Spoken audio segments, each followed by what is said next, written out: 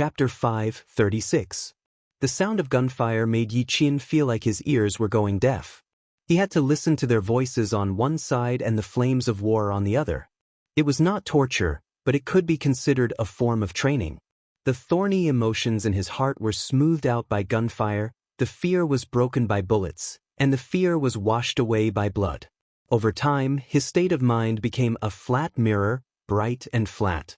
It only reflected what was good and evil, what was righteous and what was evil.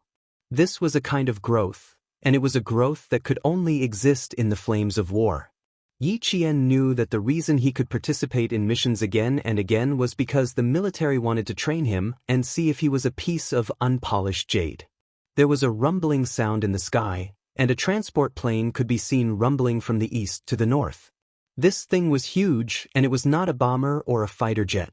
It was the transport plane that had secretly landed 30 miles away from the Pakistani government. It was back. The Pakistani government is really generous. They directly sent a transport plane to attract the attention of all the Al-Qaeda organizations and leave the safety to us. Just this alone is worth us risking our lives for. V8 said happily. His lack of psychological pressure made Yi Qian wonder if he had a blade of grass in his mouth as he waited leisurely. The transport plane was very loud, and its sound could be heard from miles away. Wouldn't it attract all the Al-Qaeda organization's attention? If there was an anti-aircraft gun below and it was fired, another transport plane would be destroyed, and even the pilot would be sacrificed. But even if there was such a danger, the Pakistani transport planes still directly flew over, and the danger level of the Chinese soldiers decreased by a lot. Sure enough, the Al-Qaeda organizations that were supposed to be hiding in the dark saw such a big thing circling above their heads. They set up their machine guns and fired wildly at it. So fucking cunning, and there's even a machine gunner hiding. V8 could not help but burst out, and his earpiece started to cough. Instructor J5 said earnestly, "Good brother, pay attention to your image. I almost got my head chopped off, and you guys are still in the mood to curse?" K7, who had been silent for a long time, finally opened his mouth and sent the location to Xia Jinyuan and the other two teams. "It's up to you, brother. I'll retreat and meet up with Yi Qian." Yi Qian, who had been quietly listening to their conversation, replied, "Roger that." He immediately sent her location to K7. He then said, "The veteran is not bad. It's not heavy to carry. Get a few of them back.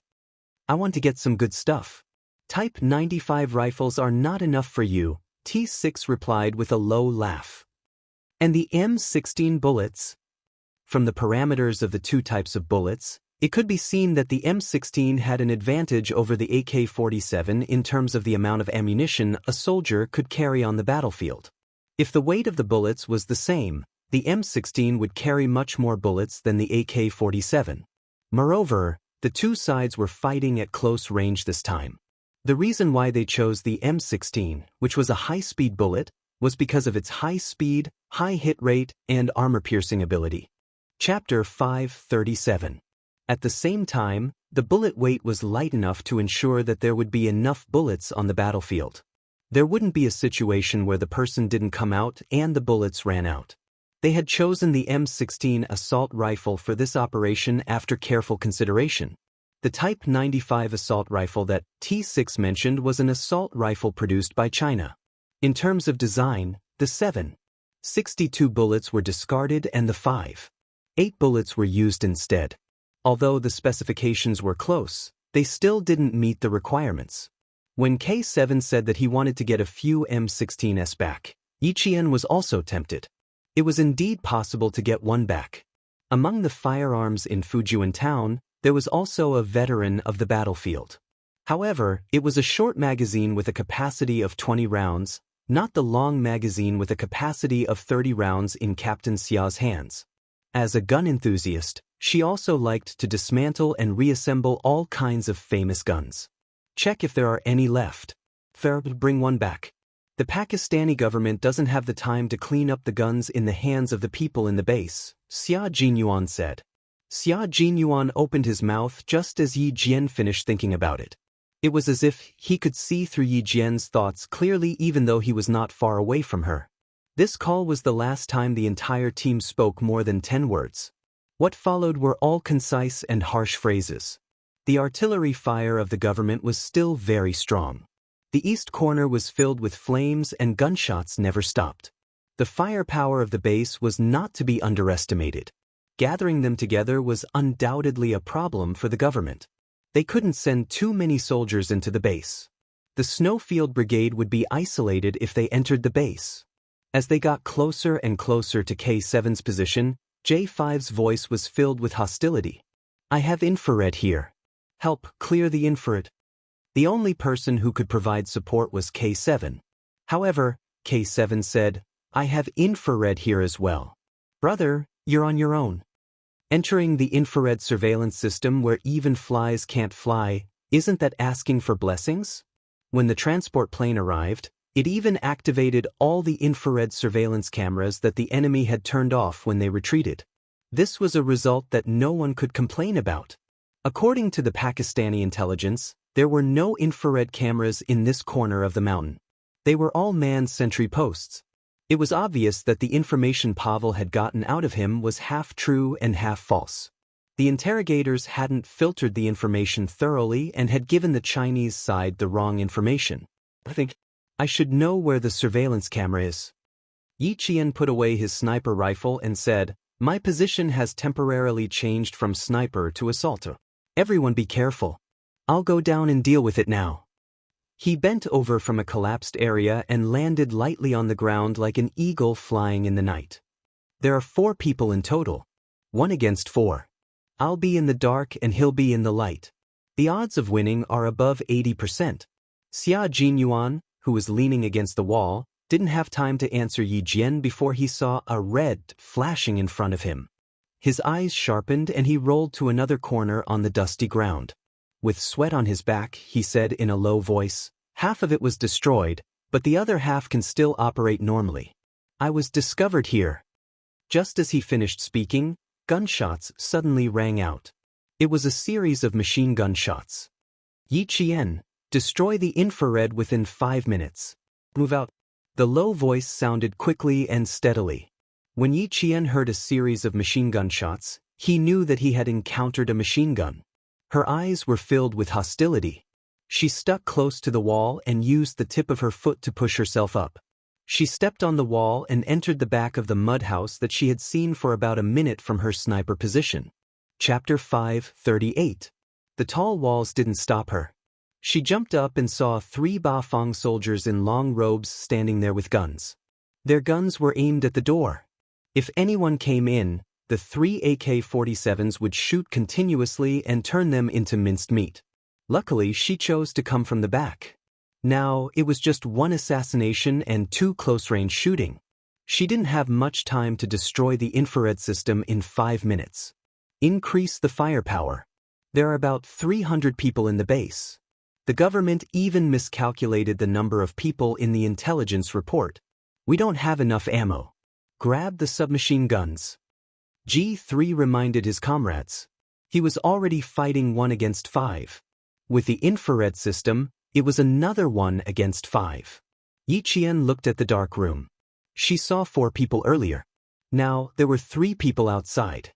That meant there was only 1 person inside. The person inside was definitely a technician in charge of the infrared system. According to the original plan, 1 assassination and 2 kills were feasible.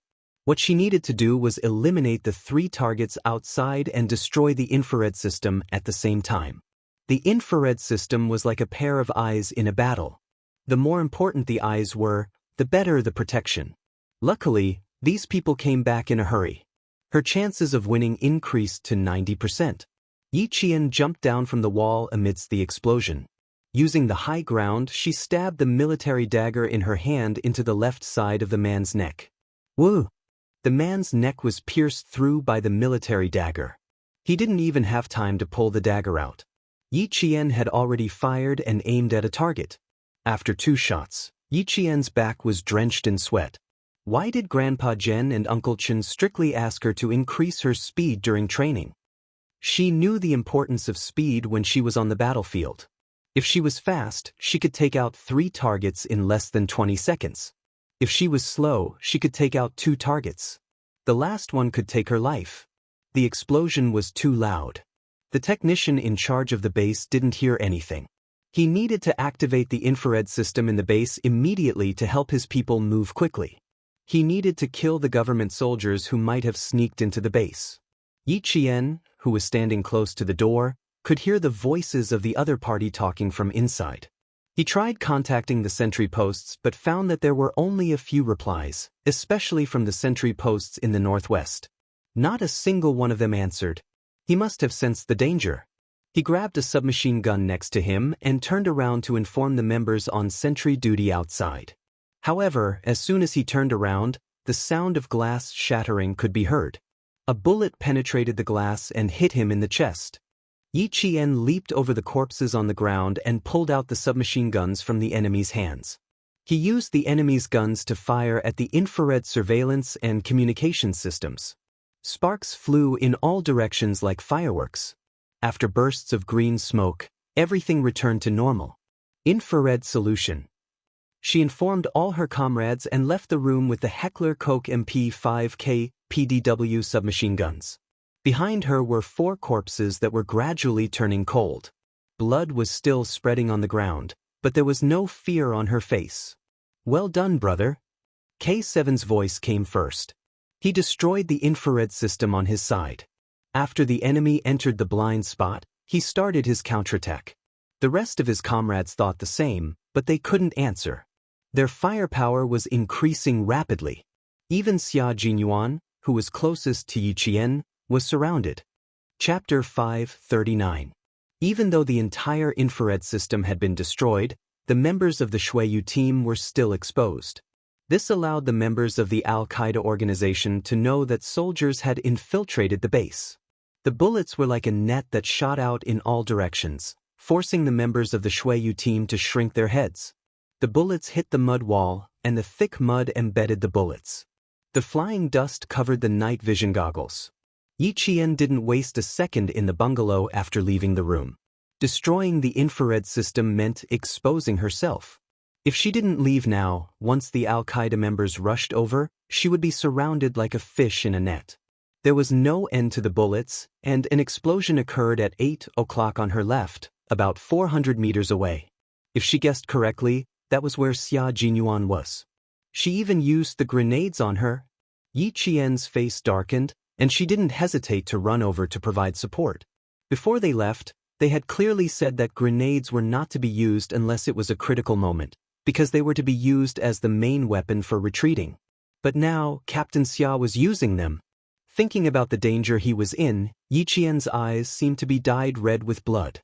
"Captain Xia, I'm here to provide support." Yi Qian, who was running close to the wall, wasn't running blindly. Xia Jinyuan, who had already blasted a path of blood, was lying on the ground. The explosion was so close that his eardrums were ringing. When he heard the sound, he said in a slightly hoarse voice, "Support K7, surround them." "Surround them." Yi Qian felt her heart clench.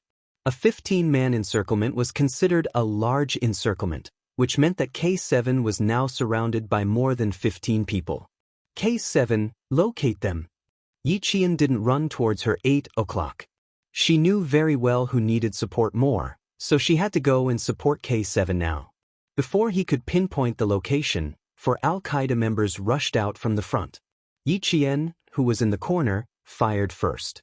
He even used an MP5K PDW submachine gun that he had stolen.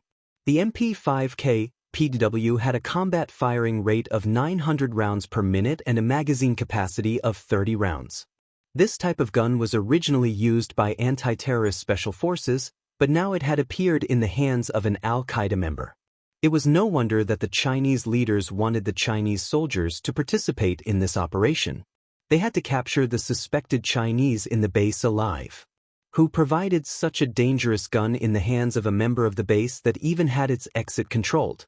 Are there any in the country? Are there any of those who are hiding in the dark to endanger the country's peace? If they captured a few suspected Chinese alive, they would be able to get some clues. The bullets were fired at close range, and the targets were directly hit by the explosive force of the bullets. They were pushed back before falling to the ground. They didn't even make a sound before they were finished off by the guns and ammunition they had purchased. K7's position had been sent over. It was about 800 meters away from Yi Qian. Xia Jinyuan, who had suddenly appeared, said to Yi Qian, "I'm coming over to meet up with them. Support them. But they have MP5K PDW submachine guns. Pick them up. Don't waste them." Yi Qian's tone sounded like a veteran who had been fighting for many years. His actions were not bad either. He cooperated with his comrades in the Snowfield Brigade and gave it their all. J5, G3, T6, and V8 were fighting together. They could take care of the front and back of the base, so there was no need for support. Yi Qian, Xia Jinyuan, and K7 were fighting alone. They had to meet up with each other as soon as possible. The sound of gunfire and explosions shook the ground. The flames that shot up to the sky almost lit up the entire base. Everyone was exposed from the darkness. Yi Qian and Xia Jinyuan met up with each other 2 minutes later. When they saw each other covered in smoke, Xia Jinyuan grabbed Yi Qian's wrist. He used so much strength that it felt like he was going to crush the bones in her hand. Chapter 540. I'm fine. How about you? Yi Qian smiled and asked him softly. After all, he had just thrown the grenade. Xia Jinyuan didn't realize that he had used too much strength. Such a high level of firepower was due to a mistake in the intelligence report.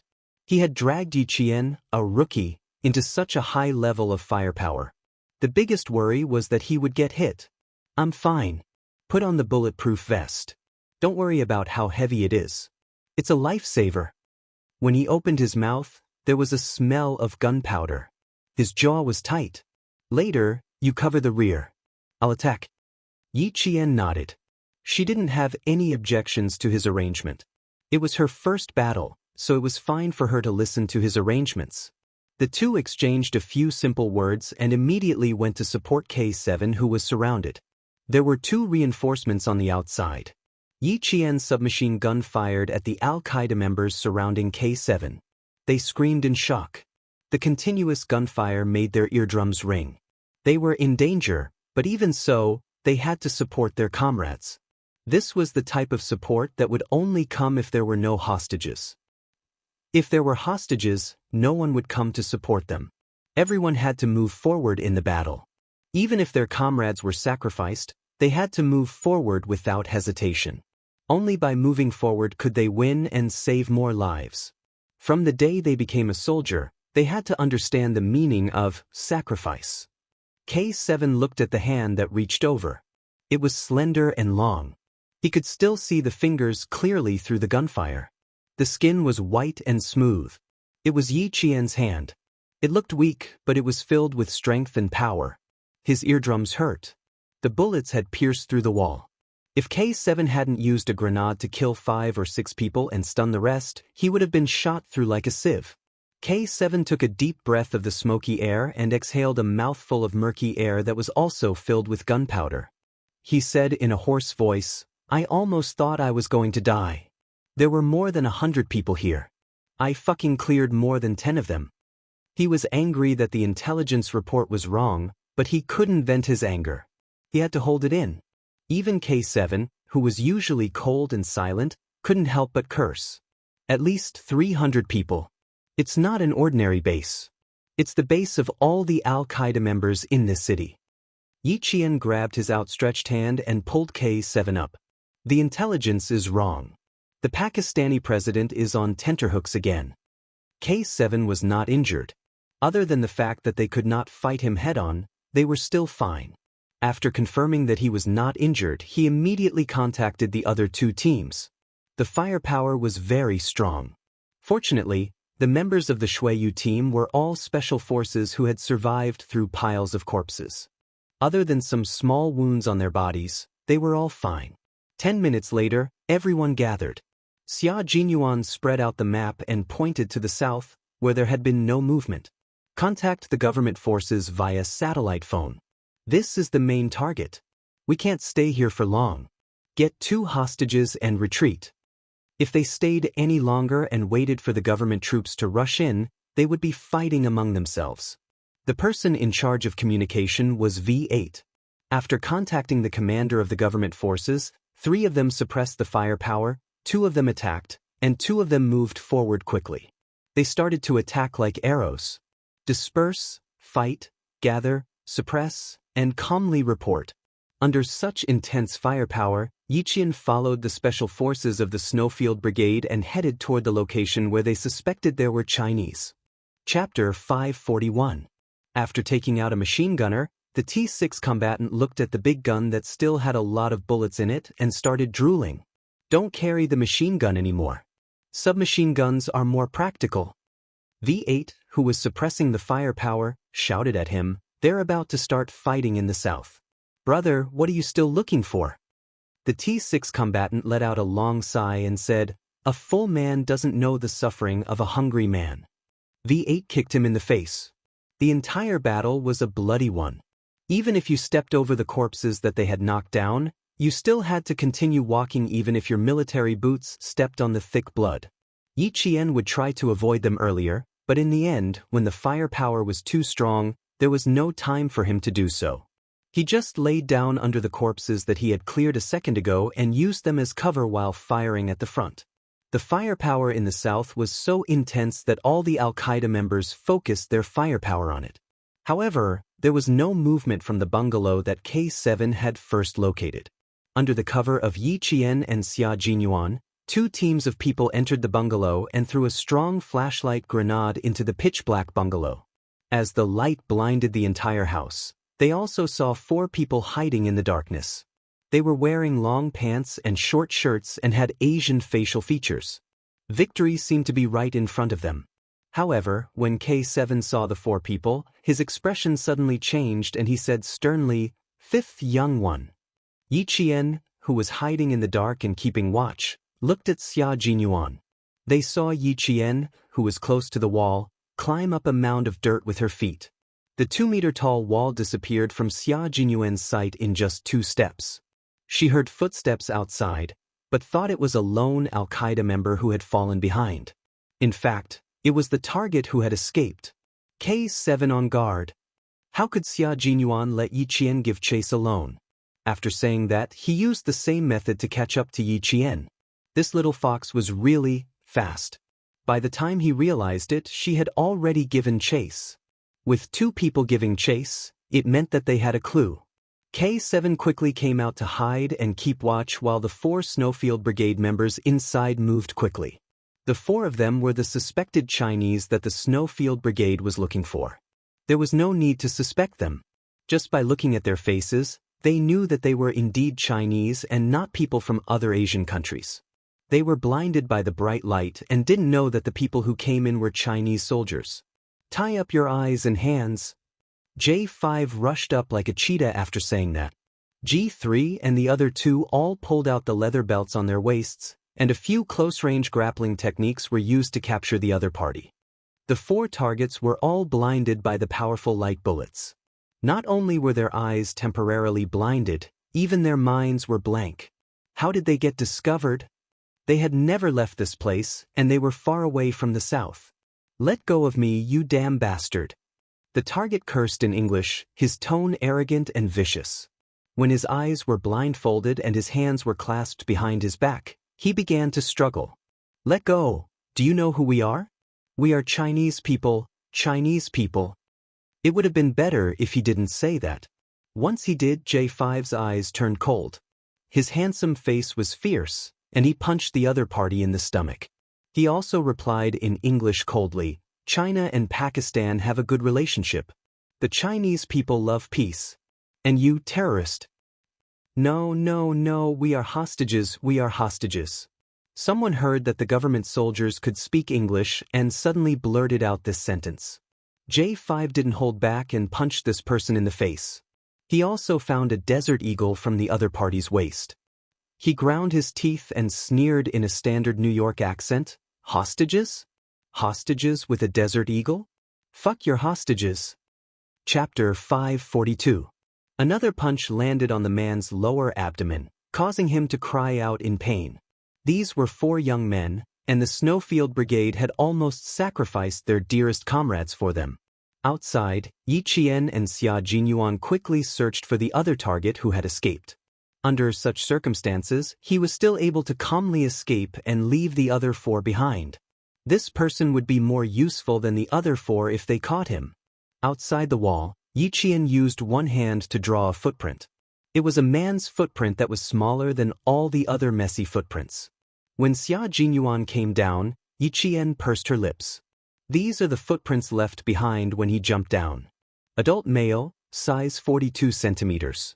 The strain on his right foot is significantly reduced. He's either disabled or injured. Follow this trail of footsteps and chase after him. As a sniper, reconnaissance was a skill that she had to learn. Although her reconnaissance ability was not as good as AK-7, Yi Qian, who had been trained by a world-class sniper, was not that bad either. Xia Jinyuan loaded the M16 in his hand and said in a low voice, "When you find him, shoot his feet until they're disabled." The fact that this person was able to escape from being surrounded meant that he had a certain level of reconnaissance ability. The government troops began to kill with all their might. Grenades had no eyes. Wherever they were thrown, there would be screams of pain. The shrapnel and glass shards were the second most lethal weapon. Some of the unlucky Al-Qaeda members were either injured for the second time or killed instantly when they hit them. This was Yi Qian's first time participating in such a large-scale battle.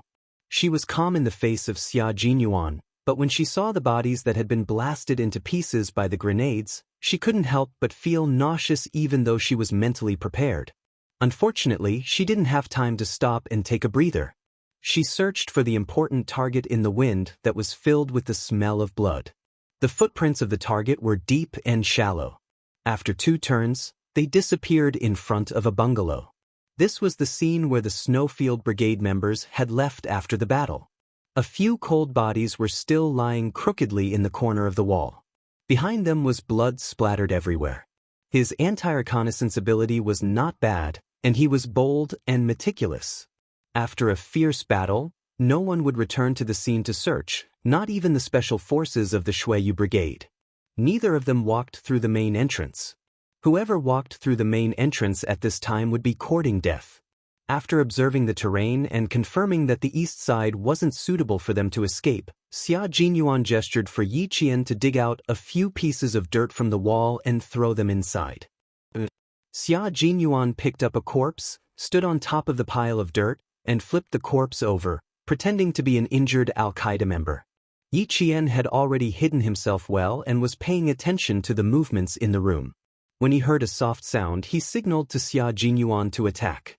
The two of them quickly sneaked into the bungalow, guns in hand, and moved closer to the room. Through his night vision goggles, Yi Qian saw 2 gray robes hanging on a drying rack made of tree branches.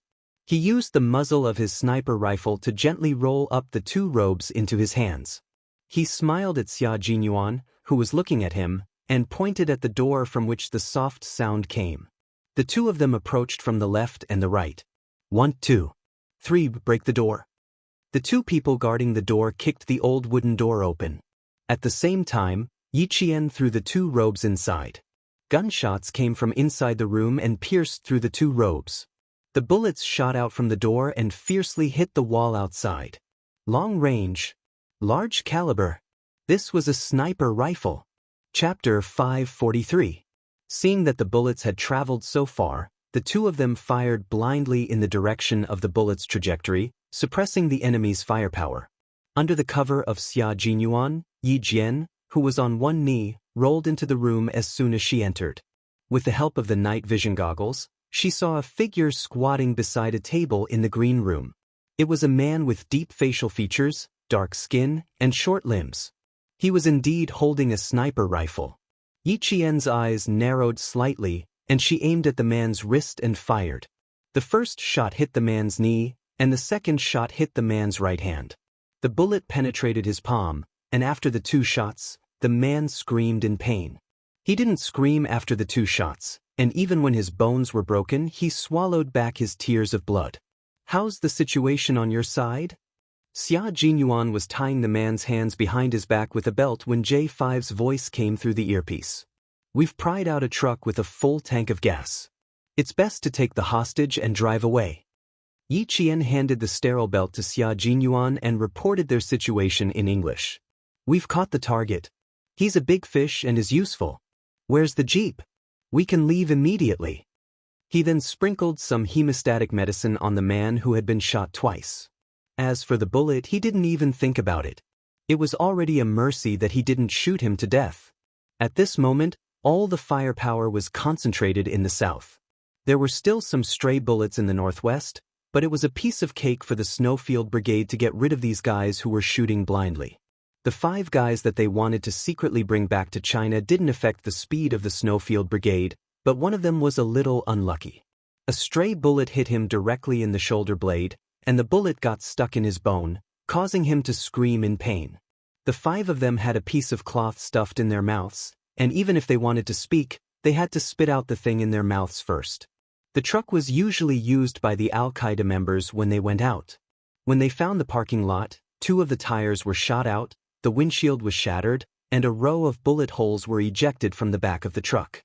There were still dozens of bullets in the truck. Alert, guard against stray bullets, change the wheel, check the fuel tank. A series of tasks were done in an orderly manner and were carried out quickly. G3 held the wheel, and Yi Qian picked up a wrench and deftly removed the wheel. His movements were so skillful, he looked like a mechanic. G3 was stunned. "You've learned this before?" "I've trained with the motorist for a month. I have an hour every day to learn how to repair a car. I can change a wheel." Sweat dripped from Yi Qian's forehead onto the back of G3's hand. "Okay, remove the jack and change the front wheel." G3 silently rolled the tire that had been punctured by bullets to the side. He took out a jack and placed it on the front wheel. Then he saw Yi Jian unscrewing the big nut with a wrench. G3 couldn't help but chuckle. "You're really good at everything. Reconnaissance, sniping, assault, car repair. I guess you know how to drive too. I'm still dreaming of being a soldier at such a young age. What a silly boy. What a silly boy." Yi Qian changed the 2 wheels in 2 minutes. After he was done, he smiled and said, "I'm still far behind you guys. I still have to work hard." Done, retreat. Next, they just had to rush the truck to escape the tiger's den. Chapter 544. In order to prevent the 5 important targets from playing any tricks, the members of the Snowland Brigade took out sterile straps and tied their feet. Then they struck the back of their necks and knocked them unconscious. Like sandbags, they were thrown to the back of the truck. Fuck, why are all the people left behind a bunch of noobs? Even if they don't know how to shoot, they're still here. Before the truck even started, a string of stray bullets swept in their direction. They were shooting blindly and did not care about running out of bullets. It was obvious that they had not received any training. V8 slung his rifle over his back. Under the cover of his comrades, he stepped on K7's hands that were folded over his knees and used the force of K7's hands to flip onto the roof of the garage. The stray bullets made it so that even the truck could not drive out. They had to find this guy who was wasting bullets. As the distance was very close, J5 saw through his night vision goggles that 2 Pakistani government soldiers were also suppressed by the stray bullets. They did not even have a chance to poke their heads out. Bang, bang, bang, bang. The bullets hit the entire mud wall like rain and sent dust flying everywhere. Of the 2 Pakistani government soldiers, the one underground is probably dead. The stray bullets are in the house at my 10 o'clock direction. There are at least 2 of them. V8 did not make a move immediately. After he finished his reconnaissance, he whispered into his earpiece, "Fire at random," requesting a sniper. He did not get down from the truck but requested a sniper over his earpiece. Yi Qian was the sniper here, so she could only go up. When Yi Qian, who was already lying prone in the trunk of the truck, heard this, she quickly got up and jumped down from the truck with one hand on the fender. Xia Jinyuan, who was in charge of security, warned her in a low voice, "Be careful." Yi Qian laughed. "I'm a sniper to begin with. I've been carrying this sniper rifle for more than 10 hours without firing a single bullet. Now that I can finally put it to good use, I didn't carry it for more than 10 hours in vain." After she said that, she could hear the chuckles of her teammates through her earpiece. This young lady was really interesting. She was only 16 or 17 years old, but she was already carrying a sniper rifle and fighting enemies with them at night. She was their comrade who did not wear a military uniform. When T6 saw this, he wanted to whistle. This young lady was really energetic. Her nimble movements were pleasing to the eye. It wasn't like when he went to a high school to lead a team for military training in his first year in the army.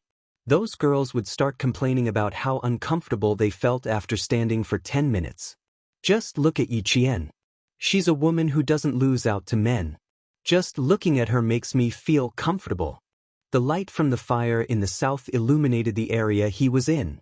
Yi Jian climbed up the car with the help of the K7. He cautiously glanced at the base village that was already riddled with holes. The windows that were shattered by the gunfire were dark and gloomy. No one knew if there were still Al-Qaeda members hiding in there. 10 o'clock, at least 2 targets. Wide field of vision, suitable for sniping. Yi Qian said very softly as he carefully crawled down. He observed his surroundings and said to V8, 20 centimeters to the left.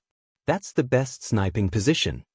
She set up the sniper rifle that she had not used tonight and aimed it in the 10 o'clock direction. She began to accurately calculate the shooting range, wind speed, and how much the airwaves caused by the bombardment would affect the deviation of the bullet's trajectory. When she felt that there was a 99% chance of success, Yi Qian decisively and confidently pulled the trigger. The bullet came out of the barrel with a bang. After calculating its precise trajectory, it accurately hit the target that she could only see half of his head through her night vision goggles. Chapter 545. The bullet flew for 2 seconds and hit its target accurately. It was as if the bullet had entered the skull, pierced through the skull, and embedded itself into the wall of the room. The target didn't even know what had happened. He didn't even hear Yi Qian's gunshot before the Grim Reaper reaped his life. There's one more target, we need to change positions. V8, who was acting as an observer, immediately spoke after Yi Qian fired the first shot. He even began to move his body, preparing to quickly change positions. Everyone knew that as long as a sniper fired the first shot, it was equivalent to exposing their position. Even if the enemy didn't know where they were hiding, their bullets would still shoot blindly in the direction of the gunshot. However, Yi Qian didn't. There was another hidden Al-Qaeda member who was probably frightened. The stray bullets paused for at least 5 minutes and seconds. It was during this short 5 seconds that Yi Qian's eyes flashed with a strange light. She moved her sniper rifle slightly to the right. In that instant, the light in her eyes changed. It was also in that instant that she fired a second shot. V8 stared closely at Yi Qian, who didn't even need his reminder to fire a second shot. Fuck, this works too. The Pakistani government troops who were pinned down by stray bullets quickly realized that the Al-Qaeda members had encountered a sniper. They thought it was one of their own snipers. When they heard that the stray bullets had stopped, they cautiously fired a few shots in front of them. Then, they stood up from the corner of the wall and continued to advance. Until now, they still didn't know that the sniper wasn't sent by the government. Yi Jian, who had completed the sniping, did not feel any sense of victory. There was a dark color in her dark eyes, which was so tight that it sank into the depths of her pupils. She lowered her eyes, and even her long eyelashes were trembling slightly. She put away her sniper rifle and said to J5 with both hands on the barrel, "They haven't been through strict training. Whether they encountered a sniper or not, they probably can't tell. If they can finish it off with 2 shots, they'll finish it off in one place." Daring to gamble. V8 praised sincerely and gave Yi Qian a thumbs up. "I'm impressed, Yi Qian." It was extremely rare for a Special Forces soldier to say that he was impressed. Yi Qian did not feel proud at all. V8 was not a sniper, so he found it unbelievable. He believed that if the snipers in the Snowfield Brigade saw this, they would at most say, "Not bad." But if Uncle Chen were here, he would only say, "You've made some progress." It wasn't courage, nor was it a gamble. It was confidence. He believed that he could snipe twice in a row, 1 target per shot. On the battlefield, especially as a sniper, the worst mistake one could make was to gamble. Gambling was something that was uncertain, and what a sniper needed was certainty, and accuracy. After all, V8 did not know Yi Qian very well. In his mind, he was more or less thinking that the young lady was not scared out of her wits when she first stepped onto the battlefield. Instead, she held her gun and fought against the veterans like a newborn calf that was not afraid of a tiger. Even though he was in the assault position, he still had experience with sniper rifles after being in the military for so many years. He more or less knew how to shoot twice in a row without changing positions unless the position was very good and the target was clear. Only then would there be 2 or 3 shots. Just now, their position was average. The first shot would expose them, and the second shot would be equivalent to giving the opponent a chance to shoot. That was why he said Yi Qian was daring and daring to gamble. Xia Jinyuan did not say anything at that time. After the two of them came down, he said calmly, "It's not a gamble, it's a calculation." She shot very quickly, and the target did not have time to retaliate. Chapter 546. V8 felt that he had to think twice before speaking in the future, especially when speaking to Yi Qian. He had to think twice in front of Q King. Cover G3. Copilot, Case 7, suppress fire. Rear compartment, suppress the left and right. Yi Qian, bring up the rear. After getting into the car, Xia Jinyuan immediately arranged a battle plan to rush out. They were facing gunfire and had to be careful of artillery. However, there was a lot of firepower in the south, and the heavy weapons of the Al-Qaeda organization were all concentrated in the south. This meant that the chances of encountering rocket launchers would be lower, but it could not be ruled out. One rocket launcher was enough to blow the entire car up into the sky. It was better to be safe than sorry. They had to use firepower to suppress the enemy until they had no chance to attack. At 10:30 p.m., after solving the problem of stray bullets, the truck finally started and drove out of the smoke-filled battlefield. The lights were not turned on. After contacting the Pakistani government forces outside with a satellite phone, they got the location of the exit. The truck was driven almost at the speed of a race car by G3. Boom boom crack crack. It was so bumpy that they rushed out of the exit. The Pakistani government forces nearby already knew that the truck driving out from the east was one of their own. Naturally, they would not shoot by mistake. However, with such a big guy driving out, more bullets would be fired at the truck. The Pakistani government forces were very generous. When the commander knew that the Chinese soldiers were coming out, he immediately sent troops to support them. Friendly reinforcements. That saves us a lot of trouble. V8, who was holding a satellite phone in his hand, cut off the communication. He immediately said, "Just rush out and suppress the firepower passing by. The Pakistani government forces will clear the surroundings." After a slight pause, he said, "We can't rely on others, especially our friendly forces. Brothers, we have to rely on ourselves." K7 was sitting in the co-pilot seat. He and G3 did not fasten their seatbelts, nor did they close the door. Any experienced Special Forces soldier who drove out of the battlefield knew that the large size of the car itself was a target. Once there was heavy firepower, the first thing to do was jump out of the car. The door was not closed so that it was easier to jump out of the car. Rushing out was much harder than sneaking in. However, with a vehicle in hand, as long as the car didn't catch fire, the wheels didn't explode, and the driver didn't get shot, and with a little bit of luck, suppressing the enemy with firepower would greatly increase one's speed. The grenade in his hand was meant to be used when he was retreating. K7 saw about 5 or 6 men in long robes rushing towards him, so he threw a grenade at them. Amidst the screams of agony, the car was jolted to the point that it sent people flying. With a loud boom, the car passed through the smoke and flames. Yi Qian felt a warm breath on her back. Then Xia Jinyuan, who was on her right, lifted his leg and rubbed it against her back. A piece of clothing that had been ignited by the explosion landed on Yi Qian's back.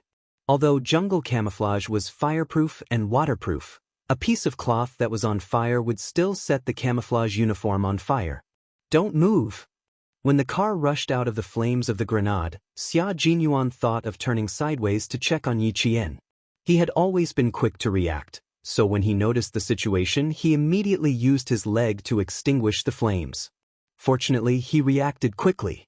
Yi Qian only had a slight burn and was not seriously burned. The car bumped and turned. Along the way, Yi Jian didn't feel the G3 braking, so sometimes her whole body would be thrown to the left and then to the right. Her shoulders were even numb by the time she hit them. Chapter 547. Because the car was swaying left and right, the Al-Qaeda members who were shooting at the car lost their aim and could only watch as the car drove away. On the other hand, the Pakistani government forces were using all their firepower to suppress the people in the dark, so the G3 was able to drive the car so fast that Yi Jian wondered if the spring would break as it sped out of the village. When the car rushed into the area controlled by the government forces, the bullets finally ran out. Other than Q King, who still needed to rush out, everyone instantly relaxed their limbs. Xia Jinyuan turned over to Yi Qian, who had also relaxed her limbs, and used his helmet to gently touch hers. Go back and let the doctor check your back and see if there are any other injuries on your body. Because he was choking on the smoke, his originally low voice was deep and hoarse, as if he hadn't drunk water for a few days, so hoarse that it was dry. Yi Qian could only feel the smell of smoke and blood in her mouth. She gently closed her beautiful lips and let out a long sigh. It's not a big problem. Go back and treat it with alcohol and disinfect it. The car bumped again. J5's voice was lazy as he said, G3, you can drive more steadily. The government forces are covering the back. Even if there are stray bullets, they will be blocked by the human bulletproof armor. My stomach, I'm going to throw up last night's meal. As for the 5 people who needed to be secretly escorted back to China, they were not like the members of the Snowfield Brigade. Their heads were not protected by helmets, and they were not wearing high-performance camouflage uniforms. When they rushed through the grenade fire, one of the young men woke up from the pain. Xia Jinyuan secretly held Yi Qian's hand. Because there were 5 other Chinese in the car who needed to be secretly escorted back to China for interrogation, Xia Jinyuan said in English just in case. This is a battlefield, and the firepower is not even medium. The only choice is to accept it. From her short answer, he could hear that she was a little emotional. Everything was fine before, so why did she suddenly become emotional? Hearing his words, Yi Qian suddenly took the initiative and held Xia Jinyuan's hands tightly. After a while, she said with difficulty, Captain Xia, the people I shot just now were 2 children. The 2 of them were probably young children who were about her age. She also spoke in English, which was like her mother tongue. Tonight, she spoke in a foreign language with great difficulty and difficulty. Yi Jian held his hand tightly. Her heart was trembling, and even her voice was trembling. Before the second shot, I heard a voice. It was a voice that was so young that it was still in the puberty stage. Xia Jinyuan, who had been watching her calmly, Yi Qian. That's not a child. You're holding a gun to protect our country, but he's holding a gun to kill. Do you know how many innocent people die in the hands of these teenagers every year? A lot. The youngest one was just born. Listen, Yi Qian. As long as the enemy picks up a gun, as long as he fires the first bullet at us, there is no difference between children and adults in your eyes. There is only the enemy. They are the targets we need to get rid of. For the sake of the innocent people who need our protection, for the sake of peace in the future, these people are the cancer that we must get rid of as soldiers. Chapter 548. You have to be worthy of. The 2 of them held hands tightly. Xia Jinyuan wrapped her hands tightly with his and transmitted strength to her with his smoke-stained hands. You have to be worthy of the camouflage uniform you are wearing, worthy of the country's expectations of you, and worthy of the training that the army has given you. When Yi Qian found out that the target was the same age as her, she almost chose to give up. This was a normal mentality and a necessary psychological process. However, Yi Qian suppressed this thought and chose to shoot normally. At that time, she thought that if she chose to give up, then the bullet would very likely hit her comrade. It was this thought that made her pull the trigger. She did not waver at all, calmly and decisively pulling the trigger. Yi Qian, don't use your kindness in the wrong place, and don't use your pity on the wrong person. Do you know why the Major General wants you to participate in the battle? He believes in you. He believes that you can become an outstanding Special Forces soldier and that you can fight alongside us. This was a very bad mentality. He had to stop it tonight. He had to make her understand that once she put on the military uniform and picked up a gun, She was no longer alone. Yi Qian, who had her eyes closed all this time, opened her eyes when she heard his angry reprimand. She turned her head to look at Xia Jinyuan. In the bright red light, she saw the coldness in his dark eyes, as well as the deep encouragement he was giving her. There was no anger or disappointment. Instead, he was encouraging her and enlightening her. The earpiece was not turned off, so everyone heard it clearly. They were all waiting for Yi Qian to speak. This kind of thing was not something that could be accepted just by listening to others. She had to understand and accept it herself before she could walk out of this hurdle. When facing obstacles on the battlefield, only she could help herself. Yi Qian did not answer immediately. She was taking deep breaths. She actually understood the general principles. Because she understood, she did not hesitate to shoot even though she knew that the target was a child, a person her age. She remembered that year when Xia Jinyuan appeared in the classroom in his military uniform. Zhang Bin, who was sitting beside her, whispered, "What a scary gaze. I bet he must have killed someone before." What did she say back then? Her answer was, "Even if he has killed someone, he is still a bad person." They were soldiers, and it was their duty to protect the country. The people who were killed were those who deserved more than death. It was really different from saying it aloud and personally experiencing it. However, one's beliefs could not be changed. Wearing a military uniform and holding a gun, one was a soldier. One was a soldier who protected the peace of the motherland. One was the nation's sword and the people's shield. She did not kill the innocent. Even if the other party was of the same age, he was the first to take a gun and shoot her comrade. They were the members of Al-Qaeda. Regardless of age, they could only differentiate between friend and foe. His undulating breathing gradually calmed down, and he exhaled a mouthful of foul air. He looked firmly at Xia Jinyuan, who was still staring at him. "I got it. Thank you, Q King." It was not Captain Xia or Xia Jinyuan, but his comrade with the code name Q King. "You don't have to thank me. I'm just reminding you. In the end, you can only be yourself." There was a faint smile in his deep and dark eyes. His lowered voice brought a warmth to Yi Qian's heart amid the rumbling sound of the truck. "Rest for a while. You'll be fine after a good night's sleep." The only thing they did not have to worry about in this operation was the ending. They would leave after the battle, and the Pakistani government would take care of the rest. Chapter 549. Sleep on your lap? The only thing the Chinese soldiers brought into the base from their own country during this operation was the camouflage uniform they were wearing. There was no longer any trace that could indicate that the Chinese soldiers were involved in this operation. It wasn't until midnight that Xia Jinyuan turned on his satellite phone and contacted the major general in the hotel after the car drove out of Magla Mountain. After hanging up, Xia Jinyuan said to the G3 soldiers, "Everyone will take turns driving and resting for an hour before we head to the Pakistan military airport." Then he said to Yi Qian, "Rest your head on my lap and have a good sleep. We'll arrive in the city in 3 hours." Normally, it would only take 5 hours to get there by car, but they had to drive for nearly 12 hours. "All right, I'll rest then. I'll be on sentry duty in an hour while you guys sleep."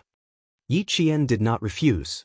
Although the car had already driven out of the war zone, Pakistan itself was a dangerous country. If they drove in the middle of the night, they might encounter armed robbers. Even if they were leaving the war zone, a sentry post was a must. The T6 soldier smiled and said, "We'll arrive in 3 hours. We're all brothers this time, so you can keep resting." In the end, there were only 2 sentry posts left. One was for the K7 soldier in the front passenger seat, while the other was for the V8 soldier. After switching to the J5, the rest of the soldiers started to rest. Compared to Yi Qian, the Snowfield Brigade members who had not slept for 2 days and 2 nights needed more rest. After 2 nights of fighting, they were also starting to feel a little tired. Yi Qian rested his head on Xia Jinyuan's lap while Xia Jinyuan laid down in the car. With the bumpy ride of the car, both of them fell asleep in less than a minute. However, the 5 Chinese in the car were not being obedient. They were secretly thinking of ways to escape, but they were always discovered at the first opportunity. They were beaten up again and then knocked out so that they would not have to struggle in the car. Another man who was shot wanted to escape but was powerless. His entire palm was crippled by a bullet and his knee bone was shattered. He was the one who wanted to escape the most, but he was also the one who was the least capable of doing so. As a result, he did not get beaten up so badly that he was scared out of his wits. Yi Qian's back was burned, so she could only sleep on Xia Jinyuan's lap. She could vaguely hear V8 beating someone up, but she did not open her eyes and peacefully fell into a deep sleep. With them around, she didn't have to worry about not knowing if danger was coming. This was their trust in each other, just like how they believed in her sniping skills. When Yi Qian woke up, the J5 stopped to refuel. She had just moved her head when a pair of gentle hands gently pressed on her shoulders. Go to sleep. Good luck. Before they left, they had filled the tank with 20 liters of oil, just in case the car broke down halfway. When it was almost an hour's break, Yi Qian said softly, I'll drive. You sit in the front passenger seat. Change out of the J5 and K7. What do you think? Did you sleep well? Xia Jinyuan opened his eyes. The darkness of the night covered the blood vessels in his eyes, so Yi Qian could only hear his low and gentle voice. You sound quite energetic. The side of her face was still resting on his strong thighs. As he spoke, Yi Qian could feel the muscles on his thighs slightly tense. Could it be that his thighs were numb from being used as a pillow? She hurriedly sat up and put on the helmet that was tied to the sniper rifle. Are your legs numb? Let me massage them for you. His legs must be numb. After more than 10 hours of driving, a few hours of combat, and then an hour of not moving at all, he must be numb. Chapter 550. It was indeed a little numb, but he didn't expect her to massage it. He didn't even have the chance to stop her before she started massaging his thighs with her soft and slender hands. Bear with it, your muscles are tense. You have to relax. Yi Qian's hands alternated between rubbing and patting. Xia Jinyuan didn't think anything was wrong at first, but when her hands got closer to his thighs, he suddenly realized something and quickly reached out to grab her wrists. The car happened to drive into a deep pit, and at the same time, the car's front wheels came out of the pit. Xia Jinyuan just happened to grab Yi Qian. As the car was thrown up, his body and hands were naturally thrown up as well. He made a big mistake. Yi Qian's hands were pressed against his crotch, causing him to suck in a breath of cold air. Firstly, it hurt, and secondly, no girl had ever touched his crotch before. This was a big mistake. Although she had never had a boyfriend in her 2 lifetimes, but, after all, she had been in medical school. How could she not know what she was pressing down on? Her face uncontrollably turned red. I'm sorry. Yi Qian knew how much strength she had used to press down on his crotch. The car was shaking so much that she had to put all her strength into her right hand, and then, just like that, she pressed down hard on his crotch. Yi Qian, whose ears were burning red, wanted to pull her hand back. Xia Jinyuan, who was listening to her soft apology, also wanted to move her hand away. However, the J5 driving the car didn't know that this was a difficult road. Even though they tried to avoid the potholes, the car was still bumping up and down.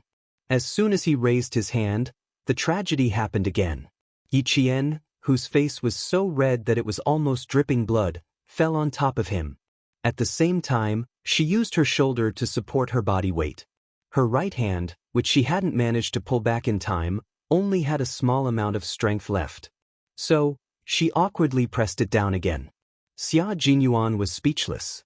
No matter how well-mannered he was, he couldn't suppress it at this moment, the part of his body that had been awake for an hour.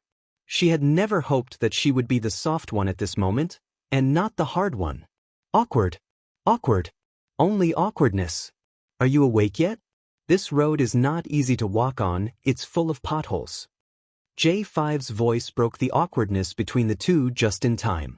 My head is on top of the car one moment, then on top of the car the next. I feel like I'm a few centimeters shorter.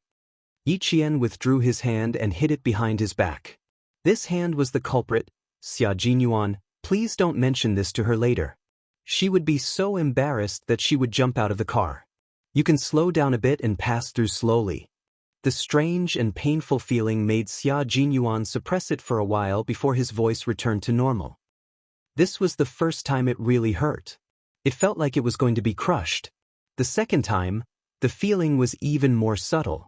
Originally, The pain was so painful that it was showing signs of softening, but the little fox didn't hurt or itch at all. Instead, it pressed down with just the right amount of strength, causing it to regain its vigor.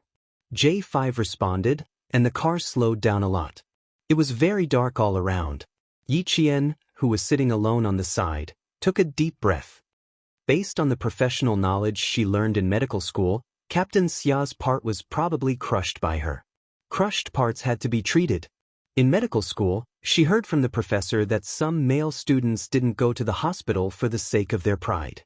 In the end, they developed some dysfunction that affected their male function. Chapter 551. I'll take care of your injuries later. You. It took a lot of courage to say what she wanted to say. Yi Qian pursed her lips and turned off the headset. She took a deep breath and spoke English faster and more fluently. You'd better let the doctor take a look at your lower body. I wasn't on guard just now and used a lot of strength. I could tell from the sound of your pain that I hurt you. I'm sorry, I didn't do it on purpose. She spoke quickly and anxiously. After she finished speaking, she turned her head and left her flushed face to Xia Jinyuan, who was actually still in a state of awkwardness. He could tease Yi Jian from time to time, and even kissed her gently on the cheek twice. However, he was really in love with her, but he did not care about etiquette. He always maintained his gentlemanly demeanor and did not have any improper intentions. She wasn't the only one who wasn't prepared. Even he didn't think too deeply about it. This time, it was purely an accident. He wanted to just let it go, but she went on a long tirade and sounded quite anxious. An unnatural expression appeared on his handsome face. After he calmed himself down, he said calmly, "Okay, I know. You don't have to worry about it. It won't be a big problem. Let the doctor take a look. Don't worry." Yi Qian was still worried that he wouldn't take a look, so she added, "You have to take care of your bruises as soon as possible. It can't be delayed." After a long silence, Xia Jinyuan didn't know whether to laugh or cry. He chuckled softly and said, "Little fox, I was trying my best to avoid this awkward topic, but you brought it up again and again. I can't forget it even if I wanted to."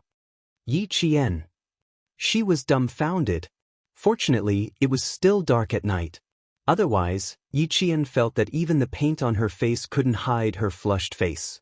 Her behavior made Xia Jinyuan raise his eyebrows slightly, and a faint smile appeared on his handsome face. She was a little fox who was as clear as water and had unfathomable power. Every time he saw her, he liked her even more. He clenched his fists tightly and looked at Yi Jian with his dark eyes. She didn't forget to put on her helmet even in the dark night. Seeing her beautiful side profile, his eyes became darker and gentler. "Grow up quickly, little fox." T6 and the others were in front of the car and didn't notice what was going on here. The two of them had turned off their headphones, so their private awkwardness was covered up by the darkness of the night. Only the two of them knew about this. When the car reached a flat area, Yi Qian took over as the driver and Xia Jinyuan sat in the front passenger seat. How could one really sleep forever in the wild? While J5, K7, and V8 were resting, G3 and T6 didn't sleep anymore. One of them was on sentry duty, while the other was staring at the five guys who were gritting their teeth from the bumpy ride and making unsatisfied grunts. In the end, the T6 combatant bluntly knocked the five of them out. When he could no longer hear any grunts, he whispered to G3, "She's really good at everything. Isn't she just starting to show off? She's almost at the top of everything. Which unit did this young lady train in?" G3 had fought with Yi Jian a few times, so he should know more or less. The taciturn G3 looked around with his beast-like eyes. After glancing at the five people who had been knocked out at least 3 times, he said calmly, "It's a mystery. He didn't mention it, and we didn't ask either." It's indeed a mystery. This little girl should have been trained as a special forces soldier. If even the army knows about it, it looks like she has the support of the army. T6 narrowed his eyes and casually changed the topic. "The first thing we should do when we get back is take a shower. We won't do this again in the future. Let's sleep first before we talk about this." Chapter 552. With a female soldier with a sharp nose by their side, they had to pay attention to their image. G3 agreed with this statement. In the future, they would have to shower after training. As long as there were no accidents, Yi Qian would have no problem entering the Snowfield Brigade after graduating from the military academy. The Snowfield Brigade was not a special forces unit that could be exposed to the whole army. The top 10 special forces in China were a unit that could get close to the lives of ordinary people. And even if they got close to the lives of ordinary people, they would not be special forces soldiers, but ordinary colonels. However, Yi Qian had received the Major General's approval to let her join the operation. This undoubtedly sent a signal that Yi Qian was very likely to join their unit. She still doesn't know who we are. Don't think too much about it now, G3 added. T6 nodded in understanding. What he meant was that Yi Qian was still in the process of being assessed. Whether she could join or not depended on whether she passed or not. Yi Jian, who was driving, did not know that she had been spotted by a special force that was so incognito that it could not be found in the entire military establishment. She, who was driving seriously, finally forgot about the embarrassing incident just now and stopped thinking about it. Similarly, Xia Jinyuan did not mention it again. It would be awkward for both of them to talk about such things. It was fine to let it become a tacit little secret between the two of them. There was no need to be too explicit. Thinking about it once in a while, it felt good. After the car entered the city, they changed into the Urdu-speaking V8 and T6. The group of people drove directly to the military airport in Pakistan. The fact that one of the 5 people had been shot had already been reported to the higher-ups and the Major General of the army. When the car drove into the military airport, the first thing that was done was to inject all 5 people with special injections that would allow them to sleep for more than 10 hours. As for the Chinese person who was shot, it was not something that the Snowfield Brigade members handled. After sending him to the helicopter, they immediately took off and rushed to the China-Pakistan border to hand the 5 people over to the Linchuan military district. After that, the Pakistani government changed the team members into a nanny van. It was no longer a truck with bullet holes all around. Instead, it was a military jeep that was filled with fuel and looked very good. When the car drove back to the hotel in China, it was already 5 in the morning.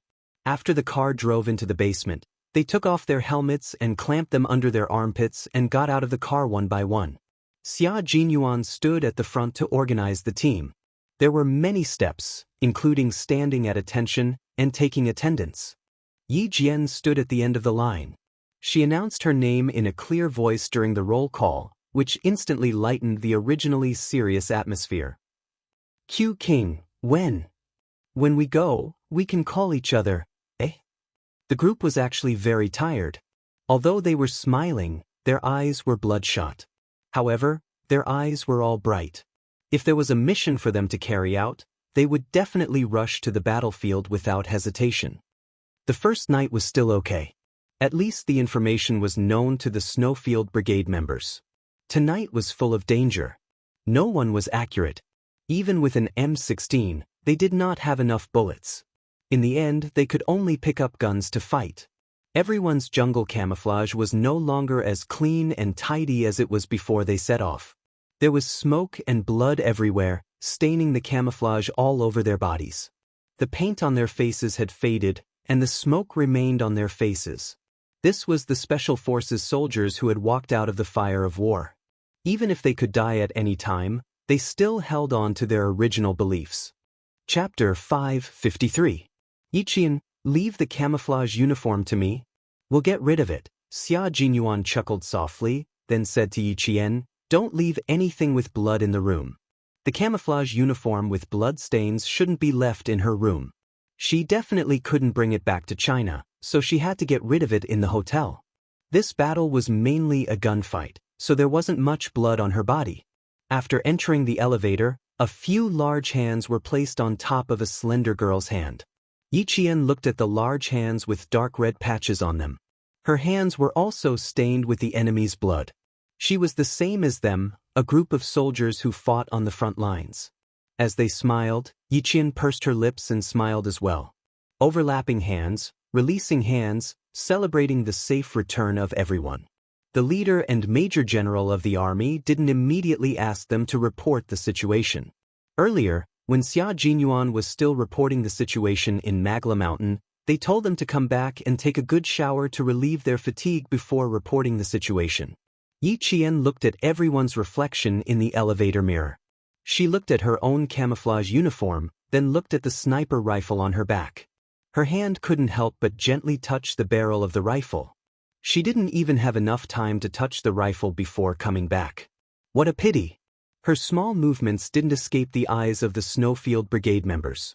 When they saw her small face full of paint, they quickly looked at each other, then simultaneously looked at Xia Jinyuan. "Comrade, your little fox is a little reluctant to return the rifle. Hurry up and comfort her." Xia Jinyuan lowered his head slightly and looked at Yi Qian, who was reluctant to part with the rifle, and said in a low voice, "The rifle belongs to the Pakistani government. According to the rules, we have to hand it over. When we return to China, I'll take you to the army to get the rifle." "I'm still thinking that I've been memorizing for more than 10 hours and only fired 2 bullets, but I'm still able to fight my way out." Yi Jian raised her head and looked at him with bright eyes. Every word she said was filled with determination. "I've already walked out of this hurdle." 2 bullets opened up a bloody path for his comrade's safe return. Even if his hands were stained red with blood, he had no regrets. Xia Jinyuan and the others laughed. They said, "Our lives and your life, we are one life. Little we are a team that will fight for our comrades to come back alive. Because we are comrades that will fight together until victory." Comradeship was a relationship of life and death established through blood and fire, and it was even closer than blood brothers. It was a friendship of absolute sincerity, a friendship of life and death. There was no utilitarianism in it, nor was there any prejudice of the secular world. Similarly, on the battlefield, comradeship was the sustenance of life. Putting aside life and death, leaving safety to your comrades and danger to yourself, clearing everything with bullets and returning safely side by side.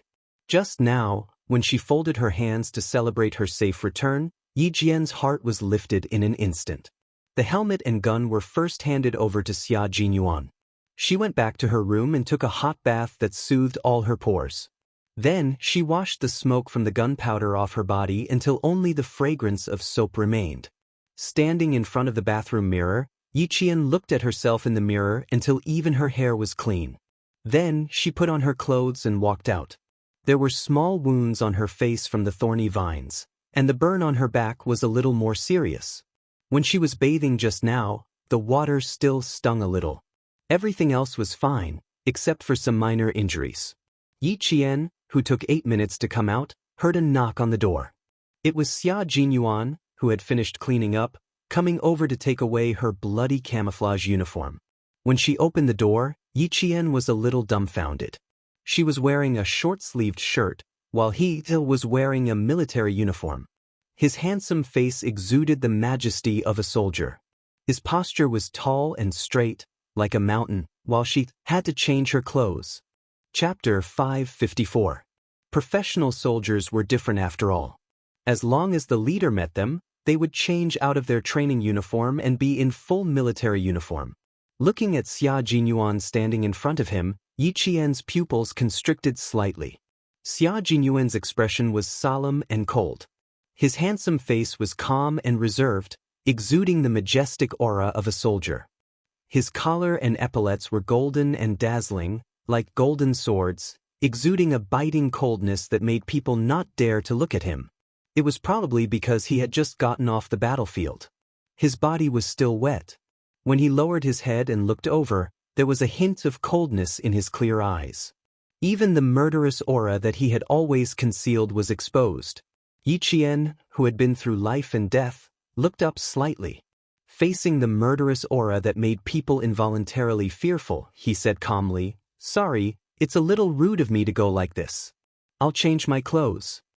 Wearing the school uniform was better than wearing a fitness t-shirt with short sleeves. "That's good, you don't have to change. You don't have to report. Come with us to the doctor to treat your wound." Xia Jinyuan smiled slightly. The murderous aura that was faintly exuding from his body disappeared in an instant, leaving only a reserved and noble aura. Like a pine tree facing the abyss, proud and unyielding. Yi Qian laughed. "That's right, I can't be too formal. Reporting such things was left to Captain Xia and the other 6 professional soldiers. She just needed to rest after completing the mission. You're aware that you're good at slacking off. You don't have to do it this time because you need to treat the wound on your back. Xia Jinyuan sneered. At this moment, Little Fox looked harmless. Her hair was wet, and her flower-like face was pale and crimson. She looked even more delicate and beautiful, like a hibiscus flower blooming in the morning dew. Flowers were easy to break, but Little Fox was definitely not an ordinary flower. Her face was like a flower, but her posture was like a spear, indomitable and unyielding. There were some small scars on her face. His thin lips were tightly pursed, and his gaze narrowed. Although the scars were thin and shallow, they were flawless. He raised his hand and gently stroked the small wound on her chin. He said in a low voice, "You're going to be disfigured. Will Uncle Chen kill me when we go back?" Speaking of injuries, Yi Qian's bright eyes flashed with a hint of unnaturalness. He would probably go and have a look at his own injuries. He hurriedly said, "How is that possible? I usually train with Uncle Chen, and my body is also injured. Where is the infirmary? What about the others? It's already over? Let's treat your wounds first, then we'll go see the leader. Little Fox did well tonight. She'll be recorded in the file again." The other 6 had already gone to the infirmary to treat some minor injuries on their bodies. Xia Jinyuan looked at Yi Qian, whose expression was a little unnatural. With a meaningful smile on his handsome face, he took her to the infirmary as well. He bet that she was thinking about the embarrassing incident in the car just now. Sai, when faced with her, why did his originally healthy mentality give birth to a little darkness? This unintentional incident was definitely the most intimate contact his little fox had with a member of the opposite sex. He received her first time, and his mood was so happy that he even hummed a military song when he was taking a shower, and it was even a military love song. Yi Qian could not have guessed Major Xia's joy at this moment. Her ears were slightly burning. She tried her best to maintain a calm expression on her face and followed him into the infirmary. When he asked about her injuries later, she definitely could not stay in the infirmary. She definitely could not listen to a topic that would make her feel so awkward that she wanted to find a hole to hide in. Murphy's theorem: the more you are afraid of something, the more likely it will happen. Chapter 555. The leader went abroad for a secret visit. The medical staff around him was K7, but in reality, there were 2 professional medical staff accompanying him. They arrived in Pakistan 2 days in advance and did not go out. They were all on standby in the hotel. The infirmary was also in the hotel. Although it was small, it was enough to perform a small surgery. Someone was talking inside, and she could vaguely hear an unfamiliar voice saying, "What's going on? Did you guys get into a fight? Are you still soldiers? You guys went abroad to fight? Aren't you ashamed?" It was an unfamiliar voice and unfamiliar people. In the face of misunderstandings, she could only accept it calmly and not explain herself. "I don't feel good about it." Yi Qian stopped in his tracks and looked deeply at Xia Jinyuan, who was calm even in the face of misunderstandings. He said softly, "We don't need everyone to understand. We just need to know that what we do is right, right?" Xia Jinyuan chuckled. Seeing that she was no longer walking forward, as if she was deliberately avoiding him, he leaned forward slightly and his handsome face came closer to her. His sexy thin lips curved up slightly. "That's why I said, little fox, you have a high level of awareness and a strong psychological endurance. In the face of misunderstandings, the only thing we can do is to remain silent. Of course, we can't rule out the occasional use of violence." Looking at her bright eyes, Yi Qian's low voice gradually became deeper and gentler. There were too many complications that he could not understand. "Little fox, in the future, you might become someone like us. In front of the people you protect, you can't explain yourself. You can only listen and not say a word. Under this military uniform, there are both glory and bitterness. It depends on which one you choose. Fighting for glory is fighting for the country. If you choose bitterness, in the end, you will give up this military uniform and return to the path that everyone else has taken." He hoped that in the future, she would be able to face all misunderstandings calmly and not care too much about what others thought. She had to maintain her own principles and never waver. In his previous life, when Yi Qian learned to take good care of himself, he understood that he should never care about what others thought of him. He understood that the only person who could give him happiness was himself. The path you've walked, the people you've met, the words you've heard, and the things you've endured, even if they've hurt you, will eventually be forgotten with the passage of time. You'll grow, learn to be calm, and learn to be fearless. This was life, a mere 30,000 days of life. I'm actually someone who doesn't really care about how others look at me, but I feel a little sad when I hear such a misunderstanding. Yi Qian felt sorry for them when they risked their lives just to be misunderstood by others. Xia Jinyuan looked at her with his deep eyes and said in a low voice, "Is your heart aching?" Yi Qian nodded and sighed softly. "Yes, my heart does ache a little." Upon hearing this, Xia Jinyuan's handsome features instantly revealed a profound smile. "Silly girl, this kind of thing doesn't happen often. We'll deal with the minor injuries ourselves.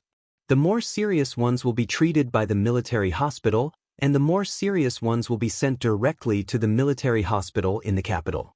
Let's go. They should be almost done cleaning up. We can go in now." He unbuckled his belt and let Little Fox, a girl, stand by the side.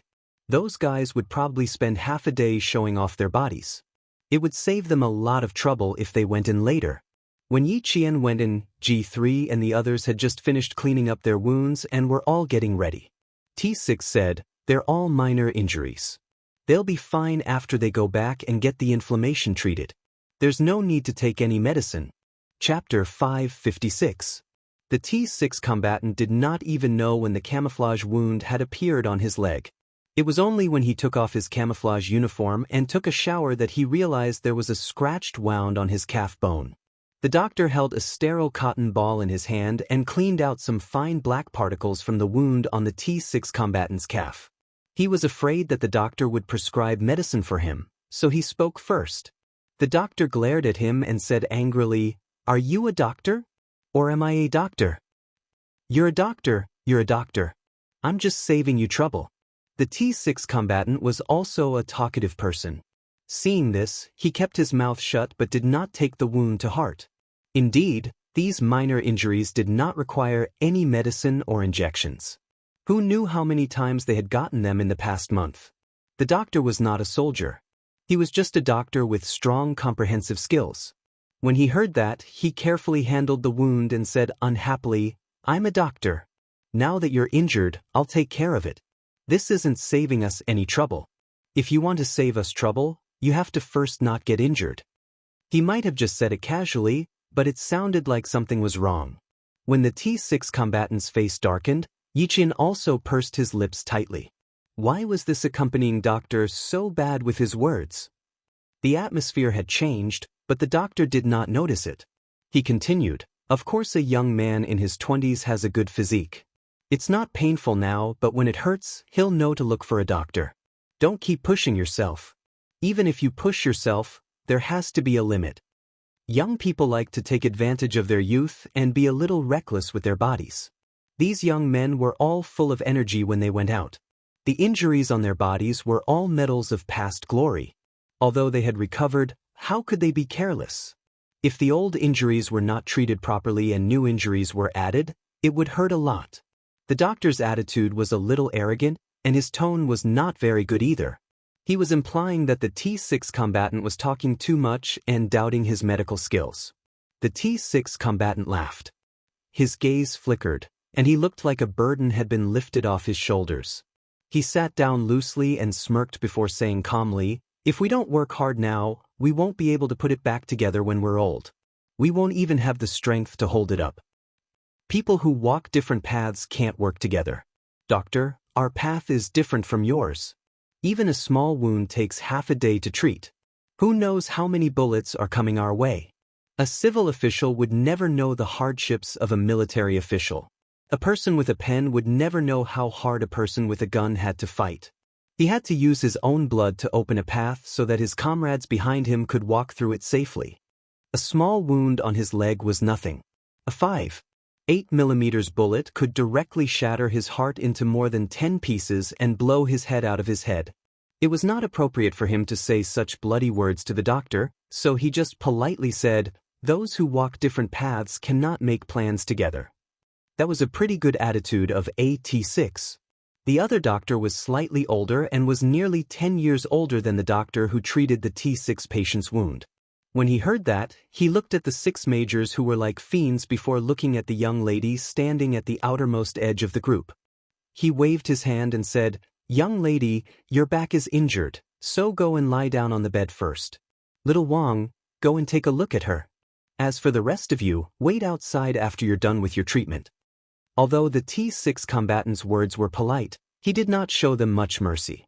The older doctor was afraid of making things worse, so he could only send the fiends away first. There were no bullets on their bodies, but they were all abrasions, scratches, and abrasions. They could leave after they were cleaned and disinfected. Yi Qian, who had a slightly cold expression, looked at the doctor who had just made sarcastic remarks about a fight. He pursed his lips and said in a deep voice, "Doctor, they didn't get injured from a fight. They got injured while trying to save me." Chapter 557. She couldn't accept it. If the misunderstanding happened to her, she would just bear with it. However, she couldn't bear to hear the doctor misunderstand the soldiers who risked their lives to fight at the front line. "If it weren't for them, I might have gone to heaven tonight. Doctor, I'm the one who wants to save you trouble." The younger doctor, who was the Dr. Wang that the older doctor mentioned, raised his head and looked at the soldiers with 2 bars and 1 star. He felt a little scared. He coughed lightly and said unnaturally, "I see. I'm sorry, I misunderstood." At least he apologized. Yi Qian winked playfully at his comrades who all had cold expressions on their faces. Her bright black eyes rippled slightly, making K7 purse his lips and reveal a faint smile that lasted only for a second. Xia Jinyuan patted J5's shoulder lightly and said in a low voice, "You're the instructor. Take them out. People who walk different paths cannot work together. They're doctors and we're soldiers. One is at the front line and the other is at the rear. Don't expect others to understand us. It's fine as long as we understand it in our hearts. It's okay. We can accept it." J5 smiled and said to Yi Qian, "We'll go over first. We'll come over with him later." They didn't need others to understand them. As long as they understood each other and had a comrade who stood up for them to seek justice, misunderstandings were nothing. It was 5 o'clock in the morning and the sky was already slightly bright. Yi Qian looked at the members of the Snowfield Brigade who walked past her. Only then did she realize that all 6 of them had the same military rank, 2 bars and 1 star. Even the military ranks in the same unit were the same. As far as she knew, the special forces also had different ranks. Why was Captain Xia's unit different? There were only 2 accompanying doctors, Xia Jinyuan and Yi Qian, in the room. Dr. Wang checked the wound on Yi Qian's waist. "There's a small burn on your back. Just apply some burn ointment and it'll be fine. However, the wound on your arm is a little inflamed and suppurated. It needs to be cleaned again." Xia Jinyuan, who was sitting behind the blue partition, was unbuckling his belt. Hearing this, his heart tightened. Suppuration meant infection. "Fortunately, the pus isn't big. I used a spatula to prick it open and rinsed it with normal saline. You just have to be careful for the next few days." The other party was a young lady. The younger doctor's tone was rather gentle. He removed the pustules and rinsed them. Inside, Xia Jinyuan explained his situation in a low voice. He did not feel embarrassed, but because Yi Qian was only a screen away from him, he lowered his voice to prevent her from feeling awkward. "Do you feel any pain?" The doctor understood and lowered his voice when he asked, but he couldn't control his voice so that Yi Qian couldn't hear him. "Have you tried?" When Yi Qian, who was cleaning the pus on his arm, heard this, he glanced at the cotton balls. He used his hand that could move to grab the cotton balls and stuffed them into his ears. When Dr. Wang saw this small action, he couldn't help but laugh. There's no need to avoid it. There's no need to have such a big reaction. These basic human structures are already taught in middle school biology. There's nothing to be embarrassed about. Don't stuff the cotton balls too deep into your ears. You might need tweezers to take them out. Xia Jinyuan, who was inside, heard everything clearly. He even stuffed cotton balls into his ears. His face was probably as red as an apple from embarrassment. Chapter 558. There was a deep smile on his handsome face, and his sexy lips couldn't help but curl up. He sat up on the bed under the doctor's instructions and put on the military pants that he had taken off during the checkup. He tucked his light-colored military shirt back into the pants and fastened his belt, outlining his sexy and lean waist. After tying his bow tie, he picked up the military jacket that was neatly folded beside the bed and put it on. He said politely to the doctor, "Thank you, doctor." "You're welcome. There's no erectile dysfunction, just some congestion in the corpus cavernosum. Pay more attention during training to avoid a second injury. You'll recover in about 3 days. Don't engage in marital activities in the meantime to avoid aggravating the injury." The doctor's voice was not as low as it was when he asked the question just now. Instead, he used the usual voice to remind the patient to be careful. Yi Jian, whose ears were stuffed with cotton, heard it clearly. Yi Qian, whose face was burning, just wanted to leave the infirmary that made it difficult for her to breathe. Doctors didn't have to avoid it, but she wasn't a patient or a doctor. She just wanted to avoid it. Xia Jinyuan's hand paused in the middle of arranging his collar. There was no change in his handsome face as he said calmly, "Thank you for the reminder, I'll be careful." Marital activities. He hadn't experienced marital activities before, so this problem didn't exist. He walked out of the blue partition, and his light footsteps alerted Yi Qian, who was already bandaging her wound. She looked up in shock at the man who was putting on his military cap. She looked at the handsome face under the cap, and her gaze stayed on him for at least 3 seconds. No erectile dysfunction. Could it be that just now? Her brain was burning and bubbling, but she could still remember some of the doctor's words. "Try to get up with your hand. Do you feel any pain?" "It's okay, it's not a big problem. Pay more attention during training to avoid a second injury. Don't engage in marital activities during this period." It was like a spell that spun and popped up in her head, making her feel uneasy. She wanted to find a hole to hide in and calm down before coming out. Xia Jinyuan saw her staring at him in a daze. Her eyes were not exactly confused, but at least he could tell that she had something on her mind. It was just that her eyes were a little unfocused. Will her injury leave a scar? He also sat on the bed, his slender body leaning over slightly. As he asked, his eyes were fixed on Yi Jian's bandaged arm. He asked in a deep voice, "After all, you're a girl. The wound will be exposed as long as you wear a short-sleeved shirt. What if it leaves a scar? Is there any medicine that can fade it?" Dr. Wang took off his white cap and gloves, applied some alcohol, and turned on the tap to wash his hands. As he washed, he answered, "There will be a scar at the pustules, but for an injury like hers, it's easy to leave a scar. After she recovers, she can apply some ointment to lighten the scar." Xia Jinyuan memorized each of his words in his heart. After saying, "Thank you," he looked at Yi Qian and realized that her hibiscus face had become even redder than before. Her skin was originally as delicate as white glaze, but now it was redder than a flower. "Little girls are thin-skinned.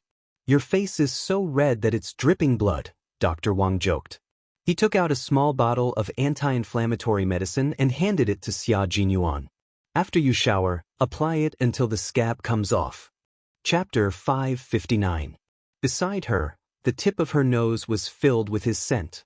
The faint minty scent could not hide his strong masculine scent. Thinking about how she had pressed his chest twice, Yi Qian could feel her heart trembling nonstop. Even her breathing became soft, for fear of disturbing him. As for the look in his eyes, Yi Qian knew that she did not dare to look at him at all. "We can go now. The leader is still waiting for us." She was so unnatural, as pure as a piece of white paper, leaving only his color. Xia Jinyuan had a meaningful smile in his eyes. He patted her shoulder and said, "After the meeting, there will be a 2-hour break. Today, you still need to interact with Miss Petty and her classmates." Yi Qian froze when he patted her. She quickly stood up and looked at his back. She secretly adjusted her breathing before following him. Qin Xiu was holding a document and translating it to the leader. The reclamation equipment will be provided by China, a total of. This was a reclamation project contract between China and Pakistan. Once the contract was signed, the Ministry of Commerce of China would come forward to negotiate until the leaders of China and Pakistan signed the contract. The reclamation project was undoubtedly beneficial to China. It seemed that China had lost money by providing the equipment and funds, but in the long run, China had the legal right to use the land for 30 years.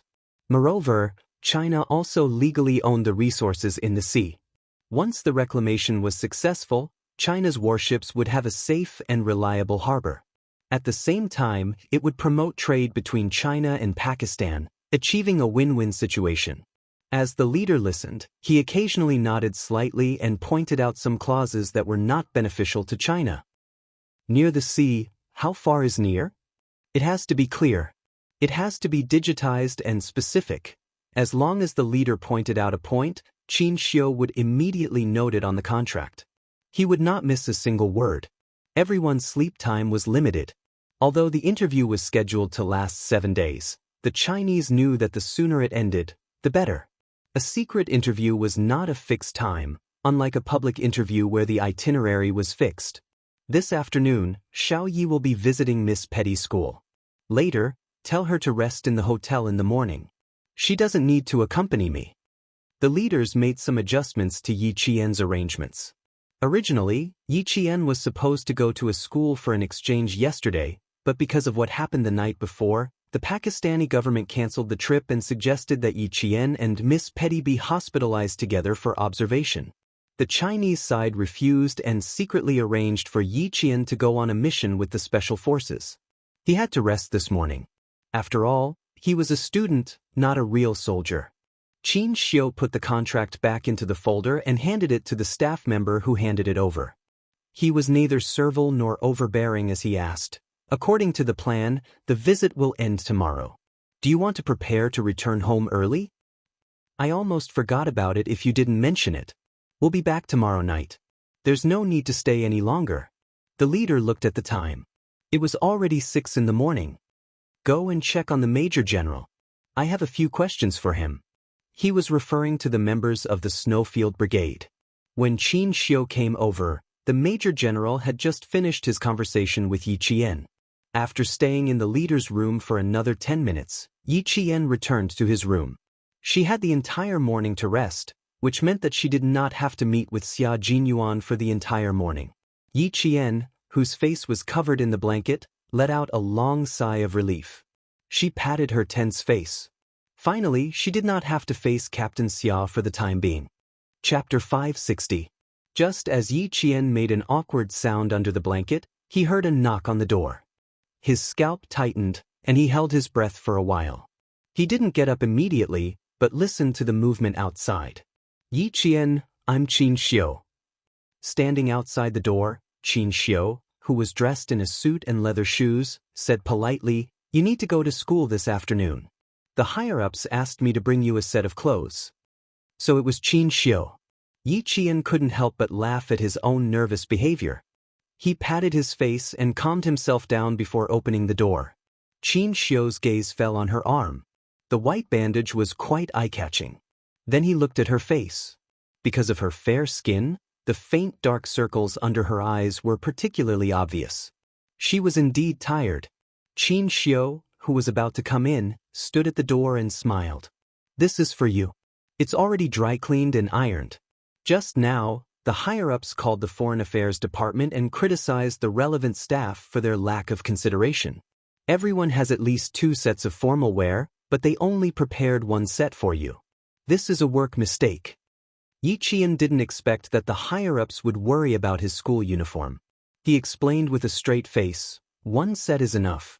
I don't need to wear the school uniform every day. There's no need to change it every day. 1 set is more than enough. You don't have to explain anything. This is indeed a work mistake. Under normal circumstances, 1 set of clothes is fine. But now that we're on an overseas visit, there are too many uncertainties. Preparing an extra set is a responsibility to your work." Xianxia had a good grasp of his tone and rhythm when he spoke. When he smiled, his voice was gentle, like the wind blowing through willows. When he talked about work, his tone dropped a little. Although he was still smiling, there was an invisible pressure that made people feel cold. He was a qualified foreign affairs staff member, and also an impeccably qualified translator. As the official translator of several national leaders, his redeeming qualities were incomparable to ordinary translators. He wouldn't explain too much about work to Yi Qian. Everyone had their own duties, and everything had its own correct process. In order to achieve one's position, one had to take care of every aspect of one's work. Not preparing an extra set of clothes sounded like a small matter, but there were no small matters in foreign affairs. A mistake was a mistake. He wouldn't explain too much to Yi Qian. He only reminded her that since the higher-ups were involved, it wasn't something she could interfere with. She had to understand that she didn't have the right to explain the staff members' mistakes. Yi Qian immediately, "Okay, I understand." Then, she weighed the paper bag in her hand and smiled, "Thank you for bringing my school uniform." "You're welcome. Also, I just asked the hotel to prepare breakfast for you. The guards will send it over in 5 minutes. Xianxia saw that she understood what he meant and laughed in his heart. This girl was indeed a rare talent. His uncle was full of praise for her, and so were the higher-ups and the major general. It was obvious that she would become a great person in the future. Raising his hand, the sleeves of his black suit moved up slightly with his movement, revealing a white shirt cuff that was as white as new. Even the buttons were exceptionally exquisite. An expensive watch with a silver metallic luster was also revealed. Chapter 561. He glanced at his watch, then looked up at Yi Qian with a smile. "You don't have 5 minutes left. The dining car should be in the elevator by now. You can sleep after lunch. You'll feel full of energy when you wake up at noon. Also, the leader will be having lunch with Pakistan's Minister of Defense. After lunch at the hotel, a guard will come to pick you up." Seeing that Yi Qian was listening attentively and obediently, he pointed at the paper bag containing the school uniform. "There's a Walkman and a cassette tape inside. The first song you listen to is a famous Pakistani nursery rhyme. It's easy to learn, and it might come in handy this afternoon." Even this was carefully arranged. Yi Qian couldn't help but look at Xianxia. Was his sense of direction really that bad? He couldn't tell. Xianxia left quickly. His back was long and slender, and he walked out of Yi Jian's line of sight calmly. The dining car followed him. It was as if he deliberately didn't want to disturb her breakfast. As soon as the dining car arrived, he left. After breakfast, Yi Qian slept until midnight. When he opened his eyes, all the energy he had expended over the past few days had returned, and he was full of energy. The guard in charge of delivering lunch to Yi Qian punctually delivered it at 12 o'clock. After lunch, he waited in the room for the guard to arrive. At 1:30 in the afternoon, there was a rhythmic knock on the door. Just by listening to the sound, Yi Qian could guess who the guard was. Other than that dangerous man, who else could it be? 2 minutes, Yi Qian.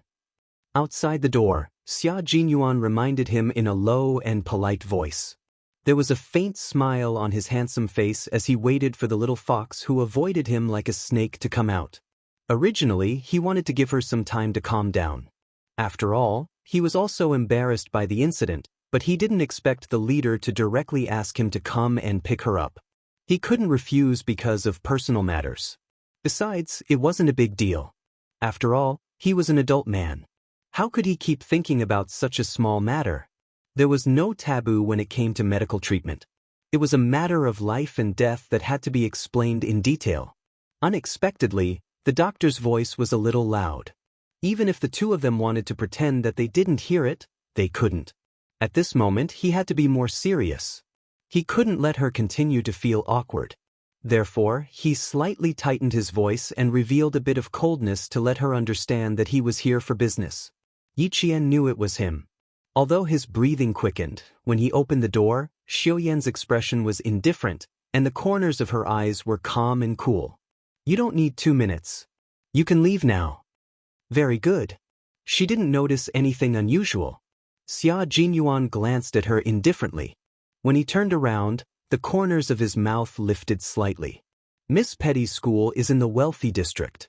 The security there will be much safer than the slums. The decision was made suddenly and we didn't tell the school in advance to prepare anything. This was to prevent someone from using this matter to do something that would be detrimental to the visit. The leader won't go to school. He'll be accompanied by a diplomat. I'll be in charge of security. I'll ensure your safety during the 2-hour exchange. The car was parked in the basement. The driver was a motorist sent by Zhang Nanhai. Xia Jinyuan opened the car door for Yi Qian to get in first. Then he bent over and elegantly got into the car. Both of them sat in the back seat. Yi Jian, who thought that he would sit in front of her, saw this and her body tensed up slightly. Her breathing became sluggish as he closed the door. Her long eyelashes fluttered and her eyelids drooped. Chapter 562. Even the glass was bulletproof. After the car started, Xia Jinyuan reminded the driver to drive faster. He turned to Yi Jian, who was listening carefully, and said, "After this afternoon's cultural exchange, we will go back home at 6 o'clock. You're going back today? Isn't that 3 days earlier than expected?" Yi Jian pursed his lips and whispered, "Did something happen that requires you to go back early?" Pakistan was indeed a dangerous place. Al-Qaeda and terrorists would appear at any time. It was good to go back early. Xia Jinyuan noticed that her tense body gradually relaxed as they talked. A faint smile appeared in his eyes. "Everything went well. That's why I was able to return home in advance. You can go back to the province tomorrow. What about the military training? Do you still need to go? It's okay if you don't go. You can rest in school for 2 days." The little fox had a strong ability to control her emotions. Although he liked to see her shy face, he hoped that she would be able to control her emotions well. Go back and participate in the military training. It's boring to stay in school alone. Yi Qian didn't think much and decided to go back and participate in the military training. After all, she had already gone back. There was no reason for her not to go back. She felt guilty for hiding the truth from her homeroom teacher, Miss Tong, who was very concerned about her. Xia Jinyuan nodded. That was fine too.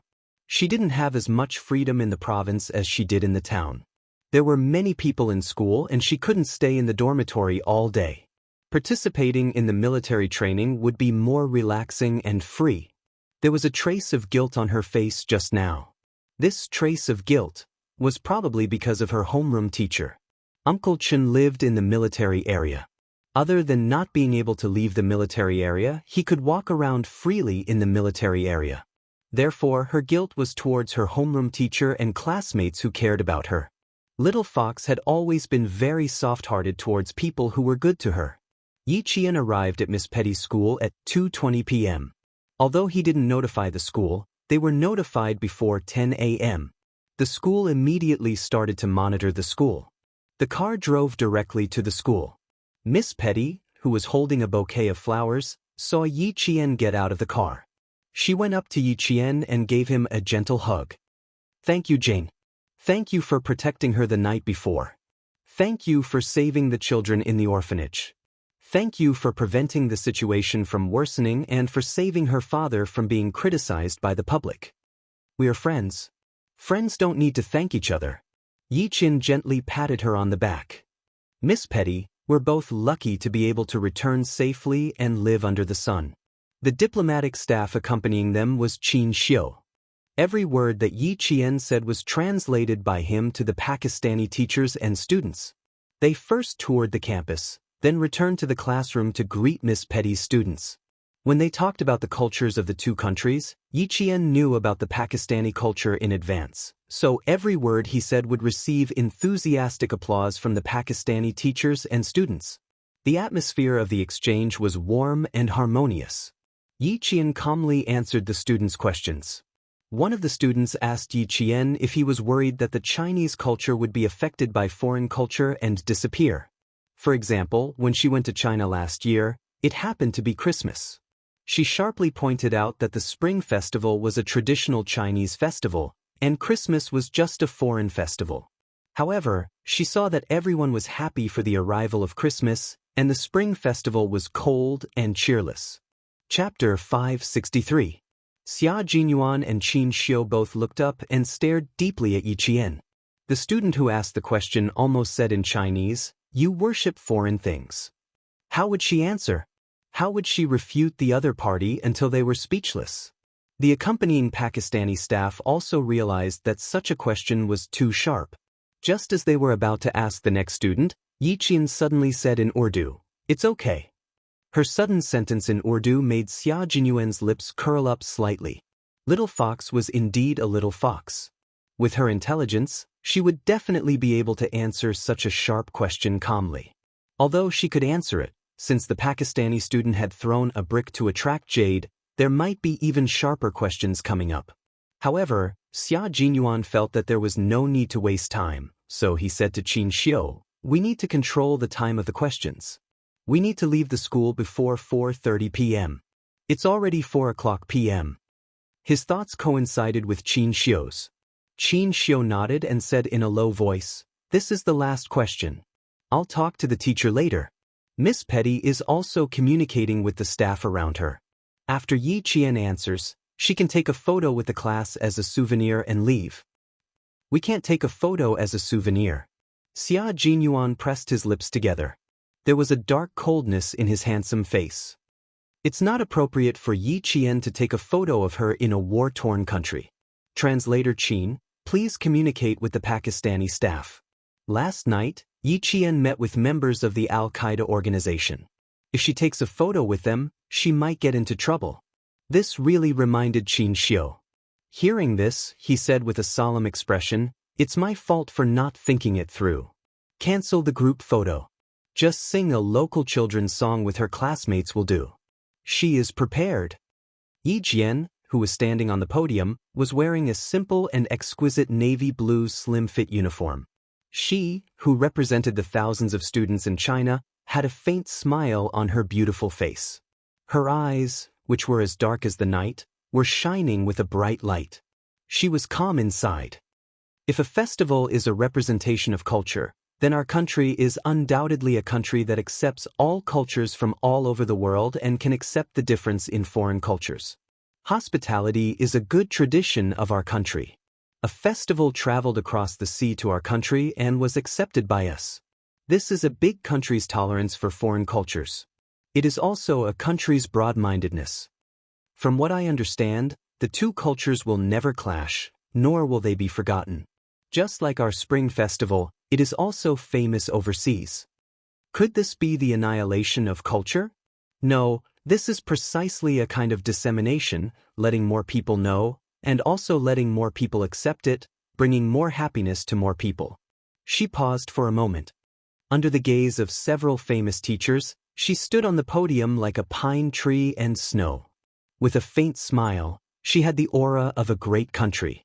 She said, "Take this student, for example. The language of Pakistan is Urdu, but you asked in English from beginning to end.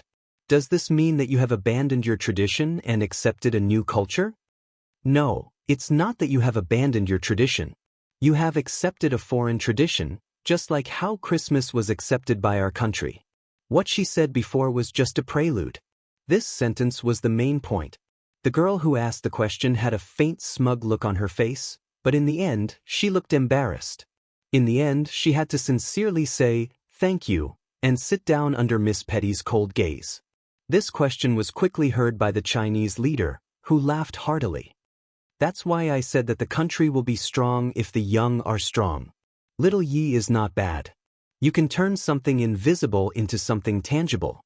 You can understand it at such a young age." Chapter 564. Wasn't that rare? The other party said that China worshipped foreign things and did not pay attention to its own traditions. Yi Qian first said that China was open to all cultures to express its attitude towards culture. Then he said that China was open-minded, which meant that China's people were hospitable and would not reject a festival that made them happy. Then he said that the girl had asked questions in English and did not speak her own language. He clearly told the other party that she had even abandoned her own language, so what right did she have to criticize China's acceptance of other cultures? After leaving the school, Miss Petty personally apologized to Yi Qian. That was enough. After all, it was not the Great Harmony. Moreover, she was not Chinese. No matter what, she could not be controlled. It was fine as long as the dignity of one's own country was protected. Qin Xiu took another car, but Miss Petty personally sent him over. He could only continue to stand beside Yi Qian until Miss Petty left. After getting into the car, Xia Jinyuan looked at Yi Qian calmly. He raised his eyebrows and smiled.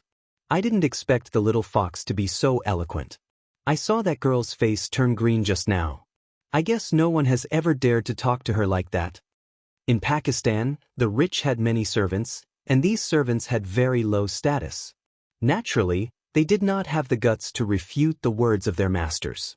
Naturally, the girl would not like others to have opinions about her words. Yi Qian smiled faintly. His eyebrows were cold. Being on good terms does not mean that we are weak. If I don't block this kind of question, she will understand the arrogance of Chinese students. She will still think that she is God. Therefore, after the big leader returned to China, he mentioned several times that the student he brought along this time was a good student who made people feel at ease and was not afraid of being bullied. At 6 o'clock in the evening, the Chinese leader who had finished the secret visit boarded the flight back to China. The Pakistani president personally sent him off, and his wife personally gave Yi Jian a set of gorgeous Pakistani girl's gauze dress with sparkling gems on it. She also welcomed Yi Jian to visit Pakistan again. Yi Qian naturally agreed politely. The 4-day visit ended with a gentle hug from the president's wife. When the plane soared into the sky, they saw the fiery red sun still hanging in the west. The color was bright and full of hope. Just like the leaders of this country, no matter how chaotic their country was, they still had a patriotic heart and worked hard for their country. During the 6-hour trip, the big leader and Yi Qian talked for at least an hour. He told the major general that the local troops must train Yi Qian well. He was a good seedling and must not be missed. He looked forward to seeing Yi Qian in a military uniform during the military parade one day. They arrived in Beijing at 12 o'clock midnight. The earliest flight to the provincial capital was at 5:20 the next morning. Yi Qian did not return to Beijing with the big leader. Instead, he stayed in a hotel next to the airport under Qin Xiu's arrangement. Xia Jinyuan stood beside the major general and watched as Yi Qian bid farewell to the big leader and the major general. When he brushed past her, his slender hand gently touched Yi Qian's hand. Under everyone's gaze, a piece of paper slipped into Yi Qian's hand. "Call me tomorrow morning. I will wait for you," he said as he walked past. Yi Qian looked at his slender back and pursed his lips slightly. After returning to China, she did not want to have too much contact with him. Was it wrong for her to have such thoughts? But she really did not want to contact him. It was still the same as before. Dangerous men should be kept away. Chapter 565. They could work together on missions and stay as far away from each other as they could in life. This is the room card and this is the plane ticket.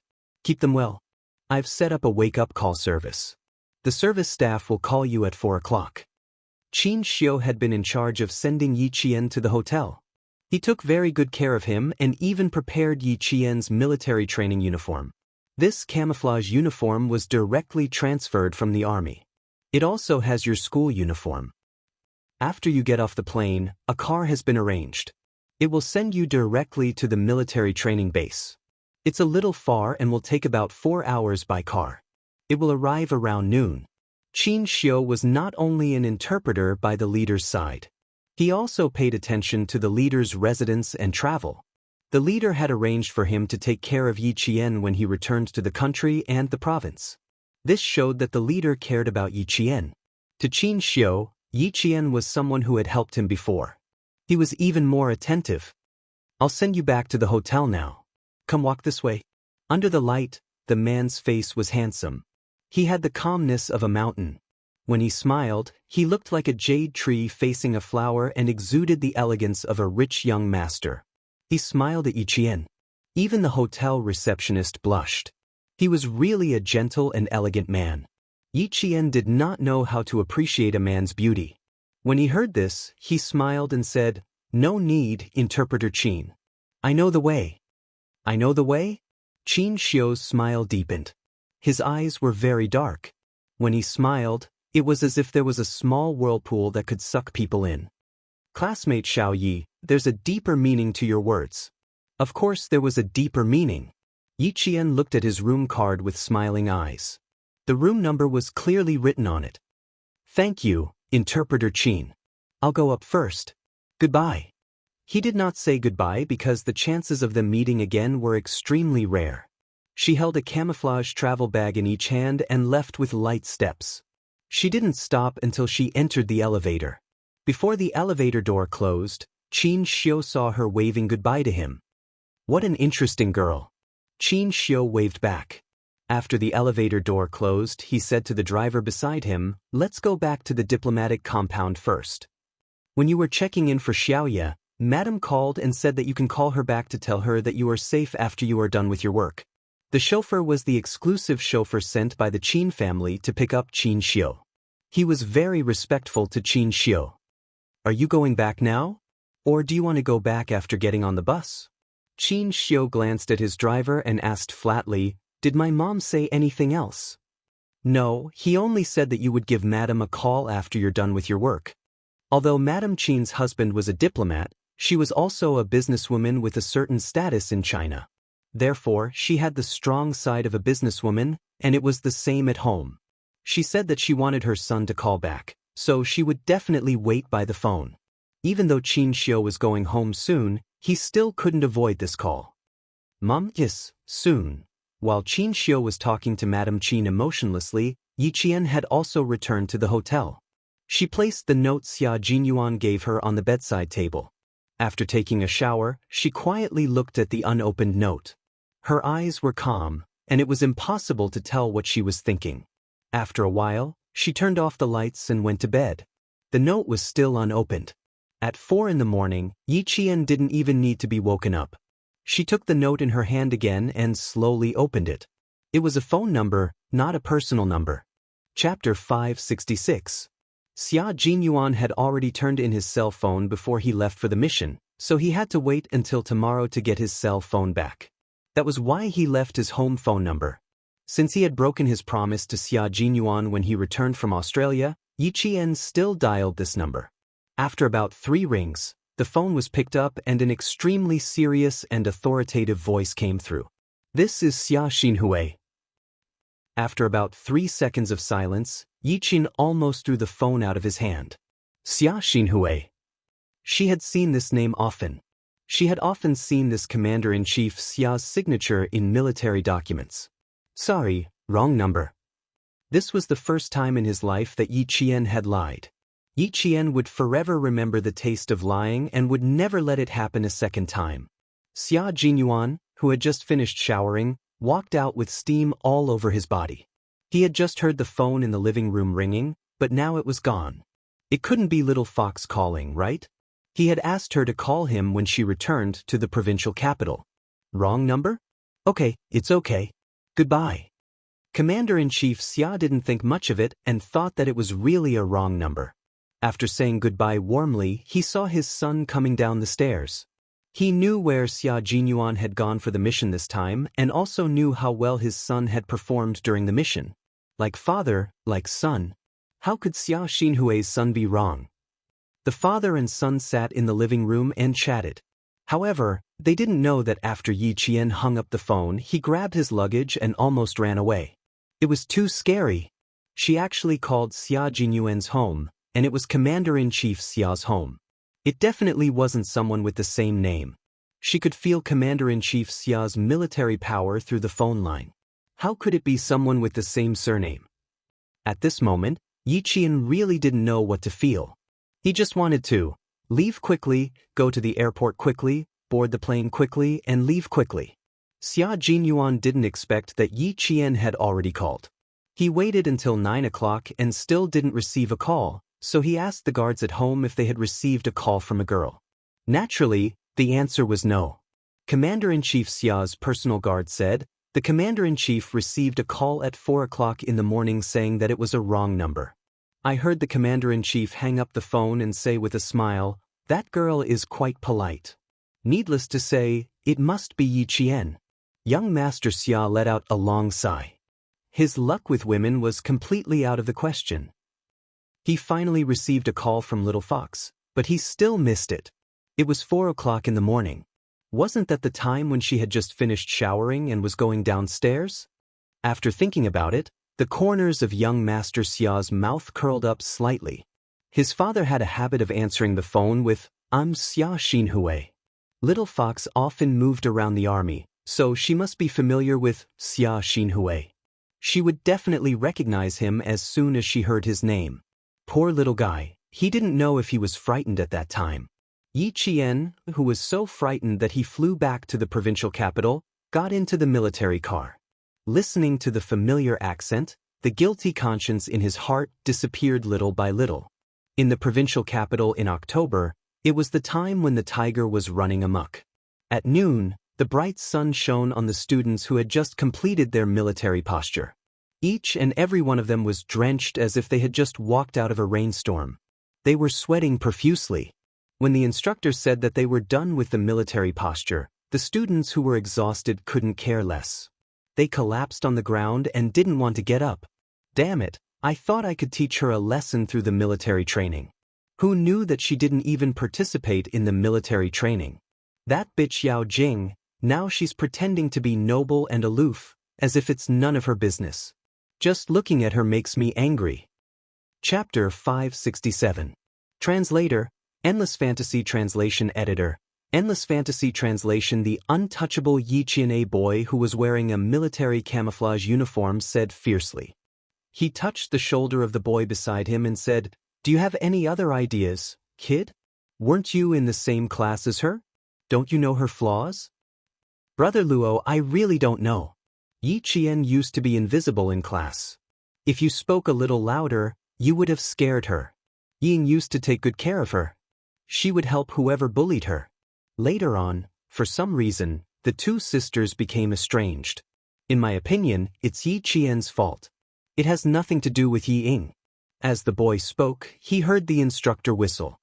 He patted his butt and climbed up from the shade. He smiled and said, "Brother Luo, let's have lunch later at the same old place. Our class is gathering. We'll leave first." Luo Ran, who didn't even have the strength to get up, waved his hand. He frowned and said unhappily, "Oh, see you later." Damn it, I don't believe I can't take care of a little girl. "Brother Luo, you have to be careful. Yi Qian is a little strange," the boy who left said in a low voice. He then ran back to his class to gather before the instructor's whistle was dropped. The military training sites of all the middle schools in the province were concentrated in the province's Chemical Defense Regiment. There were a total of 4 schools during the 7-day National Day holiday. A few thousand people were concentrated in the Chemical Defense Regiment for military training. Although there were many people, many old classmates who didn't study in the same school after graduating from middle school were able to gather. The province's #1 middle school was a school that was difficult to get into even if you had the money. Every time it was disbanded, there would always be students from other schools looking for their old classmates.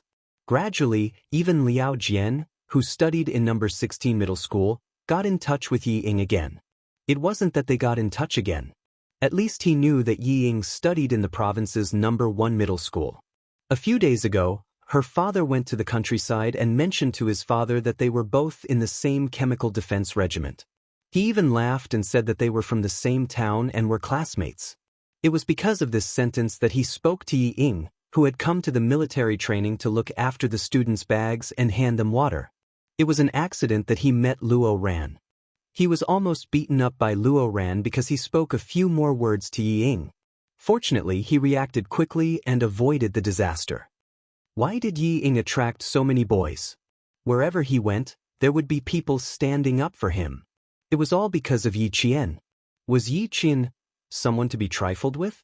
Liao Jian's legs were sore from all the standing under the instructor's orders.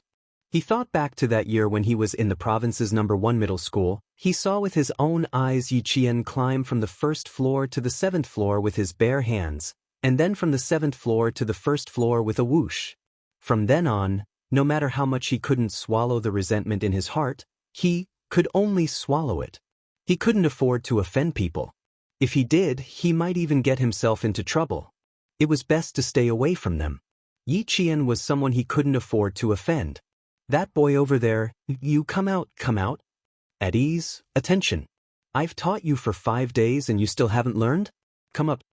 The instructor standing in front noticed Liao Jian's absent-mindedness and pointed at him rudely. This was a very common thing in military training. Whoever was caught by the instructor could only say that the student was unlucky. There were thousands of students in the two middle schools. At noon, they even had to line up for lunch. Fortunately, the Chemical Defense Regiment was big enough to accommodate the students of the two middle schools. It was also far from the city. It was located in a valley in the countryside, and the environment was quite good. Chapter 568. Yi Qian got out of the car and looked at the sentries on both sides. He wondered if he should call the school. Otherwise, how would he get in? The pass from the provincial military shouldn't be used here. Sigh, it was all because of his phone call. He was so guilty that he didn't even arrange his own matters properly. The driver was a soldier from the provincial military. Just as Yi Qian was hesitating about whether to call the school, he had already walked to the sentries of the anti-chemical regiment and showed his soldier pass. After saying a few more words, he smiled at Yi Qian. "Show them your student pass and you can enter."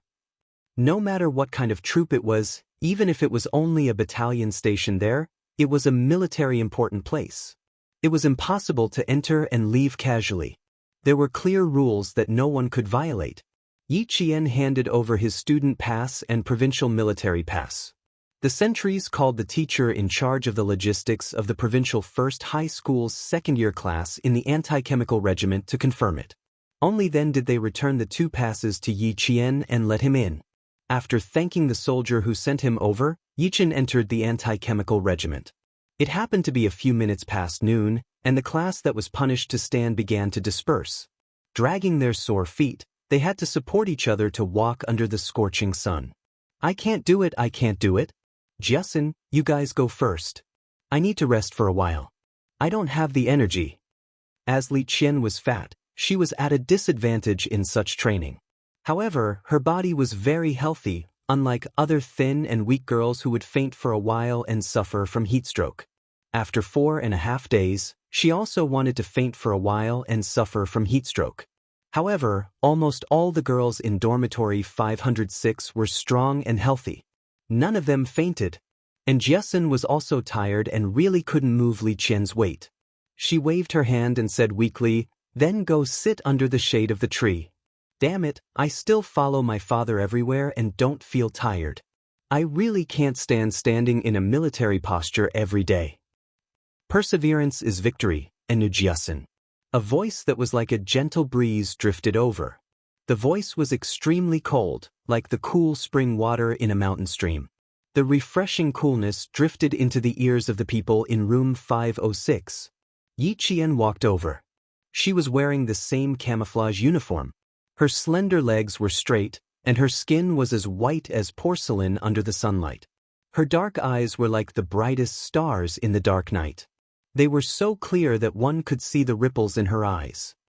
"After 4.5 days of military training, all of you look like you're out of shape." But the instructor didn't collapse from anger. As she spoke, she easily helped up Li Qian, who was paralyzed and didn't want to leave. She wrapped her arm behind her shoulder and raised her eyebrows. "Not leaving? Wait to be roasted alive? If it's any later, aren't you afraid that you won't even have a bite to eat?" Yi Qian's appearance was so sudden that Jiasun and the others did not react in time. Li Qian, who was hanging on her, was still weak. She didn't react when she heard Yi Qian's voice. She said in a muffled voice, "I want to eat meat, pork belly, pork belly. I also want to eat pork trotters. Quick, let's go to the canteen." It was all thanks to her speaking that the other girls who didn't react screamed. And Jiasun even pounced on Yi Qian. Jane Eyre, I've waited so hard for you. I looked forward to the stars and the moon, but you're finally here. My tough days have come to an end." Chapter 569. Yi Qian's lips twitched when he heard that. He asked Yang Yi, what television show has she been addicted to recently? Can she still watch television in the army? A romantic affair. She's been talking about it since the first day of military training. It's as if she's possessed. Yang Yi also smiled. She was very angry and spoke softly. She was especially happy to see Yi Qian suddenly appear. "We were just waiting for you to teach her a lesson. We can't subdue her." Li Qian leaned all her weight on Yi Qian. She was only thinking about meat. She said unhappily, "I can't eat television shows. I want to eat meat. If we don't go, we'll go hungry during military training in the afternoon. I don't want to eat meat. I want to eat my Jane Eyre. And Jiasun was a clown. She was not normal when she saw Yi Qian. She was grinning from ear to ear. A romantic affair is really good. You must watch it when you go back. I'm not interested just from the name. I'd rather go for a run if you want me to watch this. Yi Qian freed a hand and pushed the sweaty and Jiasun away from him. Didn't you say you had no energy just now? You have the strength to speak now? At the mention of food, Zhang Lizhen swallowed her saliva and said weakly, Don't mention it. I'm already drooling. Let's go. There really won't be any food later. There were thousands of people eating in the army. Although there was still food, it looked better, especially when there was no meat in the end. When Yi Qian returned, and Jiasun seemed to have regained her strength, she started chattering. When she mentioned the 4-day military training, it was a history of blood and tears. On the first day, I was really quite happy, especially when I got out of the car. You don't know Jane Eyre. Those soldiers stood motionless under the sun. They were really as straight as little white poplars. Their hats and epaulets were all glowing with golden light. They were so mighty. Yang Yi turned her head and looked pitifully at Yi Qian. That's right. I was just like Jiasun. We were so happy on the first day. It was our first time entering the army. Soon, we'll be in trouble. In the afternoon, we'll be in a military posture for half an hour. Whoever dares to move will be circled around the field. At first, I thought they were quite friendly. They helped us carry water and luggage. But when we got onto the field, they were all black-faced tigers. Lizhen was so scared that she raised her hand and said that she wanted to go home. In the end, Yang Yi seemed to sense that it was not going to end well. He quickly stopped and changed the topic. Let's go. There aren't many people left.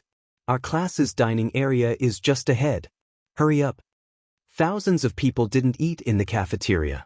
The leaders of Provincial No. 1 High School and No. 16 High School all accepted the military training rules of the anti-chemical regiment, including eating out in the wild. They all obeyed the anti-chemical regiment's arrangements.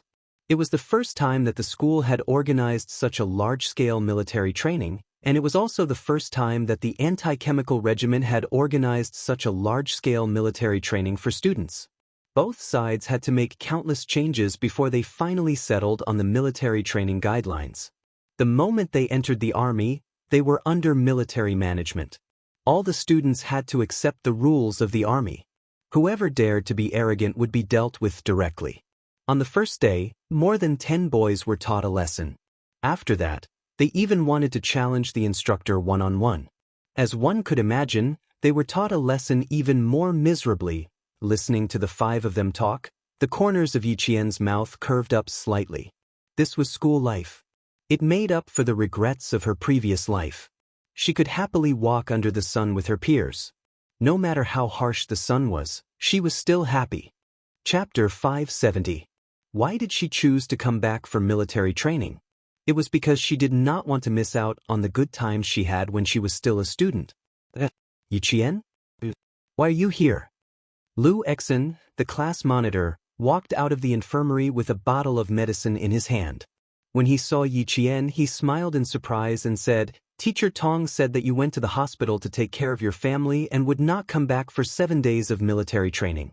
It's not even 7 days yet. Why are you here? Yi Qian did not participate in military training. Teacher Tong mentioned this to the class. Because Yi Qian did not attend the evening self-study session, the students accepted Yi Qian's absence. Since he was discharged, Yi Qian naturally came back. Now that the vice class monitor is here, the class monitor will have less trouble. And Jiasun's straightforward and generous personality was obvious to everyone in the class during military training. She was forthright and dared to take responsibility for her actions. Even the instructor said that she would join the army if she could not get into university. Because of this sentence, and Jiasun held on for the sake of her pride. Lu Exen smiled. That's good news. Yi Qian, have you eaten lunch yet?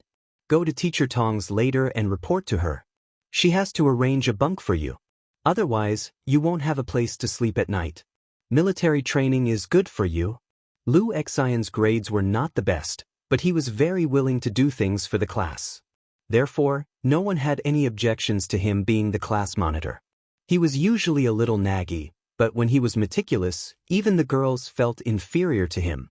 As a matter of fact, he began to remind Yi Qian what to do later. His finger was still pointing at Yi Qian.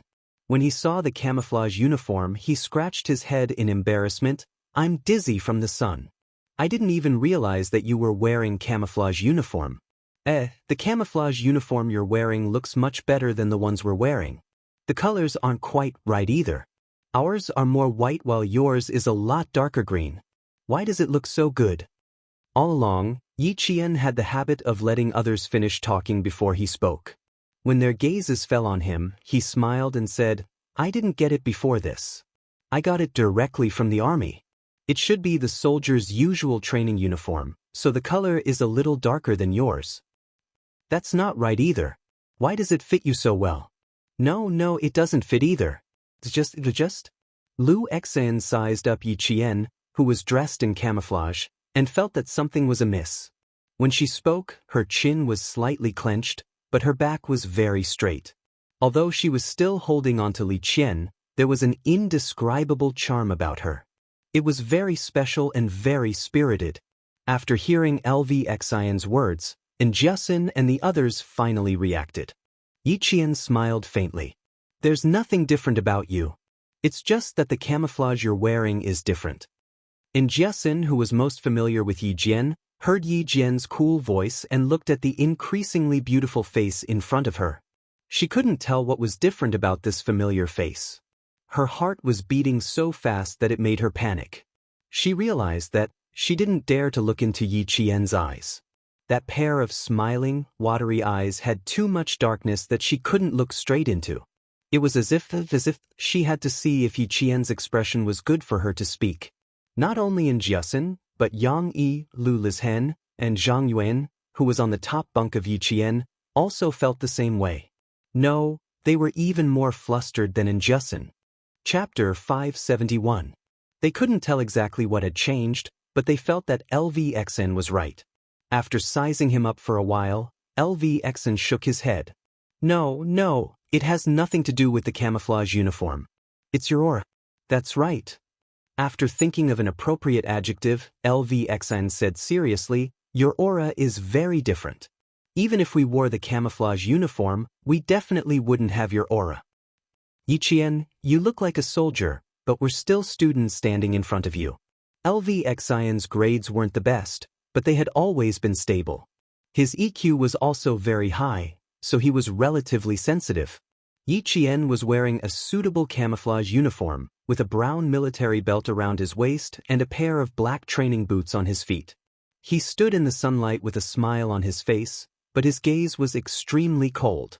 He had the aura of a soldier. It was an aura that only soldiers who had experienced the flames of war could have. Even ordinary soldiers couldn't compare to him. Yi Qian calmly observed the reactions of Xianxia and the others. He laughed. "It's good to be like a soldier. If I can't get into university, I'll join the army. It's so good to join the army. You don't have to think about anything in the army. You don't have to think about grades, what you're going to eat tonight, or what you're going to wear tomorrow. The army will plan all the seasons for you. It's so convenient." Xianxia and the others couldn't help but laugh when they heard this. The strange feeling in their hearts was swept away. Yi Qian was still the same Yi Qian. He had never changed. He was still the Yi Qian they knew. Lvxian said, "So that's all you think about?" Yi Qian, "Oh Yi Qian, you clearly didn't have to participate in the military training. Now you know how tiring it is. You'll be so tired that you won't even have the strength to hold chopsticks." "I haven't tried it yet, so I must." Yi Qian lowered his voice slightly. He looked up slightly and saw Luo Ran and a few boys standing not far away. They were staring fiercely at him. No wonder he felt someone was staring at him. It was Luo Ran, the boy who had threatened to block him after school. And the boy beside him. Isn't this my old classmate, Liao Jian? Why did Liao Jian also come to the province to study? That's not possible, right? Principal Rong wouldn't accept a student like Liao Jian. However, it was also possible that Luo Ran had been recruited. Liao Jian, on the other hand, was so frightened by the sudden sight of Yi Qian that he subconsciously retreated. He was really afraid of seeing Yi Qian. He was afraid. He was even more afraid that Yi Qian would see him with Luo Ran. Damn it. Why was he so unlucky whenever he was involved in Yi Ying's matters? Liao Jian, who was cursing in his heart, was afraid that Luo Ran, who was not afraid of death, would go and find Yi Qian, so he said from behind, "Brother Luo, let's find a shady place to take a nap. Today is the hottest day, but it will be much cooler tomorrow. What's the hurry? Didn't I see someone familiar?" Luo Ran, who had taken off the belt around his waist, walked over and said with a fake smile, "Hey, isn't this Yi Qian? Didn't you say that you were going to the hospital to be a good student and be filial to the elderly? Why are you here?" From his voice, it was obvious that he wasn't a good student. However, he couldn't stand Boss Luo, who had donated 500,000 yuan to the school. No matter how bad he was, the school could only accept him. Lu Xan also knew why Luo Ran wanted to find Yi Qian. It was because of the basketball incident. He ignored him and said to Yi Qian, "Let's go eat first. We'll gather at 2 p.m. You can sleep for a while. You can't go back to the dorm. Just find a shady place to sleep." Chapter 572. With his classmates around, Yi Qian didn't want to talk to Luo Ran and said, "Then hurry up. I can only support Li Qian. If one of you faints from hunger, I can only leave it to the class monitor. I want to eat meat. Without meat, I won't have the strength to hold chopsticks." After Zhang Bin's reminder, Xianxia knew that she couldn't clash with Luo Ran. She pushed Yang Yi and Lu Lizhan and said, "You can't stand anymore. Let's go, let's go." "I'm afraid there's no meat, but there should be some vegetables." Lu Xian, who also didn't want to cause trouble, chuckled. He couldn't hide his gloating expression. "Although there's no meat, we can definitely fill our stomachs." This time, it was Li Qian who wanted to cry. "I want to eat meat, I want to eat meat. Don't say any more. I want to eat meat too. I want to eat meat too." Even a gentle girl like Yang Yi was shouting. It was obvious how much they wanted to eat meat. It wasn't that there wasn't meat for them to eat in the military, but that the consumption was too high. They really wanted to eat. At the beginning of the military training, Luo Ran had been thinking about how to teach Yi Qian a lesson. In the end, he didn't even meet her. Now that he saw Yi Qian, how could he let her go so easily? Seeing this, he snorted coldly and walked over to block Yi Qian. "You want to leave? Aren't you quite bold? Why are you scared now?" The boys beside him, except for Liao Jian, all laughed. "Of course I'm scared. Who is our brother Luo? Even the principal has to give him face when he sees him. Ha, brother Luo, why don't you just let her kneel down and kowtow to you and admit her mistake? That's right. Our brother Luo is magnanimous. If she kowtows and admits her mistake, he'll let you go. Yi Qian, don't be so tactful." In any school, there were bad students and troublesome students. Luo Ran was both a bad student and a troublesome one. Because of his father's wealth, there was a bandit spirit among the students that said, "Those who follow me will prosper and those who oppose me will perish." He was close to Yang Heng in school, so he had been suppressed by Yang Heng until now. Now that he had cut ties with Yang Heng, there was no one more powerful than him to control him, so he began to act arrogantly. Yi Qian made him lose face. If he didn't get back at him, he wouldn't be able to take it lying down.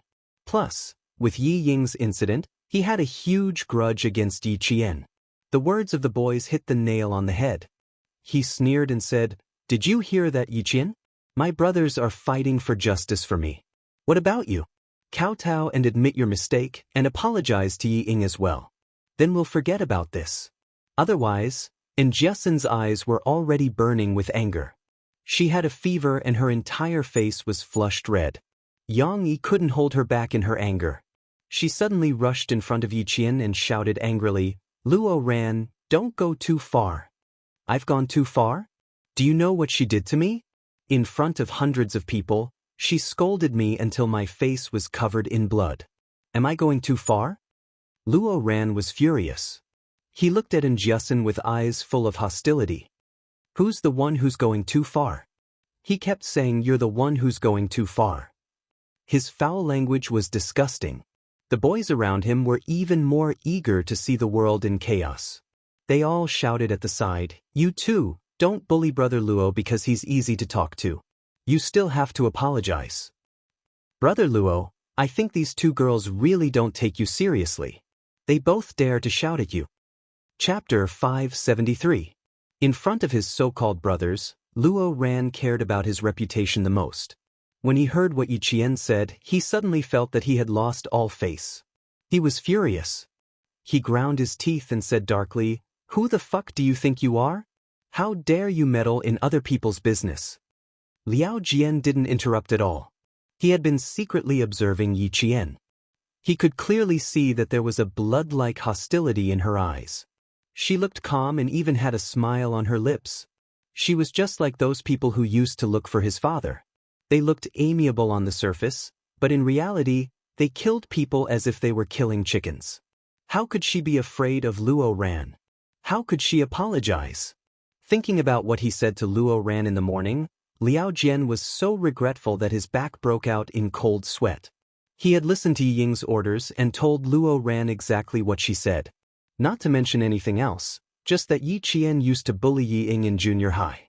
She used Luo Ran's hatred for Yi Qian to take revenge on Yi Qian even more. "Liao Jian, since your father is working for my father, you better listen to my orders. Luo Ran from our school hates Yi Qian. As for me, you know, I hate her too. But I can't show up, and I don't want to see Yi Qian appear in front of me. Just tell Luo Ran that. He will know what to do if you don't say anything else." Yi Ying's sinister face flashed in his mind. Unexpectedly, it overlapped with Luo Ran's face. They both had the same sinister expression. While he was in a daze, Liao Jian heard a clear voice with a smile. That was Yi Qian's voice. He suddenly came back to his senses. He stole a glance and bent his body again, trying to reduce his presence. He was afraid that Yi Qian would notice him. Damn it, how unlucky. Who would have thought that he would run into her? Luckily, they weren't from the same school. When the military training ended, he would go back to his 16th high school and she would go to her provincial first high school. They would mind their own business and have nothing to do with each other. This time, it was purely to help Yi Ying and let the unlucky Luo Ran stand up for Yi Ying. How could Yi Qian not notice him? However, Luo Ran was the focus of his attention. He pulled in Jiasen, who had stood in front of him time and time again, behind him.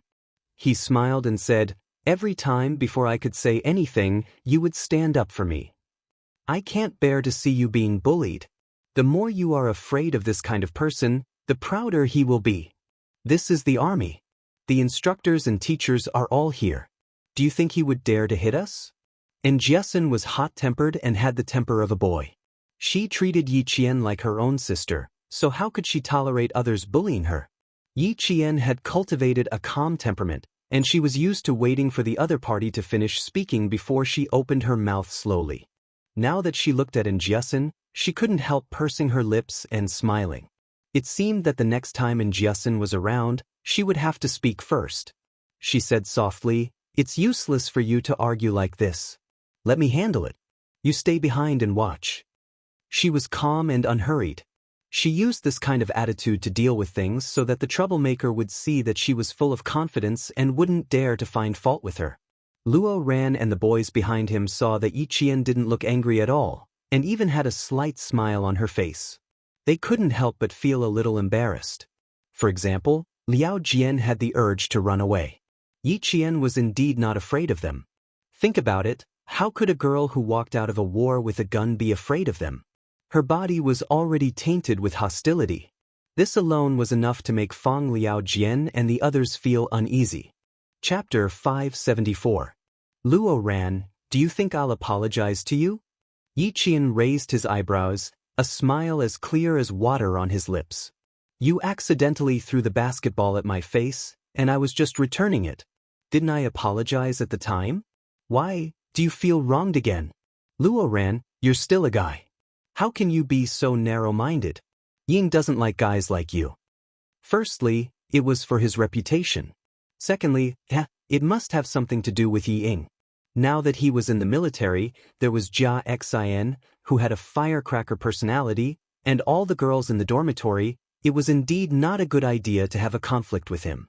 Pulling in Jiasin behind him, Yi Qian smiled faintly and said, "The instructor is here. Feel free to look for me if you need anything. Goodbye." There was indeed an instructor walking over. After 4.5 days of military training, all the instructors knew that Luo Ran was a problematic student. The first time he was punished, it was for forcibly occupying the bathroom of a guy in his grade. The second time he was punished, it was for hitting a guy who said he couldn't even walk properly. The third time he was punished, it was for putting down the national flag and tying it around his waist. 3 different actions, each more serious than the last. The last time he tied the solemn national flag around his waist, his military training results were the worst. With this record, he couldn't even join the party.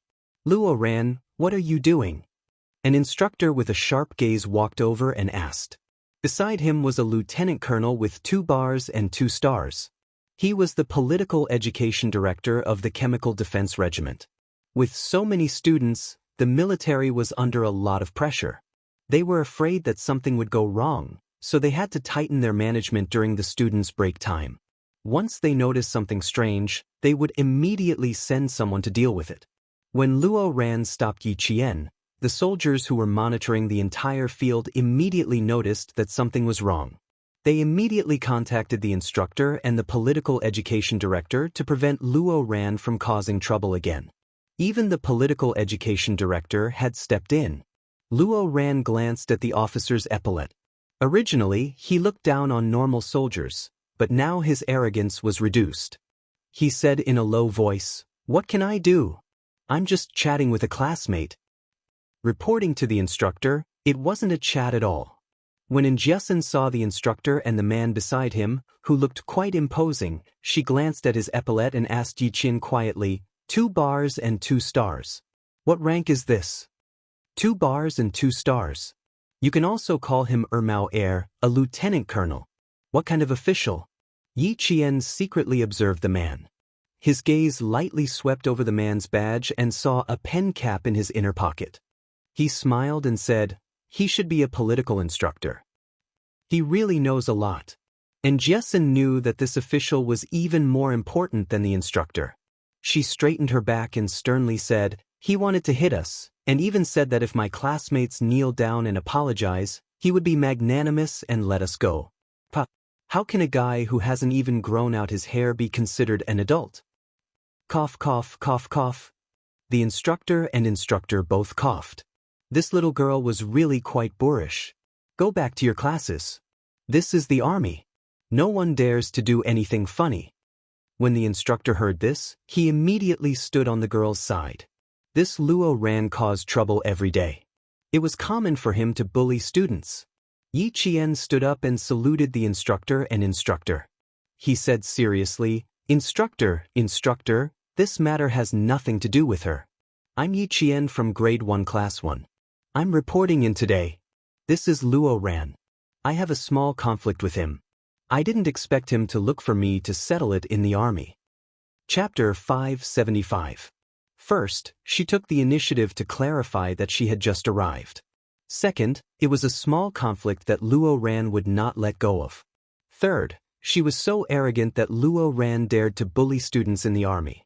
The instructor did not recognize Yi Qian, but when he saw Yi Qian in the army's jungle camouflage uniform saluting him, his eyes were dark, his military posture was majestic, and even his gaze was as hard as a spear. The instructor subconsciously stood at attention and saluted him as if he was meeting his superior. The political instructor also immediately returned the salute.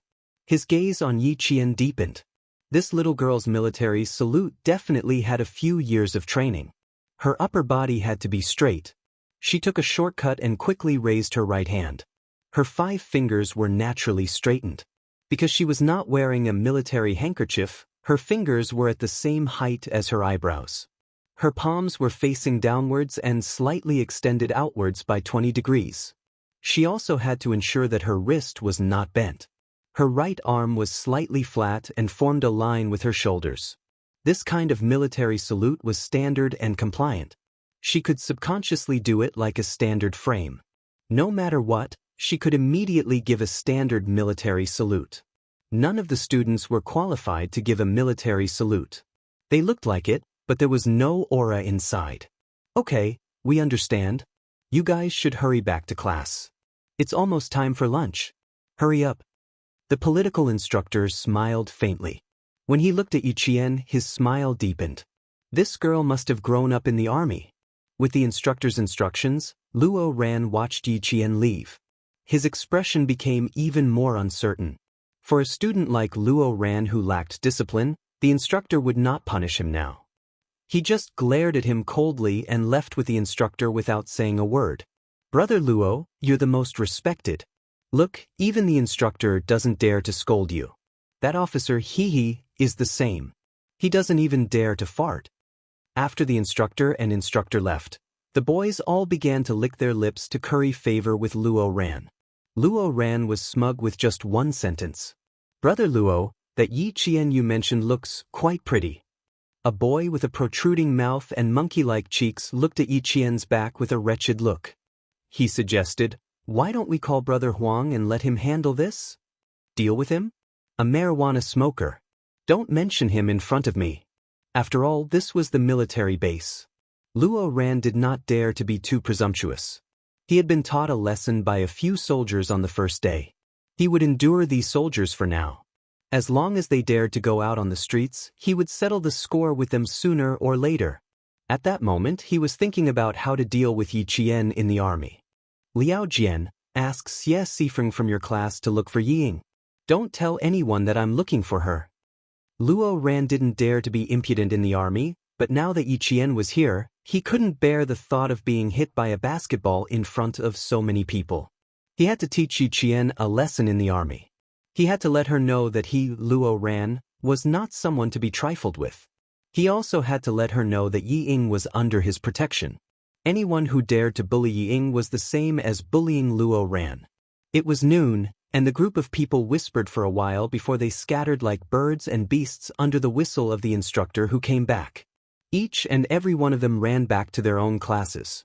When Yi Qian and the others arrived at the place where Class 1 was getting their food, they saw the few boys in charge of the food, preparing to close the table under the instructor's instructions. The food was very rich. There was meat, vegetables, and even braised chicken. Chapter 576. Unfortunately, they arrived too late, so there wasn't even any meat or soup left. There weren't many vegetables left, but it was still enough for them to eat. It was just that there wasn't any meat. Hey Yi Qian, why are you here? You haven't eaten yet, right? The boys in charge of collecting the dishes saw Yi Qian and stopped what they were doing to look at their classmate whom they hadn't seen for a few days. You came back at the wrong time. There's only this much food left. The instructor in charge of Class 1 walked over. Yi Qian saluted and said, Grade 2, Class 1, Yi Qian, reporting for duty. This reporting for duty was sonorous and powerful, which made the instructor even more shocked. This wasn't a student. This was a veteran who had been in the army for much longer than him. He also had a murderous aura about him, which made him seem even more intimidating than the instructor. Yi Qian? Wasn't it just a sick family member who asked for leave to take care of the girls? Why was he here again? The young instructor, who had been tanned by the sun, returned a military salute to Yi Qian. Eat whatever you want. Come back early for dinner. Then he said to Xianxia, you guys keep coming back late. If you're on the battlefield, who knows how many of your comrades will die because of you. These words were absolutely true. Yi Qian could understand, but Xianxia and the others couldn't.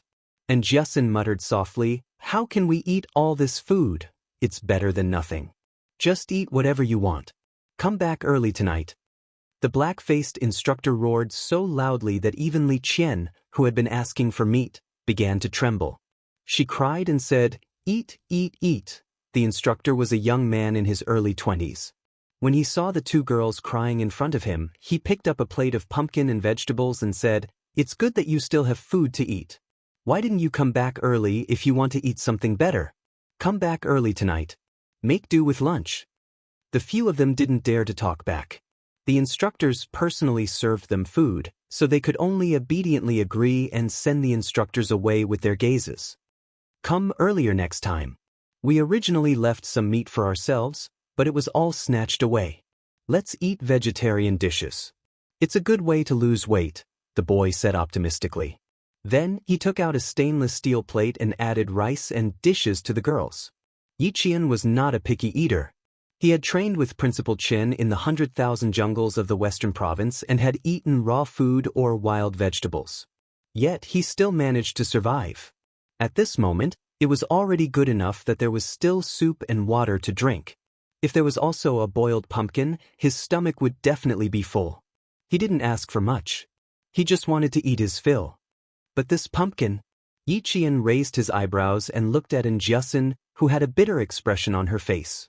She didn't eat pumpkins and was probably going to cry now. Sigh, I hate eating pumpkins the most. And Xianxia felt so wrong that she felt as if she had been punished by her stepmother. She wanted to flip the plate and leave, but this was the army. She didn't dare to. In the end, she still had to make do with it. She was also afraid of the instructors. She gritted her teeth and ate the pumpkin she hated the most. She said fiercely, "When we go back, I'll order a table full of meat. I want to eat braised pork." They ate at the same place. Some of the boys who had finished eating quickly were already chatting at the side. There were also a few who were sitting outside. When they saw Yi Qian, their reactions were similar to Lu Xian's. "Damn, Yi Qian, why are you here? This place isn't for humans. Why did you bump into us?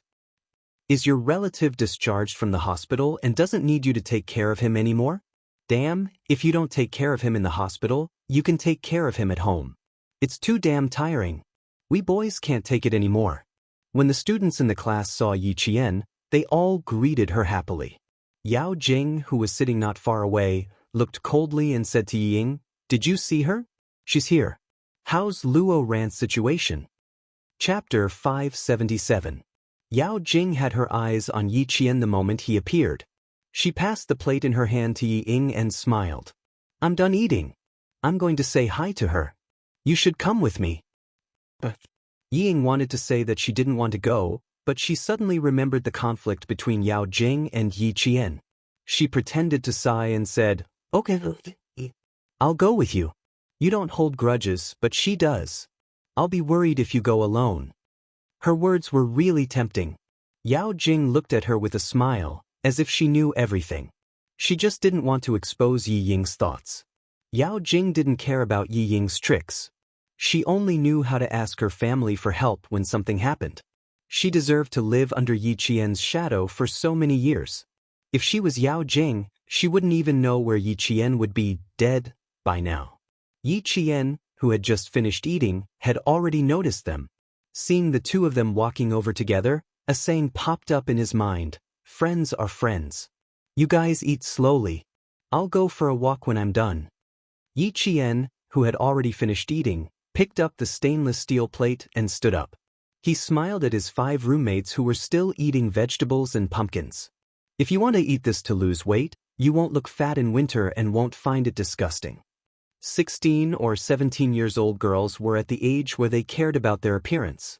They might not be willing to just eat it, but they were still motivated to eat it for the sake of losing weight.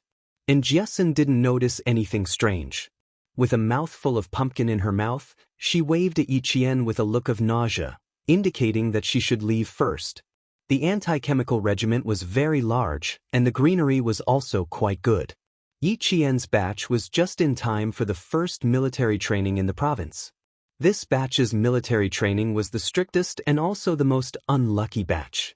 Other than the reduced training intensity, the training process was based on that of the new recruits. Because there were too many people, it was impossible to do field training, and it was even more impossible to drag them out for field training. Therefore, it was modified. Eating and napping were changed to field training outside. Being outside made it easier for Yi Qian to do whatever he wanted. It also made it easier for Yao Jing and the others to find him. Yi Qian made up an excuse to leave because he didn't want to implicate Xianxia and the others. He walked directly into the small forest. There were countless students lying in the forest. They were all wearing the same color camouflage uniform. Even his classmates would find it difficult to recognize them at a glance. "She's going there." Yi Ying gently tugged at Yao Jing's sleeve. Would they be discovered if they followed so closely? Also, Yao Jing's expression was not right. She looked like a criminal who had committed a crime. Her face was cold and fierce. The corners of Yao Jing's mouth twitched. She wasn't even interested in looking at her. She wanted to fight with Yi Qian with such little guts. It looked like Yi Qian had shown her mercy. Didn't she just say that she would walk a few rounds after eating? What are you afraid of? We're just going to greet her. We won't do anything. Just like what Yao Jing said, Ying was indeed a little afraid of Yi Jian. She threw Xie Sifeng to the ground without saying a word and warned her several times to be careful.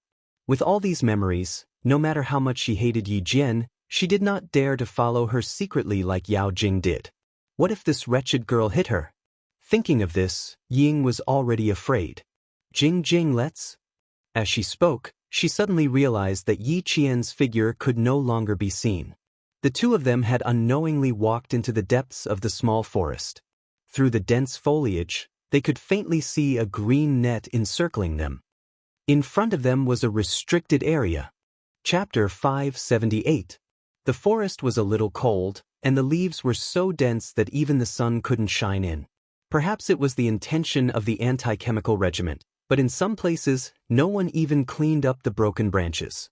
It was as if there were some fierce beasts living in the forest, and they were biting off these branches, making people feel scared for no reason. Yao Jing had been staring at Yi Qian, but because Yi Ying was tugging on her sleeve, she realized that Yi Qian had disappeared.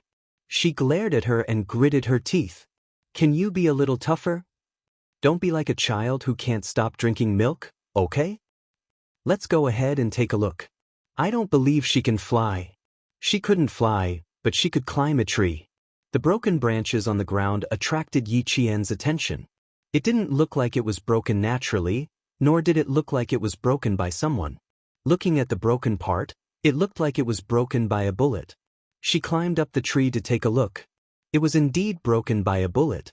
This anti-chemical regiment was interesting. This kind of training was also interesting, much more interesting than running circles. Climbing trees was also a necessary skill for a sniper. Yi Qian's bare-handed climbing speed was so fast that even Principal Chen had to say, very fast. He could climb at least 3 meters in a minute. It was too easy to shake Yao Jing off at this speed. After coming down from the tree, the two of them walked to the front. Yi Qian smiled coldly, but didn't say anything. Instead, he turned and walked outside. The restricted military area wasn't a place that could be approached at any time. It was none of his business that they rushed up to get scolded. Ever since Yao Jing scolded Yi Qian last time, she had been getting closer to Yi Ying. In the principal's office, she had admitted her mistake and had a good attitude. However, she had always been a proud person. She would admit that she had accidentally scolded someone she shouldn't have. But it was impossible for her to go over just like that. Yi Qian had made her lose face in school. Not only did the students of class 1 speak ill of her behind her back, but even her own classmates did the same. Many times when she went to the washroom, she heard those gossipy women say that she deserved to be called to the principal's office for scolding a martyr. She could apologize, but she couldn't embarrass herself. Since she had already embarrassed herself, Yi Qian wouldn't have it easy either. She had to embarrass Yi Qian even more than she did. She had to let the whole school know that Yi Qian had made a fool of herself. Yi Ying was a shrewd person. Other than being narrow-minded and not being as tolerant as Yao Jing, she had great talent in reading people's minds. The relationship between the two of them seemed to have cooled down, but in the end, because of Yi Qian, their relationship became even better in the eyes of others. Even the words military restricted area could be seen clearly. No matter how brave Yao Jing was, she knew that she couldn't go any further. Just as she was about to turn around, a soldier appeared out of nowhere and shouted, "What are you doing? Raise your hands and turn around to lean against the tree." Yi Qian, who had already walked a few meters away, could still hear Yi Ying's screams behind him. He was so scared that he didn't know if his heart attack would relapse. Yi Qian smiled and walked away briskly. As for what would happen to the two people behind him, it was up to them. Because they were students, the two of them walked out with their heads and faces covered in dust after 5 minutes. "Didn't Luo Ran look for you last night? He really didn't say anything else to you?" Once they came out, Yao Jing's face was so calm that it was a little scary. He knows a lot of people. How could he not have a way? Chapter 579. Hearing this, Ying could tell that Yao Jing wanted to make a move on Yi Qian. Thinking of her father's instructions, she smiled faintly and said, "What can Luo Ran do?" He was taught a lesson every day in the army. No matter how brave he was, he would have to shrink back. Yao Jing wanted to kick Yi Qian out of the provincial first high school, and she had fallen into her trap.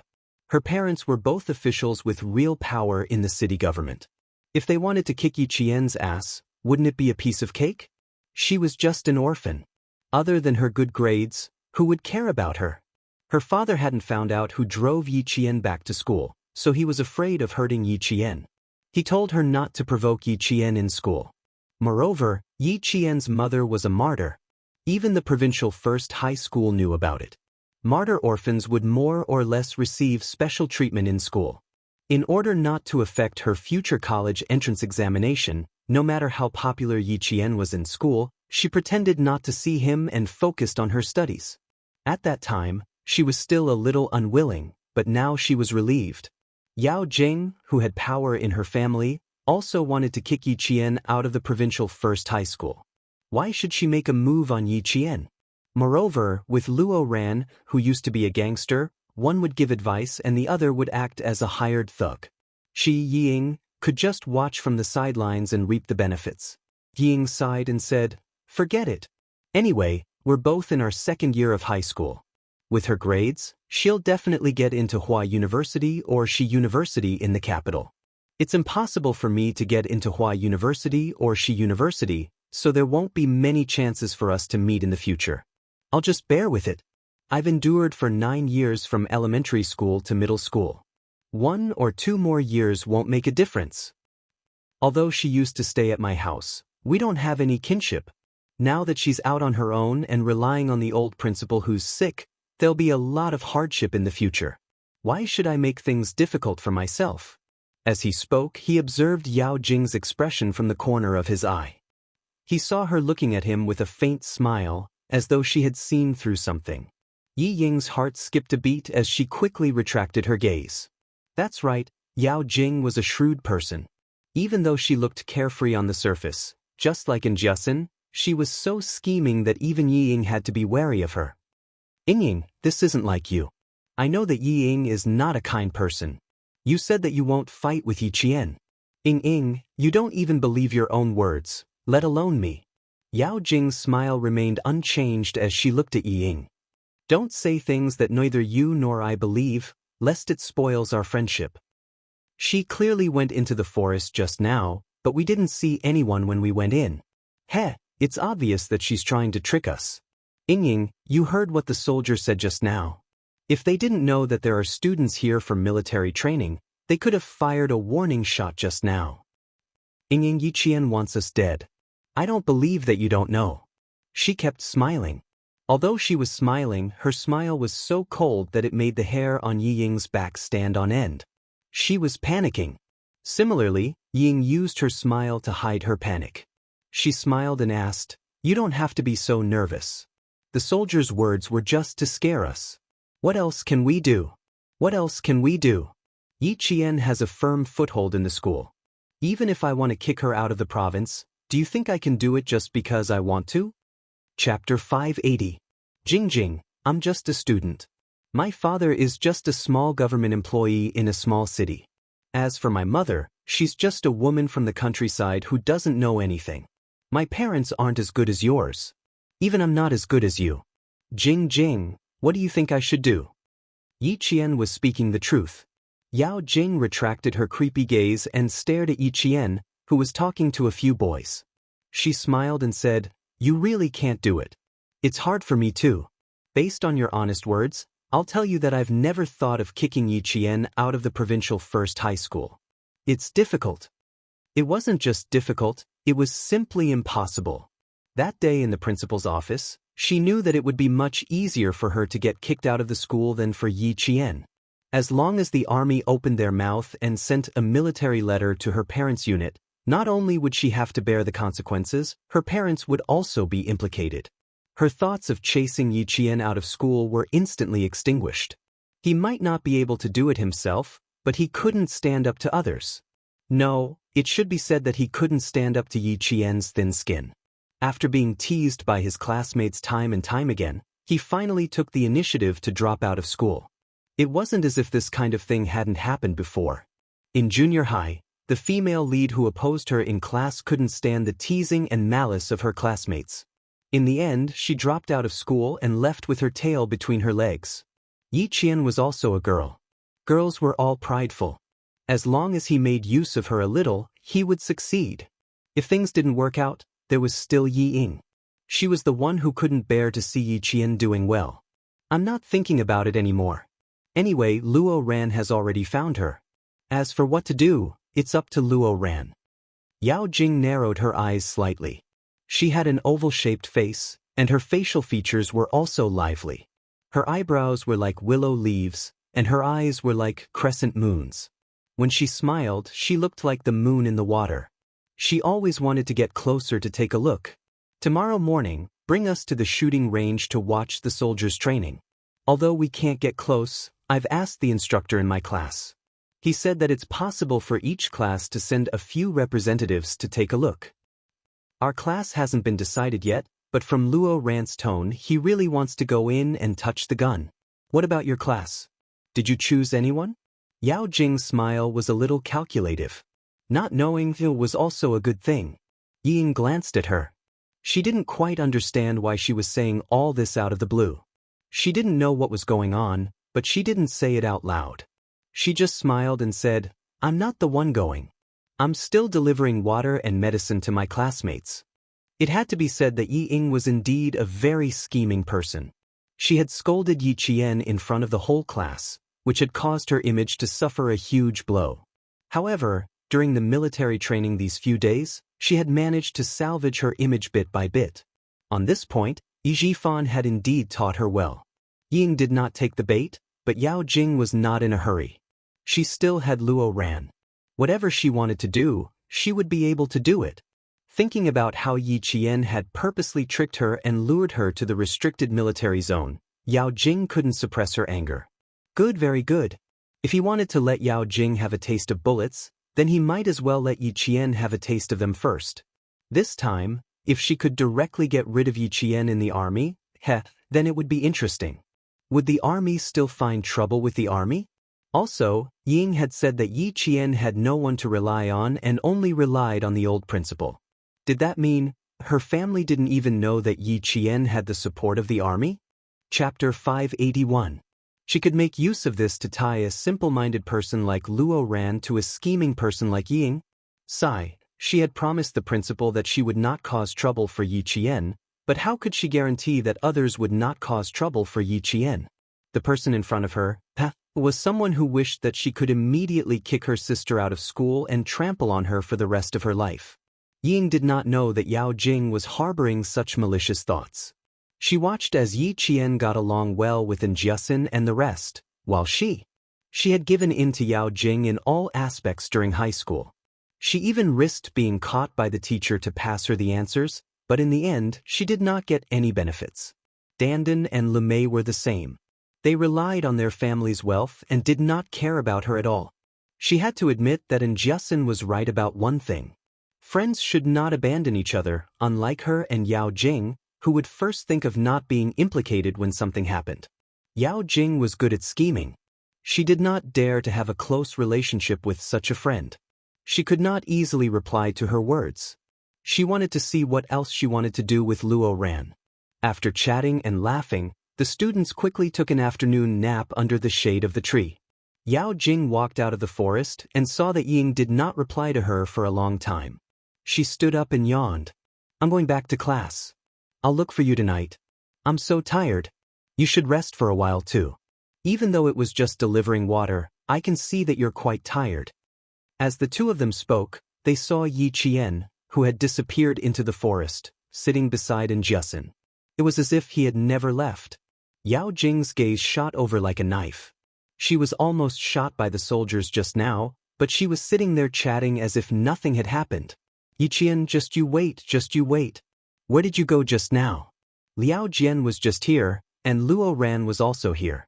Now the two of them are together again. Say, nothing good will happen. Just now, when Yao Jing came out from the forest, she glared at you several times. She's full of evil tricks. And Jiasun was much more cautious than before.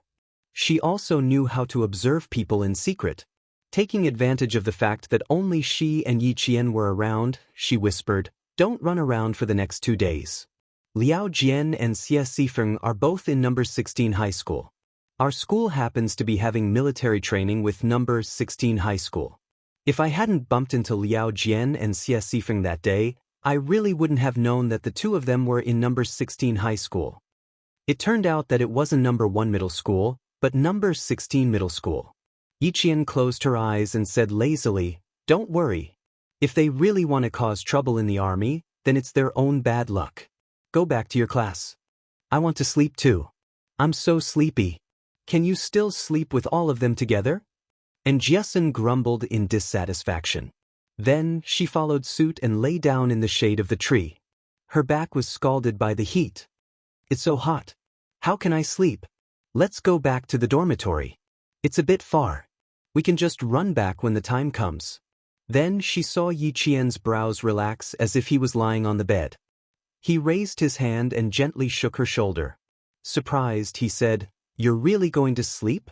It's so hot." "Even if it's hot, you still have to sleep. All the good places are occupied. Where are you going to find a cooler place? It's good enough that there's shade here." Yi Qian yawned. She hadn't had a good night's sleep in a while. Now that she was back in the country, she was in a familiar place in the army. She was with her best friends. Her body and mind were completely relaxed. She didn't care if the ground was hot or not. Chapter 582. Her eyebrows softened as she spoke, and her breathing became light and long. She was really fast asleep. It can't be. She really fell asleep just like that. And Jiasun clicked her tongue. She tried to lie down again, but in less than a minute she sat up like a fried fish. No, she really couldn't sleep here. She learned from the other students and slept on their shoulders. Out of the 50 to 60 students in the class, only Yi Jian and a few other boys were sleeping soundly on the hot ground.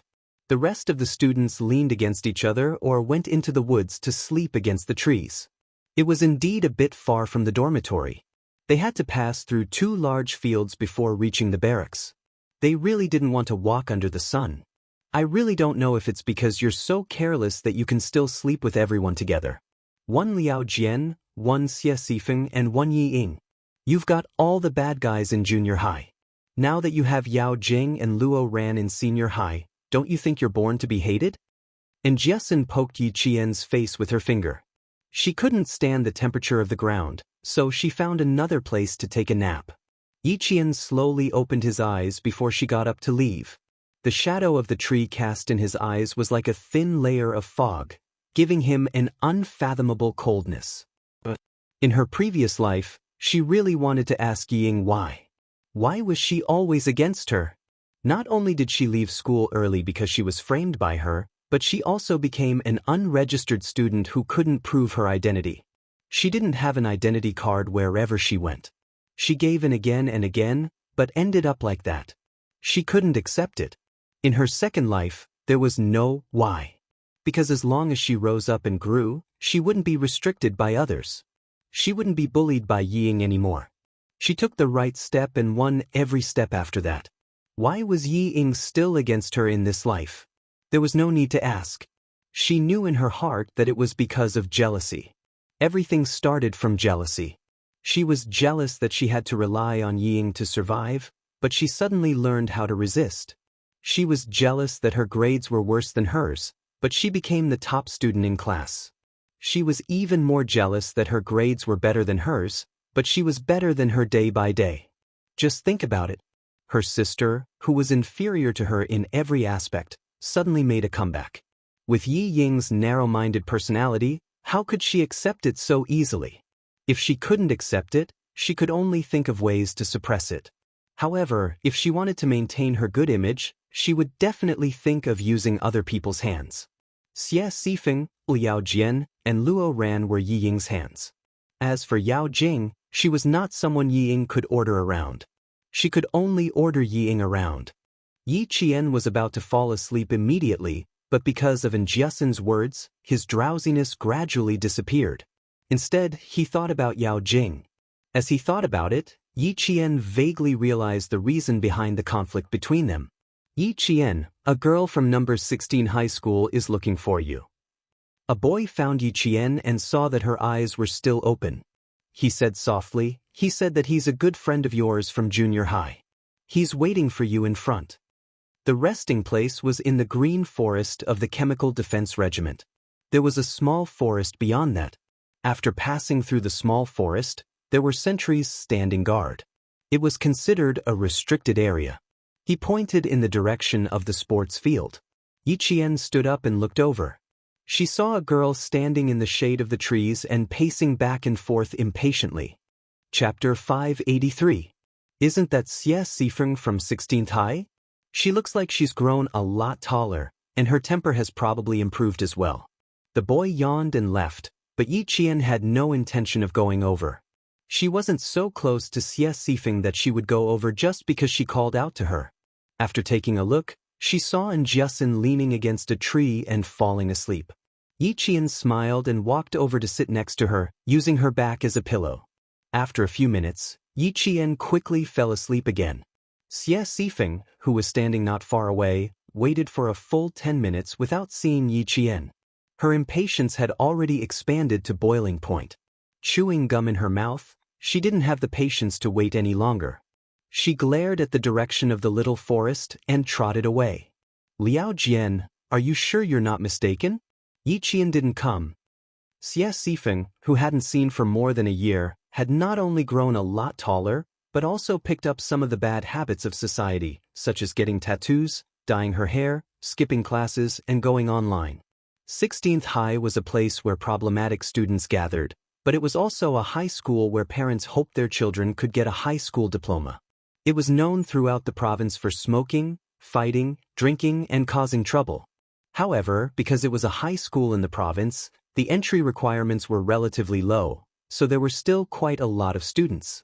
Xie Sifeng's grades were average, neither high nor low, and her parents ran a small business, so she could only be sent to 16th High. Liao Jian's situation was the same as hers. He didn't want to go to the city, and couldn't get into the good schools in the province, so he simply came to 16th High.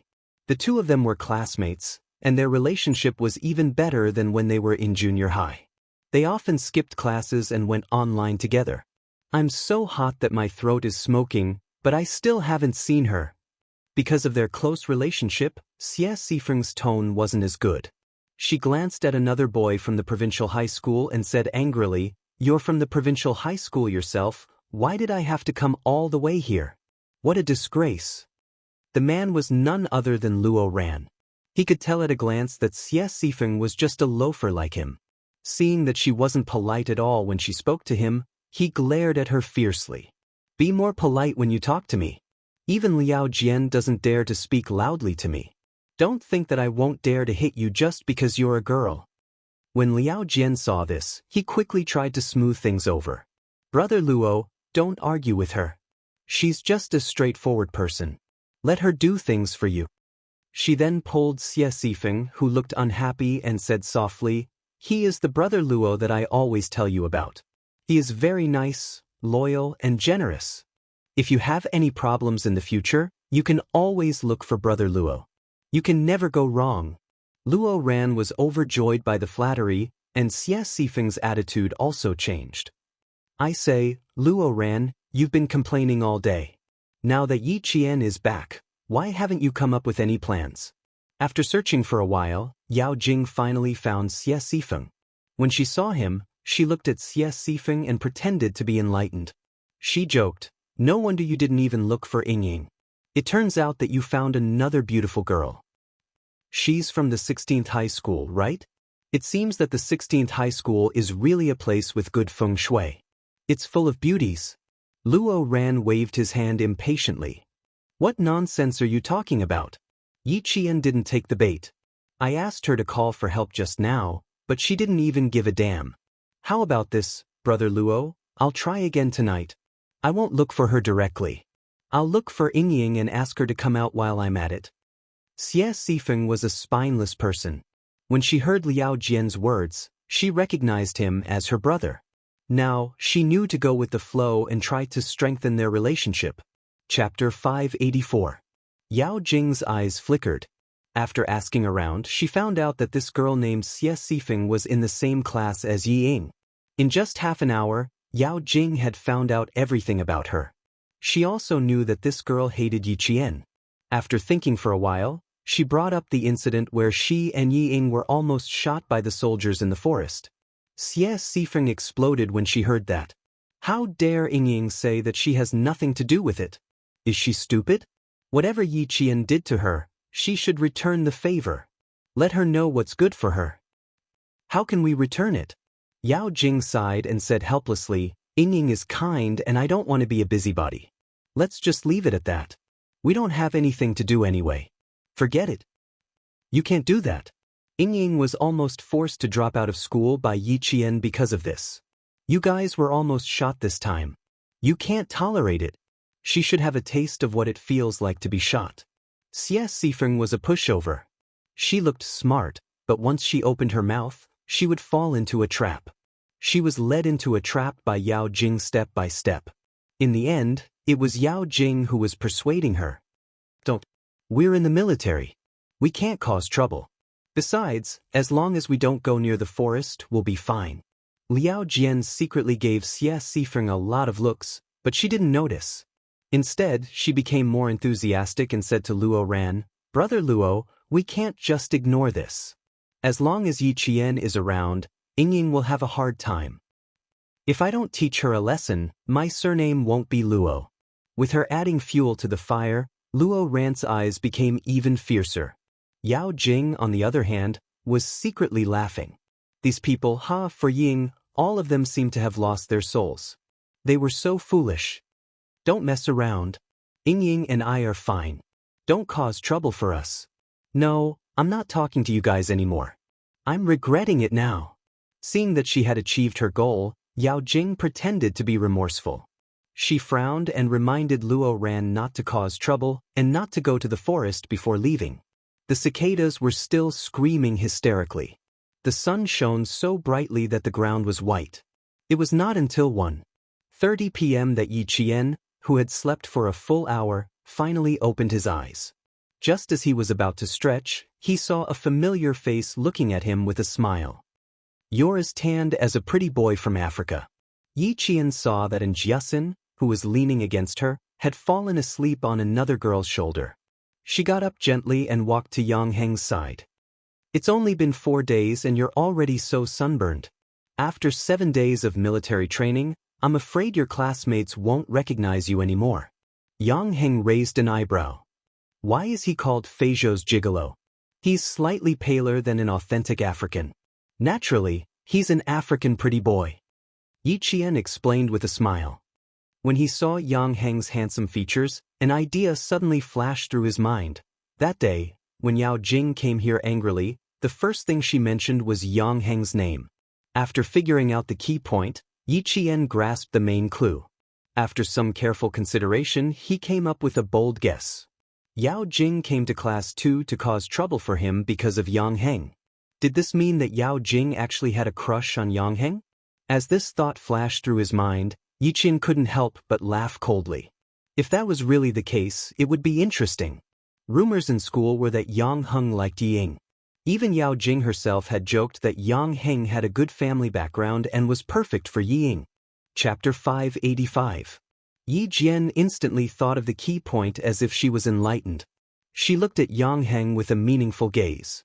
She didn't have much contact with Yang Heng, so she didn't know him well. However, in her previous life, she was forced by Ying to judge whether the person she was taking in was a good person or a bad person based on their facial expressions. Therefore, she had some understanding of Yang Heng, a 16-year-old boy who had everything written on his face. He was a bad boy, but not at the root, but at the rebellious stage. He had a bottom line and knew what he could and couldn't touch. Smoking, fighting, and surfing the internet. As long as he didn't cause any trouble, he could do whatever he wanted. Besides, his grades had always been in the top 5 of the grade, so that was enough for him to do whatever he wanted. In school, Yang Heng was a boy that the teachers didn't have to worry about. He was polite, motivated, and serious. As for what happened outside of school, sorry, but as his parents, they didn't manage him well. The teachers could manage him, but at home, his parents would. After listening to Yi Qian's laughable, African gigolo explanation, Yang Heng touched his face and laughed. Am I really that tanned? Looks like I have to learn from you girls and put on some sunscreen. It's too late for that. It was almost 2 o'clock, and the students started to wake up. Yi Qian pointed to an empty space in front of him. Do you have something to say to me? Let's talk over there. There are fewer people. There were too many people, and Yang Heng was a famous person in school, so Yi Qian thought it was better to avoid him. Yang Heng was indeed looking for Yi Qian, but it wasn't convenient for him to talk about it here. Yang Heng nodded and took the lead with his long legs. Since he was tall and had long legs, he had an advantage in walking. His 1 step was equivalent to Yi Qian's 2 steps. Yi Qian, who had lagged behind, was impressed by Yang Heng's attention to detail. He walked so fast because he wanted to avoid arousing suspicion. There were a few spray nozzles on the field that were used to spray plants. They were turned on so that the students who woke up could wash their faces and get rid of the heat. Yang Heng came over after washing his hair. There was a faint shampoo fragrance. His handsome eyes looked at Yi Qian, and the first thing he said was an apology. He was apologizing for the incident where Yao Jing had caused trouble for Yi Qian in the classroom. He was also apologizing for implicating Yi Qian. Yao Jing and I grew up in the same courtyard. Humans are shrewd from a young age, and the older they get, the more shrewd they become. However, we're good at putting up appearances and aren't stingy with money, so we have a lot of friends. It turned out that they had known each other since they were young. No wonder the two of them looked so casual when they were talking during the basketball match. Yi Qian was not in a hurry to speak. Instead, the corners of his mouth curled up. He looked calm and unruffled in the midst of chaos. With a slight smile, he waited for Yi Qian to continue. She has a lot of ideas and schemes. She seems to be righteous, but she knows how to protect herself. You see, her friends are always in groups of 3 to 5 wherever she goes, but there aren't many who are close to her. Yang Heng, who knew Yi Qian, did not intend to hide anything. Yao Jing was someone who could help the Public Security Bureau find a suspect in 4 hours. She was also someone who could draw the facial features and height ratio of the suspect to more than 90%. If you really wanted to be on good terms with such a meticulous girl, you had to be honest with her. Yang Heng thought about every word he said, and he did not say it out loud. He knew that Yao Jing and Yi Qian were at odds with each other, so he had been looking for an opportunity to say it to her. Chapter 586. His handsome features revealed a hint of seriousness, and even his voice deepened. Yi Ying and Yao Jing seem close, but based on my understanding of Yao Jing, it's not as simple as it seems. Saying that they're good friends doesn't seem right. Saying that they don't have a good relationship, Yi Ying is the closest classmate to Yao Jing other than Wang Dandan and Lemay. He was a boy who wasn't used to speaking ill of others. He was just analyzing what he knew to Yi Qian. He believed that with her intelligence, she would understand what he was trying to say.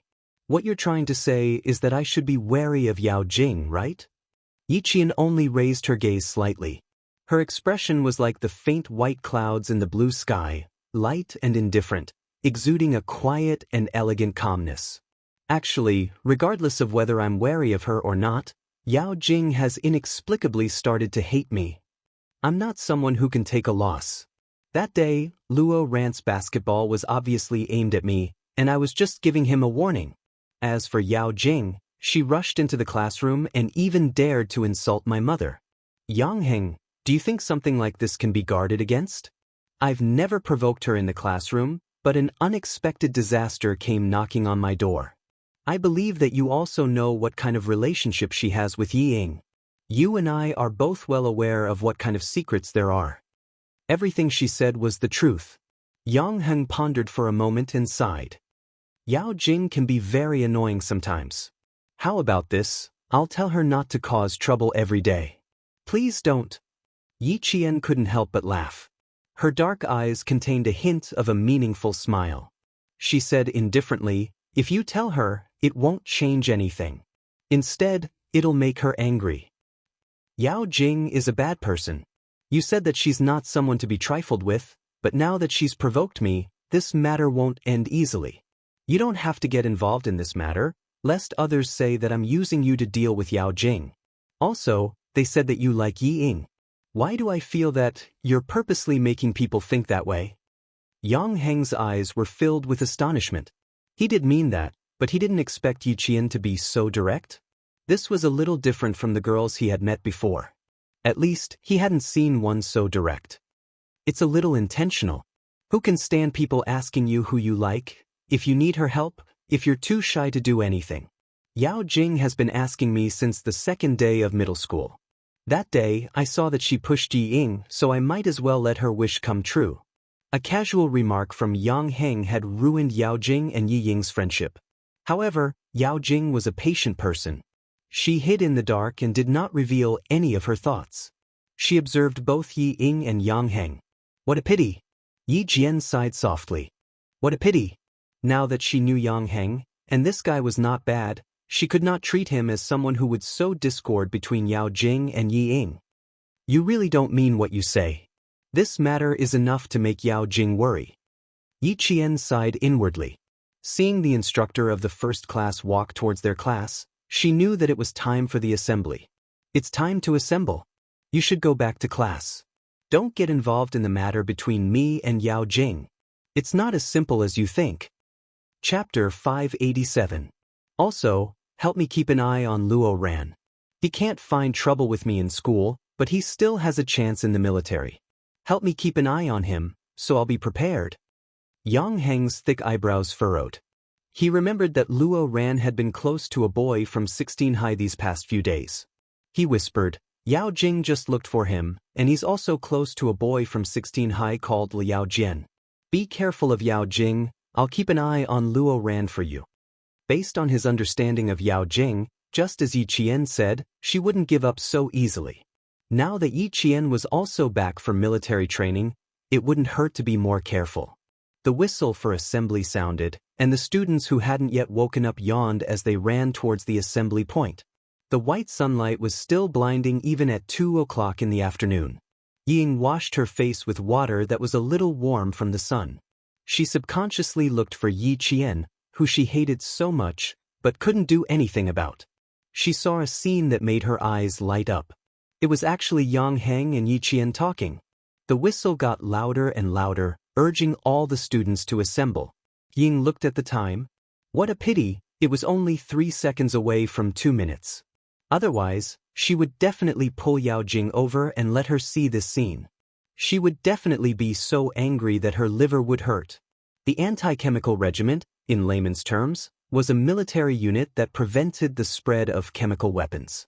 They were responsible for earthquake resistance, flood resistance, and wearing gas masks to prevent epidemics. On a deeper level, they were responsible for guiding the military to protect against nuclear, chemical, biological, and incendiary weapons. They were also responsible for coordinating with the infantry in battle. This type of military unit didn't appear often in the past, but now that they were an important force in the country's anti-terrorism unit, they were increasingly appearing in the public eye. Listening to the shocking shouts of the real soldiers in the field, Yi Qian's entire body was straight as a pencil under the instructor's instructions. He followed the students in the class from the basic movements in the posture of a soldier. After the assembly, Ying gave the instructor a bone-deep military salute and stood aside to watch the other students train. She's just pretending. The instructor knows that she has heart disease and asked her to take a rest in the shade. She said, I can hold on now. If I really can't hold on, I'll definitely take a rest. And Jiasun almost rolled her eyes. She couldn't stand Yi Ying's behavior anymore. Yi Qian was afraid that her eyes would hurt, so he said softly, That's enough. She won't bother you. Just don't pay attention to her. Also, she's close to Luo Ran now. Don't let her hate you too. If she hates me, then so be it. I can't wait for her to hate me a little, so that she won't only stare at you every day. See, I'm looking at you again. If you keep talking, you'll be the first girl to be punished by the instructor in the afternoon training. Yi Qian noticed the instructor's sharp glare and reminded him, don't do the same thing more than 3 times. If you say another word, you'll definitely be dragged out. Knowing the consequences of being punished, and Jiasin immediately shut up. Yi Ying originally wanted to stand for more than 10 minutes and pretend that she couldn't hold on any longer. But when she saw Yi Qian here, she began to think of a way to embarrass Yi Qian. From the moment she stood at attention and relaxed, her gaze never left him. Chapter 588. As the last student to participate in the military training, the instructor naturally paid more attention. Especially when the girl reported to him, she stood at attention and saluted. That standard was even more exemplary than that of a veteran soldier. She exuded a piercingly cold military might that made one's heart tremble. Now that he paid more attention, he could see how solid the girl's basic skills were. Yi Qian, step forward. 20 minutes into the drill, the instructor gave the order to take a break, then called out Yi Qian's name. Come, stand in front and demonstrate. She stepped forward. The first one who couldn't hold back was Yi Ying. She stood at the back, looking as if she would collapse from heatstroke at any moment. She said softly, Instructor, I saw that her posture when she took a break just now wasn't right. She didn't look as good as the other students. We still have a drill performance. It's a competition of ranking and points. If one person doesn't do it well, the whole class will be dragged down. She spoke slowly and softly. It sounded as if she was really thinking for the class. Some of the students in the class also supported Yi Ying's words. After all, this military training would be recorded in the files. There were only benefits and no disadvantages. Everyone wanted to get a good ranking so that the instructor could write a few beautiful words on the file. Hearing this, some students nodded in agreement. Seeing that some students nodded, Ying wasn't surprised at all. On the contrary, since she said it, she was sure that someone would stand up for her. She said, We only have 2.5 days. It's not certain if we can train well. Tomorrow is the field training for the 5 classes. It's still a question whether she can keep up. After saying so much, she just wanted the instructor to train Yi Qian harshly and make her suffer under the sun. Why don't you, Yi Qian, don't participate? Anyway, you didn't come for the first 4 days. The teacher won't blame you. The instructor won't scold you either. Don't drag the class down. The one who spoke was a girl. Usually, she didn't talk much with Yi Qian, but she was a girl who was very strong in her studies. Yeah, why don't you, Yi Qian, don't participate? It's a thankless task. Don't do it. It's not that big of a problem. Yi Qian can choose not to come, but since she's here, it means that she's a member of our group. Why should we not allow her to participate? Yi Qian has only just arrived. He'll definitely drag us down. You guys are stupid. No matter when you come, you'll always be a hindrance. This morning, you've practiced the midair rotation technique for God knows how many times, and now you've learned it? Can you not act like a big shot here? Yi Qian is Yi Qian. What makes you think she can't do it? We are the first batch of military trainees in the whole province. The requirement is to have a standard. What if Yi Qian doesn't make it? What if I can't keep up? There's no what if. Since Yi Qian dared to come, it means that she will definitely succeed. She was not one to put on a brave front. If he came, he would succeed. I'm definitely not inferior to you guys. In an instant, the students were divided into 3 groups. One group opposed, one supported, and one watched from the sidelines. Jiasin wanted to step forward and say a few more words, but she tactfully glanced at Yi Qian, who had been pushed into the limelight by Yi Ying. Seeing her gently shake her head, Jiasin shut her mouth tightly. Seeing that the voices of Class 1 were getting louder and louder, they were particularly eye-catching on the field. Many classes turned their gazes over. Because the students' voices were too loud, each and every one of them was filled with the smell of gunpowder. The instructor immediately blew a sharp whistle to warn them when he realized that his loud voice was not enough to deter them. Chapter 589. The sharp whistle made the instructors of the other classes immediately stop their training and rush over to support their comrades in order to control the students who had suddenly become agitated. The political instructor also rushed over. These students were all important targets to be taken care of. During military training, it was fine if they fainted from heatstroke or suffered some minor injuries, but if they started fighting right under the eyes of the instructors, the situation would become serious. Yi Qian didn't expect that Yi Ying's few words would cause such a scene. Yi Ying was also quite surprised that a few words had such a big effect. Her original intention was to let the instructors teach Yi Qian a lesson and embarrass him in front of the class. Who knew that it would cause a group argument in the class? Look, some of the boys were even about to fight. Yi Ying's eyes flickered and she walked over obediently. Do you see Yi Qian? I said before that you want to fight with me. Do you think you're worthy? Amidst the quarrel that grew louder and louder, she laughed softly. What do you think? Do you like this kind of welcome ceremony? You definitely won't like it, but I like it. How pitiful. You'll definitely be the one who gets scolded the most when they start scolding you. Do you think you'll be accepted by the students just because you're back? Yi Ying's smile became even more smug. The arrogance between her brows was just like in her previous life. On the first day of military training, the principal and provincial leaders emphasized that the results of this military training are very important.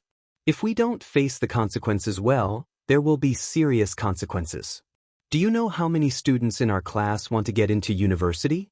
Do you know how many students are worried that if something goes wrong during this military training, it will affect their college entrance exams? Do you know? Ignoring her made her even more arrogant. Yi Qian tilted his head and lowered his gaze slightly. He looked at Yi Ying, who was half a head shorter than him, and looked down at her with a condescending gaze. She raised her eyebrows slightly.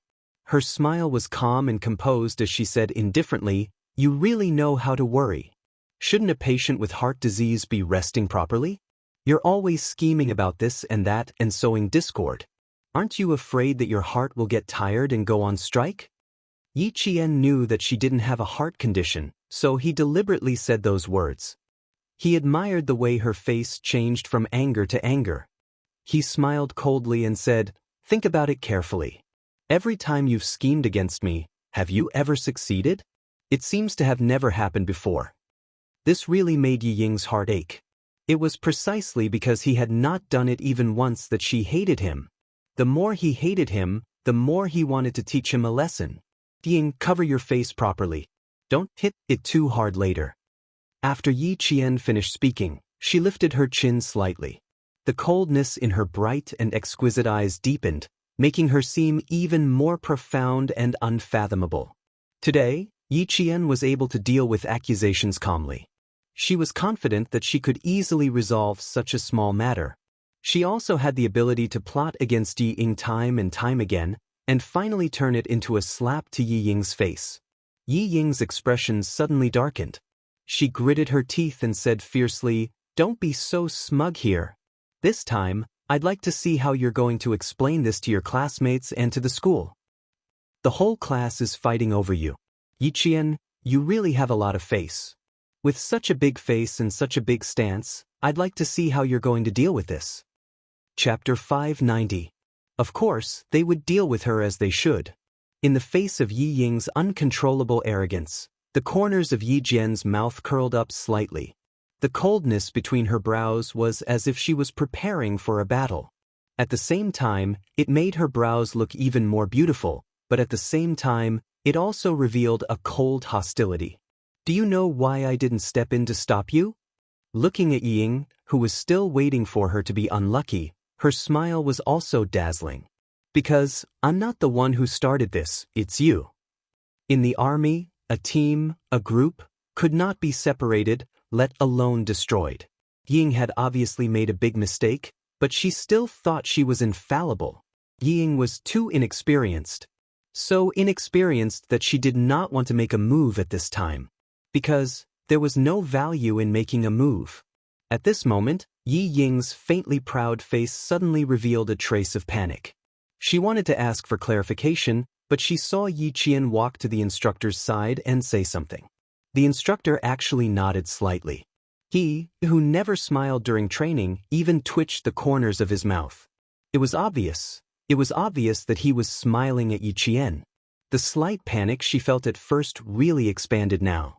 Not only did she panic, but she also had a faint bad premonition.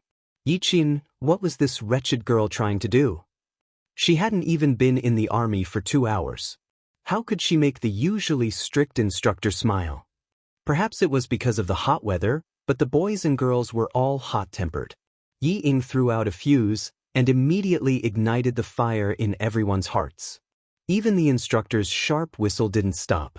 Although the students from the other classes were ordered to rest on the spot by their instructors, some busybodies still came over to watch the commotion.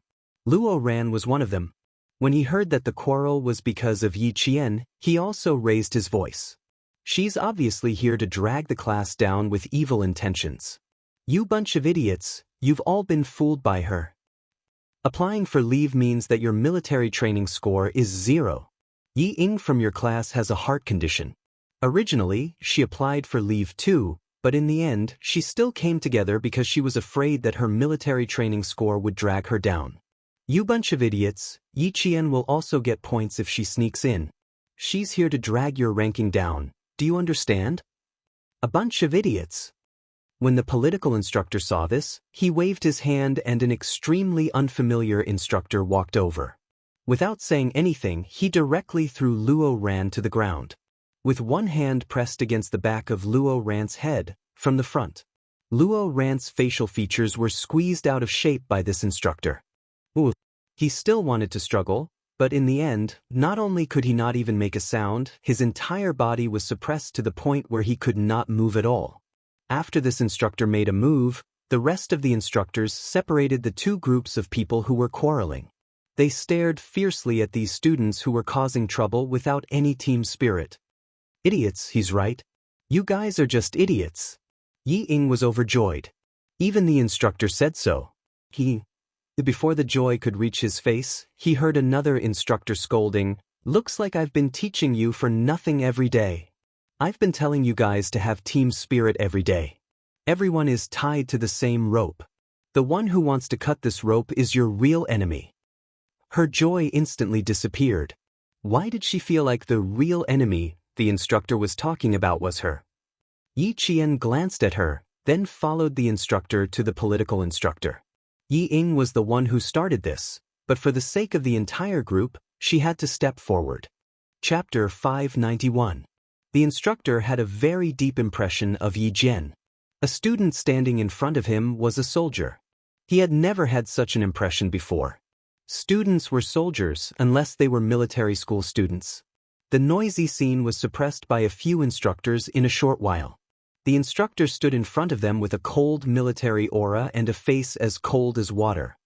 His sharp eyes swept across the faces of all the students. All the noise gradually stopped, and finally, there was complete silence. You said that the last student would drag the class down, right? I wonder who said that first? The first person to speak, please step forward. After suppressing the scene, the instructor spoke. His gaze was calm, but not a single student dared to look him in the eye. He silently used his military aura to intimidate all the students. At the same time, Ying, who was standing at the side, trembled. She didn't step forward because she didn't dare to. But why didn't things go according to her plan every time? Why did all kinds of situations happen?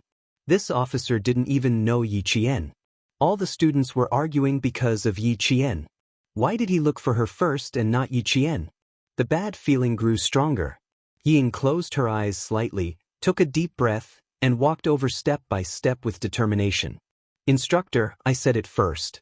Because Yi Qian just enlisted today, I couldn't help but take a few more glances while I was resting next to him. One thing about Yi Ying that was quite admirable was that she would take the initiative to admit her mistakes. Once she realized that something was wrong, she would immediately step forward to admit her mistake instead of denying it and trying to play smart to avoid it. Yi Qian also admired her for this. After all, not everyone had the courage to take the initiative to admit their mistakes. The instructor didn't lose his temper immediately.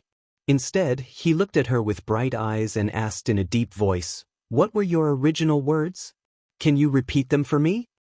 They were all students, not real soldiers under his command. He couldn't beat them or scold them. He could only educate them. No matter how he educated them, he had to look at the source of the chaos. I didn't say anything else. The instructor asked Yi Qian to step forward. I only said that I noticed that her at ease posture wasn't right. It wasn't as good as the other students. He also mentioned that we have an exercise performance and that we have to compete for rankings and scores. If one person can't do it well, the whole class will be dragged down.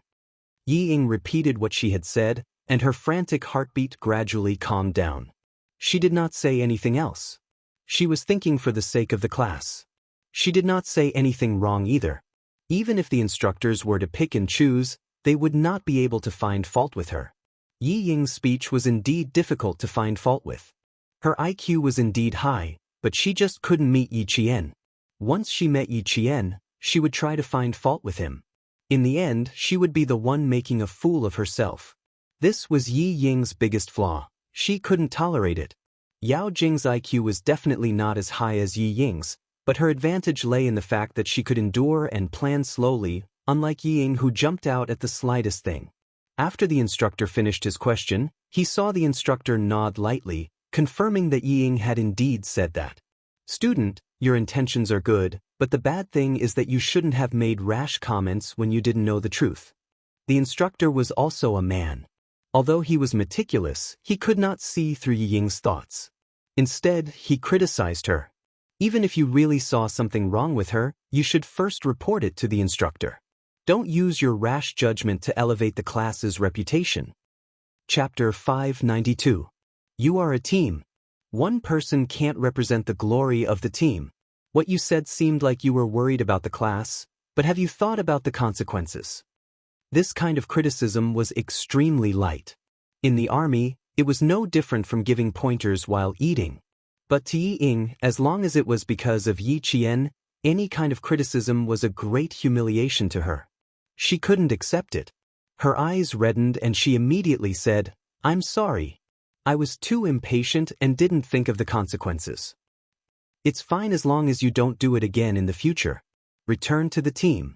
The instructor saw that she had a good attitude and took the initiative to stand up for her, so he didn't have a bad impression of Yi Ying. He knew that there was a student with a heart disease in class 1. After returning to the team, Yi Ying lowered her head and wiped her tears. She bit her lower lip and held her head high with a pale face. She would not admit defeat. She would never admit defeat to Yi Qian, that wretched girl. Endure, she had to endure. Yi Qian wasn't surprised by her behavior. A smart person would immediately find something to their advantage after realizing that they were wrong. Yi Ying had always been good at this kind of thing. The current Yi Ying wasn't worthy of her help, but what about the future Yi Ying? She was really looking forward to it. The instructor gestured for Yi Qian to stand beside him and blew a whistle at all the students in class 1. He shouted with a cold voice, "Everyone! Listen to my command, line up to the right." Under the covetous gazes of the 4 instructors, including Luo Ran, who was still being pressed to the ground by an instructor and couldn't move at all, the students who almost started a fight settled down one by one. They lined up to the right and lined up to the front. Although it wasn't really a straight line, they still stood in a good line. I can understand your feelings of wanting to be ranked. Everyone wants to be ranked, even your instructors. However, you're splitting yourself apart for the sake of a ranking. You're clearly giving up on yourself. You said that the students who came last would drag you down. Come, instructor, call those male and female students who had the most objections over here. I'll review their results. What do you think? The female student who first voiced her opinion, come up as well. Since you can see the mistake in that ease, posture, you must have done a good job yourself. Come up together. In the army, what mattered was real ability. If you were capable, you could be arrogant. If you were not capable and still had the loudest voice, then you had better be obedient. Before you entered the army, it didn't matter what kind of army you were in. Once you entered the army, the first thing that mattered was obedience. If you don't have the ability and you still refuse to obey, I'll first train your skin, flesh, tendons, and bones until you become obedient. If the students couldn't train too hard, then let them open their eyes and see who would be the one dragging the class down. 6 boys and 4 girls, a total of 10 people stood up. Ying stood against the scorching sun. Compared to the other 3 girls who were already terrified, her body was very straight. Although she didn't practice with the rest of the class every day, she still participated in the morning exercises. Compared to the wretched girl who only practiced for less than half an hour, she didn't believe that she couldn't win. With confidence, she naturally straightened her back. She even reminded the girl beside her whose shoulders were curled up, "I'm not afraid, so what are you afraid of? She didn't even practice for a day, but you practiced for 4.5 days." Chapter 593. The girl didn't answer. She wasn't afraid that she wouldn't be able to walk well. She was afraid that she had only said a few words, but the instructor had heard everything and even called her out. What if the word disunity was added to her file? What should she do? It's over. If you were the one who did this, Yi Qian would have to bear the consequences. Wang Dandan, who had a good relationship with Yao Jing, said softly. Her eyes flashed with a look of disappointment. Yi Ying is still too inexperienced. She's obviously smart, but why can't she grasp the opportunity? This was the sophomore class 8. They were divided into classes 1, 2, 3, and 2. Class 6 happened to train at the same time as Class 1, so Class 6 was the clearest about what happened in Class 1. Initially, Yao Jing was quite interested. Yi Ying's little tricks were indeed hard to guard against. This time, her little trick was brilliant. In an instant, she had turned Yi Qian into a target of public criticism. But when she saw her moving closer to Yi Qian, Yao Jing knew that her trick had gone wrong. If it were her, she would definitely be the one to mediate when the students started quarreling. She would talk as she mediated and make the whole thing worse. She would even incite the students who were watching from the sidelines to join the camp for Yi Qian to withdraw from the military training. Then she would make the boys fight. Even if Yi Qian had a backer in the army, she would never be able to participate in the military training. Because of her, the whole class was at odds with each other. No matter how capable such a person was, the instructor wouldn't take a second look at her. Nothing had happened during the 4 days of training. If she caused trouble as soon as she arrived, she would become unreasonable no matter how reasonable she was. Yi Ying can't stand it. She shrinks her neck at the slightest sign of trouble. It's okay to let her come up with ideas, but don't count on the people beside her. Yao Jing watched Yi Ying walk out, then watched her and the boys stand at attention, and salute. She snorted lightly and said, "What a pity. She has a good life and a good brain, but she wasn't nurtured from a young age. She's scheming and capable, but she's still lacking a little bit of maturity." Yao Jing's parents were government officials. Her grandfather and maternal grandfather's family were both involved in politics. From a young age, her knowledge and methods were much better than Yi Ying's, who was held back by Sun Dongqing. If Yi Ying had such a family instead of being raised by Sun Dongqing, she would definitely be much more capable than Yao Jing. If she was really powerful, would you still be with her? Wang Dandan smiled. Even though her parents were not officials, her family was even more well-off than Yao Jing's. Her princess-like heirs were no less than Yao Jing's. Seeing how Yi Ying walked so elegantly despite not having much training, Wang Dandan couldn't help but sigh. It's not unreasonable for Yang Heng to like her. She does have some capabilities. I'm not saying that she can't do it. She's just a little worse than the 3 of us. However, Yang Heng has always liked smart girls with good grades. Yi Ying is just right for him. However, what she did not expect was that Yi Qian and Yang Heng were completely unrelated. They did not even know each other. Why would Yang Heng beat Luo Ran up for her? She only knows how to fan the flames, but she doesn't know how to add fuel to the fire. If Yi Ying wants to bite down on Yi Qian, she will only injure her teeth. Wang Dandan was also a smart girl. Otherwise, she wouldn't have been able to hang out with Yao Jing. From the corner of her eye, she saw the instructor in the class walk over. She secretly pulled Yao Jing, who was deep in thought, and said, "The instructor is here." Chapter 594. The ruckus in Class 1 had stopped. The instructors of each class had returned to their own classes to continue the military training in the afternoon. As usual, the main content of the lesson was to execute the formation command. After the whistle sounded, They took a break and stood at attention rhythmically. Sweat had already soaked through their hats, collars, and backs. Even their waists where their belts were tied were drenched in sweat. The students of Class 1 had completed the process of standing at attention, taking a break, saluting, walking in unison, marching, and running. When the instructor called for them to take a break, the 10 of them, whose faces were flushed from the sun, let out a long sigh of relief. Fortunately, they kept up and didn't make any mistakes. Although there are big and small steps, it's not bad to be able to maintain the same pace. Walking in unison and marching in unison is a bit off from the formation. You still need more training. The instructor nodded slightly. He was satisfied with the results of the 10 students. As students, you're not bad. You can keep up with the formation. However, as a soldier, you're still too far behind. Yi Ying's tense expression relaxed a little after hearing that.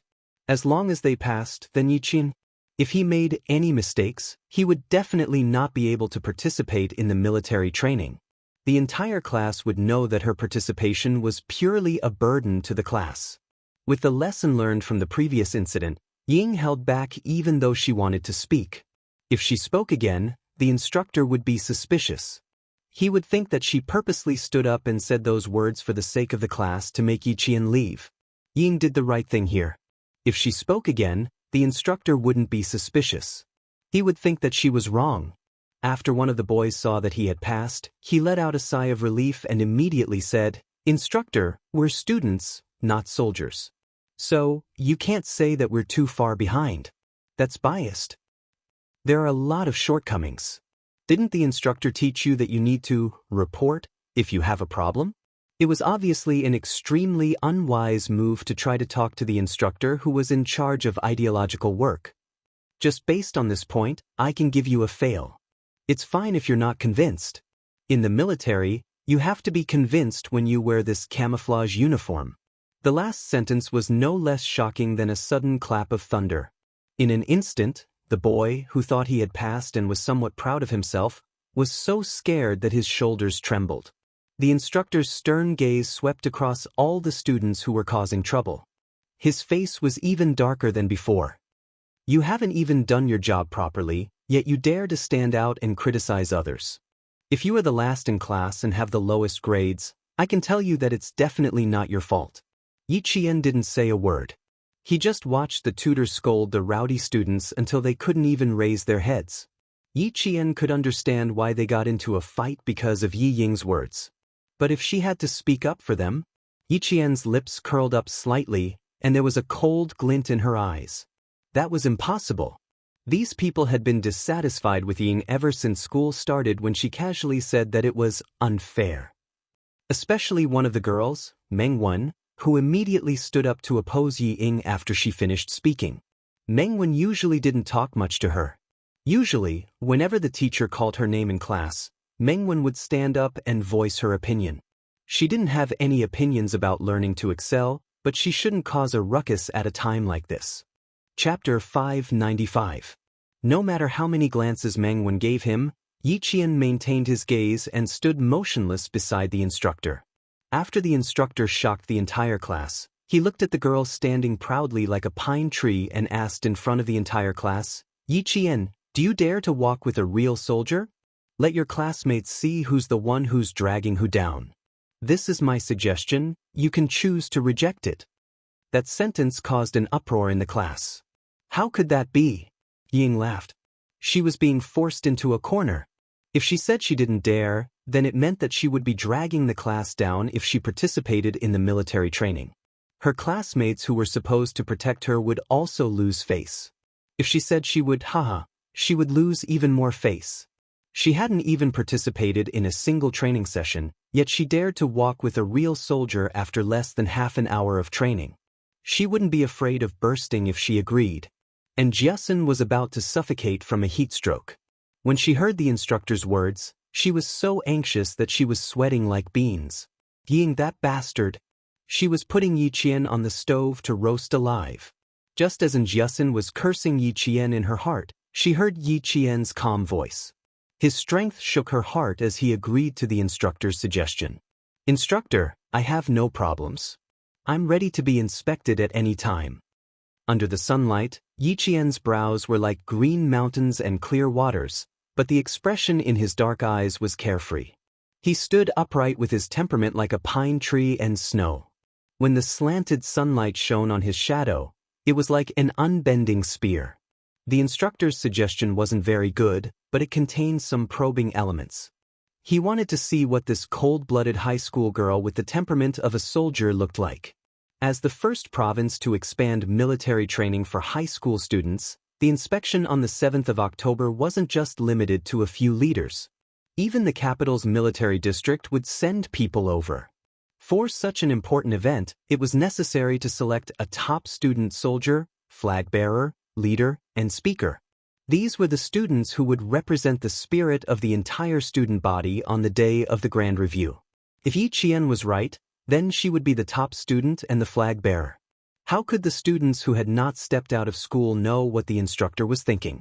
When they heard Yi Qian agree in a voice that made their hearts tremble, they all looked at Yi Qian with different intentions. Exclamations, suspicions, worries, disapproval. All sorts of gazes fell upon him. Ultimately, all of them could be summed up into one meaning. Is Yi Qian crazy?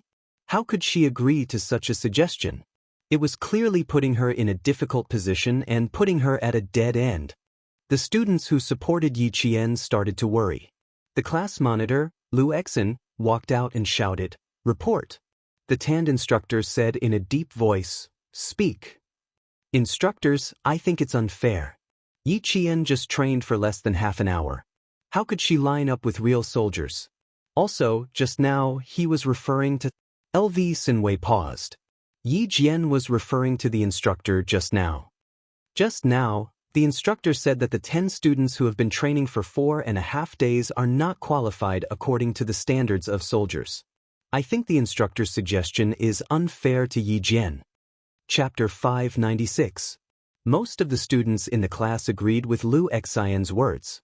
He wanted to speak up for Yi Qian, but he saw the instructor's stern expression disappear. He smiled and asked Yi Qian, "What do you think? Do you want to continue?" Instructors all had the heart of a fox and were good at playing cards. Yi Qian looked at him as if he was looking at political commissar Yen. When he heard this, he took 2 steps forward and stood in front of the class. He smiled brightly and said, "The sun is too bright. Everyone is angry because of me again. Let's all take a break. For the sake of unity in the class, for the sake of not dragging the class down during the big review, and for the sake of all the students being able to train without worrying about me affecting the class ranking, why don't we all sit down and watch the instructor's heroic bearing?" As soon as she opened her mouth, there was a round of applause. It was enough to show how popular Yi Qian was in the class. The students who had opinions about Yi Qian could not deny that she had always been the most tolerant girl in the class. No matter who had a problem with a topic, she would always look for her. Even if she had something on hand, she would put it down and help explain it to the other students. This kind of help was a silent help. At a critical moment, it could be seen that out of the 50 to 60 students, only 10 stood out to express their opinions. The instructor couldn't help but smile when he saw this. He said to Yi Qian, "Okay, we'll listen to your arrangements this time." After he finished speaking, he said to the instructor, who had a stern expression the entire time, "Go and gather the instructors of Class 2 and Class 3. The students of each class will rest for 15 minutes. The instructor saluted, clenched his fists, and jogged away with his hands close to his waist. 2 minutes later, the 8 instructors of Class 2 and the 7 instructors of Class 3 were all present. They lined up neatly and stood in front of the students of Class 1. Yi Qian was ordered to return to the group by the instructor. His movements were swift and nimble as he returned to the group of 15 instructors. When it was 16, Yi Qian's voice was like the rising sun. It was full of vigor as he called out his own number, 16. Before it even started, a simple voice announced the impressive military might. That was a direct hit to the hearts of the students. It had the power to shake a tree. All the students in the class suddenly widened their eyes and Ying clenched her fists. When the instructor heard this voice, he knew there was hope. He shouted, "Attention!" Whoosh, whoosh, whoosh, whoosh. The uniform sound was like the wind coming from the camouflage uniforms. The indomitable soldiers used their military poise instantly shocked the students in the class. On the other hand, Yi Qian's legs were pressed together and his feet were accurately separated by about 60 degrees. His upper body was straight, his stomach was tucked in, his chest was puffed out, and his shoulders were spread out. The 5 fingers of his naturally hanging hands were gently clasped together. His thumb was pressed against the second joint of his index finger. His head was straight, his neck was straight, and his chin was slightly tucked in. His eyes were like sharp swords unsheathed from their scabbards as he stared straight ahead. Her eyes, like all the other instructors, were looking straight ahead in the direction of the students of Class 1. The ones closest to her were Yi Ying, Meng Wen, and the other 10 students. In that instant, they felt Yi Qian's gaze burst out with a cold light, which turned into a cold substance and directly brushed past their faces. Cold, dark, sharp. It was just a gaze, but it made their necks shrink in an instant. It was as if they shrunk back a little later, that solid gaze would fall down their necks and make their heads fall to the ground. This feeling made them tremble in fear. It made them extremely frightened, and it made them lose their aura even before it started. Chapter 597. Even the instructor was shocked by Yi Qian's murderous gaze, not to mention the students of Class 1. The moment he saw Yi Qian's unsheathed gaze, the instructor realized that this girl was a soldier who had killed on the front lines and whose hands were stained with blood. Only a soldier whose hands were stained with blood would have such a sharp gaze that was a mixture of justice and killing intent. Shocked, he gave the order to be at ease again. Yi Qian's movements were perfectly synchronized with the instructor's without the slightest bit of incongruity. The 2 simple instructions made the students of Class 1 suck in a breath of cold air. The students of the other classes were also addicted to watching. They didn't even realize that the slender figure mixed in with the instructors was just like them, a high school girl. Yi Ying's hands were clenched so tightly that her palms turned white. How is this possible?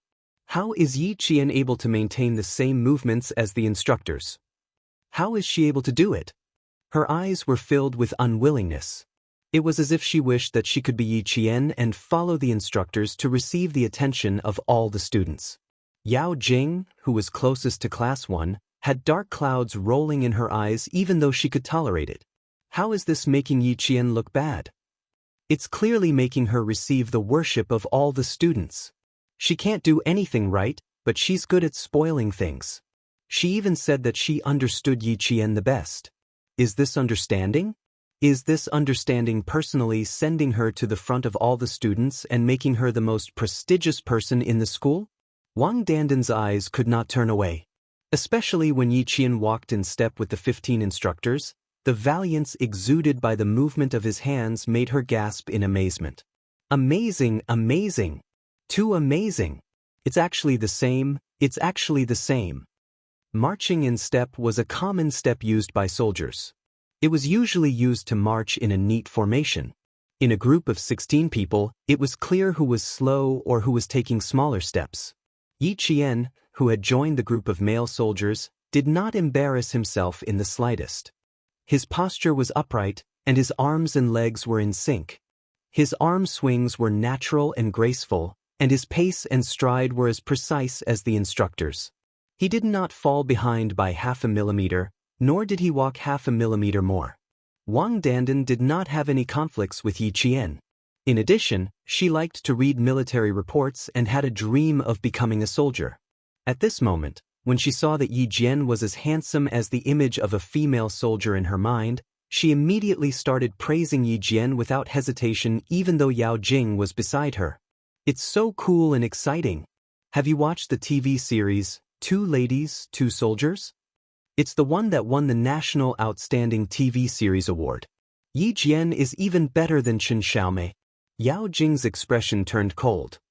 Dandan, if you still treat me as a good friend, stop praising Yi Qian. Let me tell you I hate her. She's the one who made me unable to raise my head in school for the past few days. Yao Jing said through gritted teeth. The coldness in her voice made Wang Dandan narrow her eyes. Yao Jing hated Yi Qian, but that didn't mean that she hated Yi Qian. What's more, Yi Qian had become her idol in her heart. I won't say it. Wang Dandan smiled and blinked. Although she didn't say anything, her eyes were extremely bright as she stared at Yi Qian. She sighed inwardly. If only I could be like Yi Qian when I become a soldier in the future. Chapter 598. Wang Dandan was not the only one who thought so. Most of the girls and boys thought so as well. After setting up his position, Yi Qian gave the command to attention. His left leg moved forward by about 50 centimeters, the tip of his foot pointed out by about 30 degrees. His two legs were straight, and his right leg took a shortcut to his left leg. Just looking at his back made everyone applaud. Yi Qian, you're amazing. Holy shit. Yi Qian, you're my idol. My idol? How can you be so amazing? Yi Qian, be my girlfriend. I need a girlfriend like you who can make me feel proud. Handsome. You're so handsome that no one has ever been before. Yi Qian, how can you be so handsome? Applause rang out, but Yi Qian remained calm. Her heart was as still as water, without any ripples. Before the instructor gave the command, she maintained the posture of a pine tree and did not move at all. She did not even blink and looked straight ahead with determination and fearlessness. At this moment, what you saw was a soldier, a qualified soldier who had returned from a bloodbath. What you saw was a soldier who had earned everything she had through her own efforts. She used her unwavering steps to create her own wonderful soldier. She was a female Special Forces soldier who stood out like the sun rising from the east. The instructor was used to seeing the soldiers in formation, but when he saw Yi Qian's posture, although his expression was calm, his eyes burned with passion. This was definitely a girl with a story. She was definitely a female soldier who could be brought to the battlefield as soon as she was born. She had military might, a murderous aura, and a murderous aura. Marching. It was time to test one's basic skills. The applause also stopped at the instructor's command. All the students held their breaths as they stared at the instructors, and also at Yi Qian. Marching in a straight line was the best way to display the bravery of a mighty army. That was the military might of an army that had been forged into iron. It was a sharp blade that had the bravery of an army. Yi Qian's aura changed again. It was no longer reserved but completely released. His brows were filled with killing intent, and his resolute gaze was as cold as autumn water. It shocked the students so much that they held their breaths, not daring to let out a breath. Under the sunlight, her upper body was straight and slightly leaning forward. Her fingers were gently clenched together, and when she swung her arm forward, her elbow was bent, and her forearm was slightly horizontal. This movement seemed simple, but it was actually practiced hard. The bottom of her wrist was about 10 centimeters above the bottom button of her shirt, and about 10 centimeters above her body. With a raise of her hand, Yi Qian immediately calculated these numbers accurately. Her left leg kicked out about 75 centimeters in front of her. Her long and slender legs were stretched perfectly straight, and the tip of her foot naturally pressed down. She was about 20 centimeters above the ground, and when her entire foot landed on the ground, a sound was heard. When she and the instructors raised their feet again, there was actually a cloud of dust. There was no applause in the audience, only absolute silence. All the students were stunned. They saw Yi Qian's marching in a straight line that surpassed the military might of the instructors. He walked at a height that they could only look up to, and he walked with an aura that made them feel ashamed of their inferiority. It was too standard, too perfect. It was even more perfect than a textbook, and even more impressive than the movements of the instructors. Suddenly, there was applause, followed by a wave of thunderous applause. All the students who were resting on the ground stood up and applauded and cheered for that valiant and heroic posture. Chapter 599. Did you notice? Her camouflage uniform is the same color as the instructors' camouflage uniforms. She looks like a soldier and doesn't look like a student at all. I'm completely in awe of her now. Oh my God! Didn't Class 1 cause a ruckus just now because Yi Qian only arrived today and would drag down their class ranking and scores? What a huge irony. Look at how well he's doing. So standard. She's actually a female soldier, not a student. She's amazing. So neat. If I didn't know that the last one was a student, I would have thought that she was an instructor too. TSK. She said that she only arrived at noon. How long has she been learning? She doesn't look like she just learned. While the sophomores and juniors were discussing, the sophomores from class 1 would have run over and carried Yi Qian if they didn't remember the rules. Yi Ying's face was as white as snow. She hadn't been exposed to the sun. Now that the color had faded, her face was paler than any other student's. Even her lips were pale. She looked like she was suffering from a heat stroke. How could this be? How could this be? She really didn't expect that she wouldn't be included in her calculations. Instead, she was in the limelight. The thunderous applause was all for her. All the praises were also for her. The students who were doubting Ying just now all lowered their heads. They were so embarrassed that even their necks turned red. No, impossible. How could this be? She really couldn't believe that what she saw was the truth. She couldn't accept the fact that she was humiliated even more. Her face turned from white to green, and her originally pretty facial features instantly became distorted like an evil witch.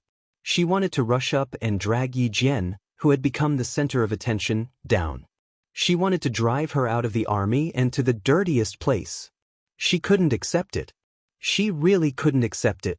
Why did Yi Qian, that wretched girl, win in the end? She couldn't accept it. She really couldn't accept it. He bit his lower lip so hard that he could taste the rusty taste of blood in his mouth, but he didn't let go. He locked his gaze on the figure of the standing still while running. He saw the handsome figure that was not inferior to the instructors. He saw her under the sun, exuding a temperament that made him more and more nervous.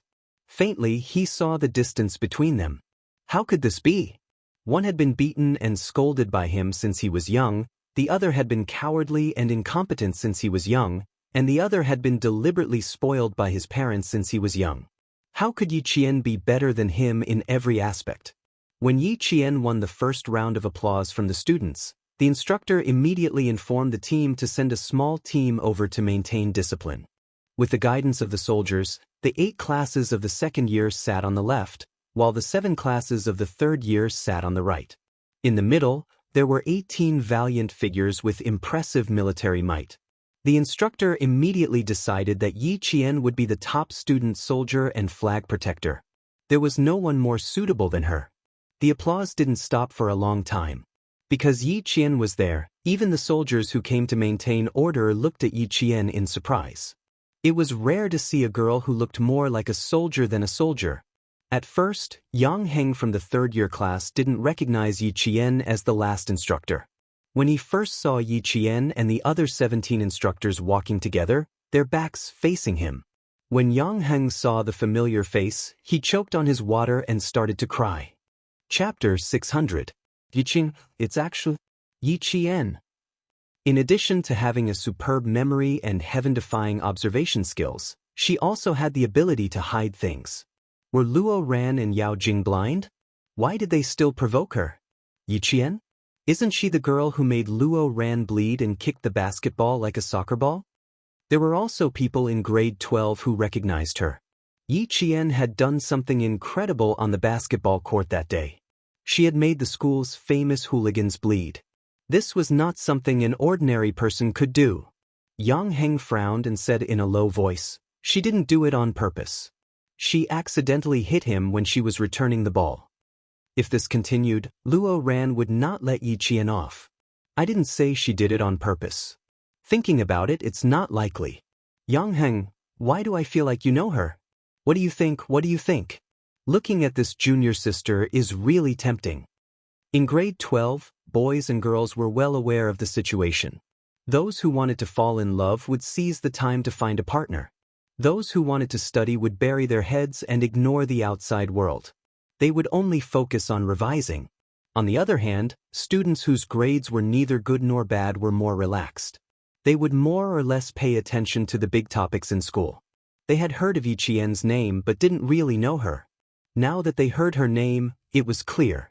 So she was Yi Qian. Yang Heng had always been impatient with these topics. He glanced at the boy in his class and saw the pockmarked acne on his face. He laughed and said, "What's wrong? Are you feeling amorous?" Do you see Qian's skin? It's reflecting the sun's rays. It's as white and tender as an egg. You should be more virtuous. Don't go near her. Mites are also contagious. There was a hint of a smile in his voice, and all the boys around him heard it clearly. Even the soldiers who were maintaining order couldn't help but laugh. These words were not false. Other people looked dirty when they sweated, but Yi Qian's skin was white.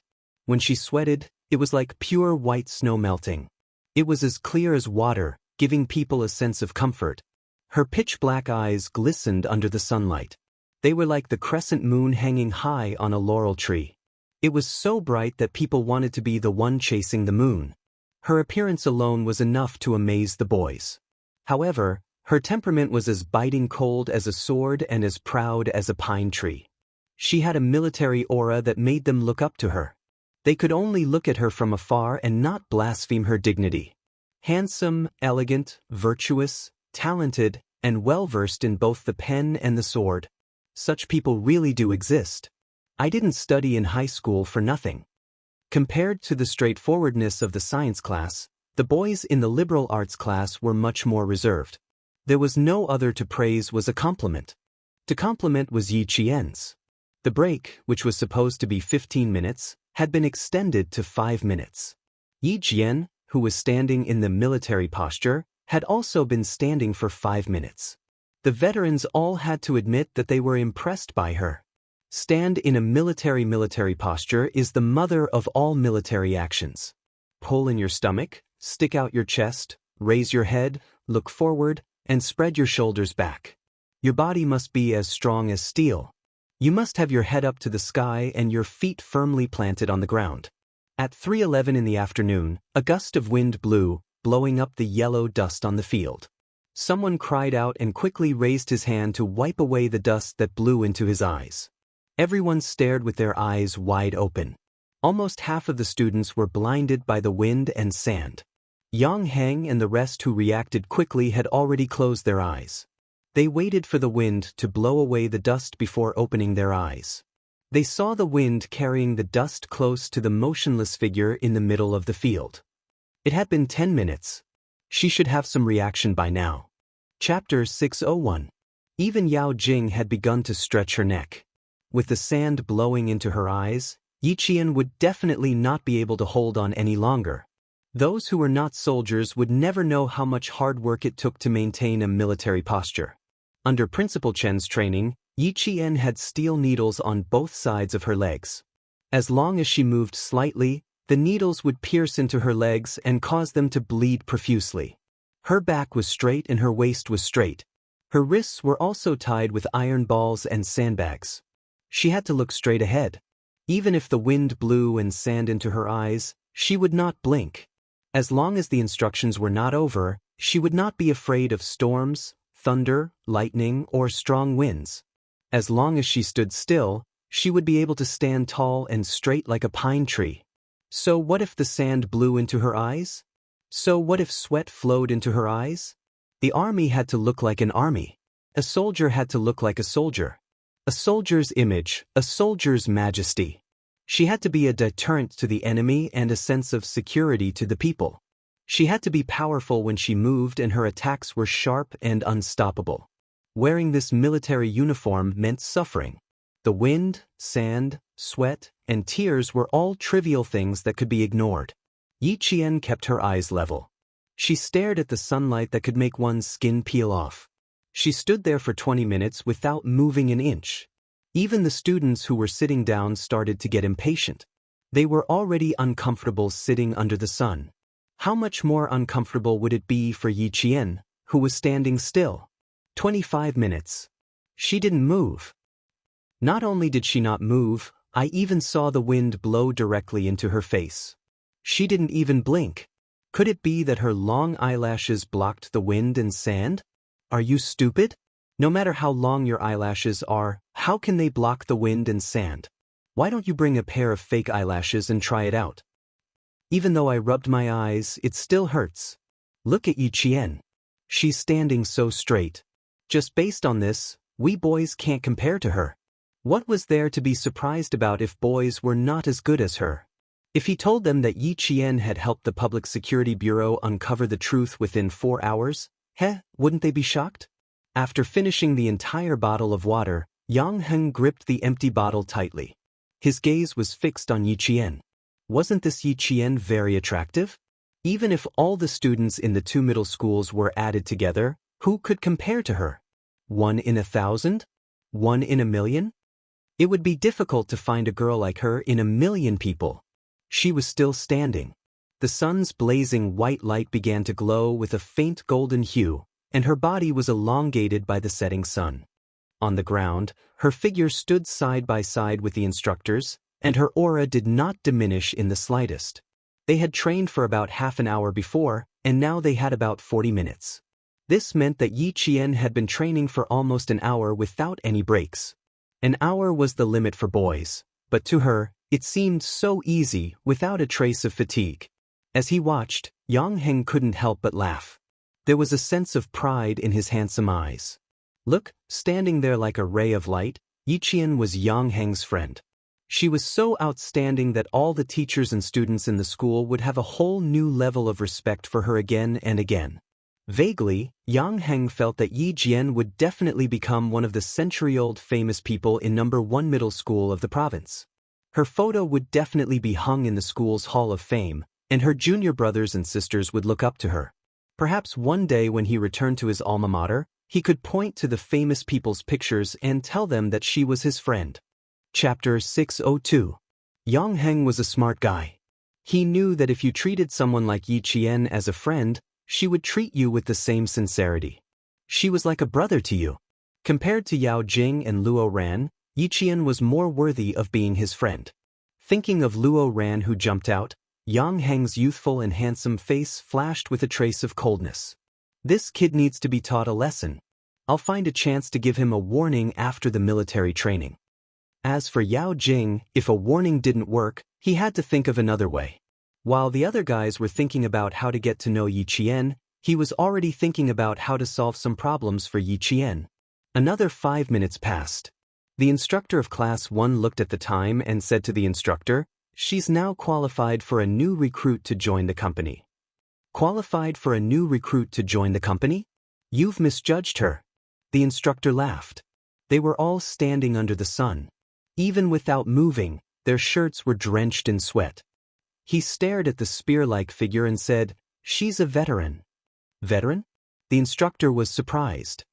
You mean she's actually a soldier? She's definitely not a soldier, but there must be people from the military training her in secret. Our anti-chemical regiment. Sigh, it's too late, too late. The instructor let out a long sigh. Too late, too late. She was already qualified to be a soldier. It would be difficult for the anti-chemical regiment to recruit her. Although the instructor didn't feel as emotional as the instructor, he still felt that it was a pity that a soldier like a student couldn't be recruited into the regiment.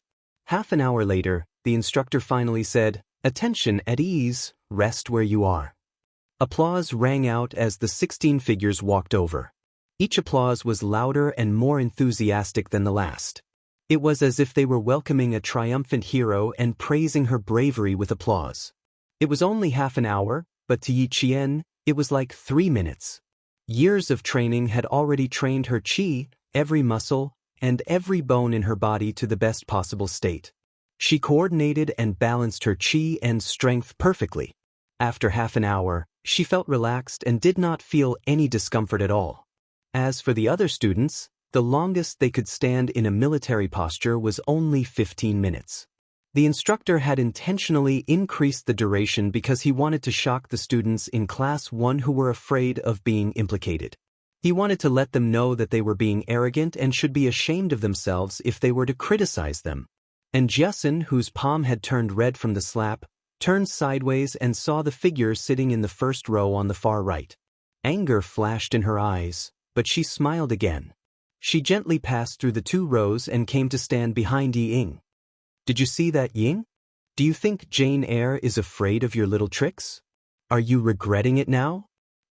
You want to embarrass Jane Eyre and incite the whole class to ostracize her. You're really blind." The righteous Jiasun came over to make her angry.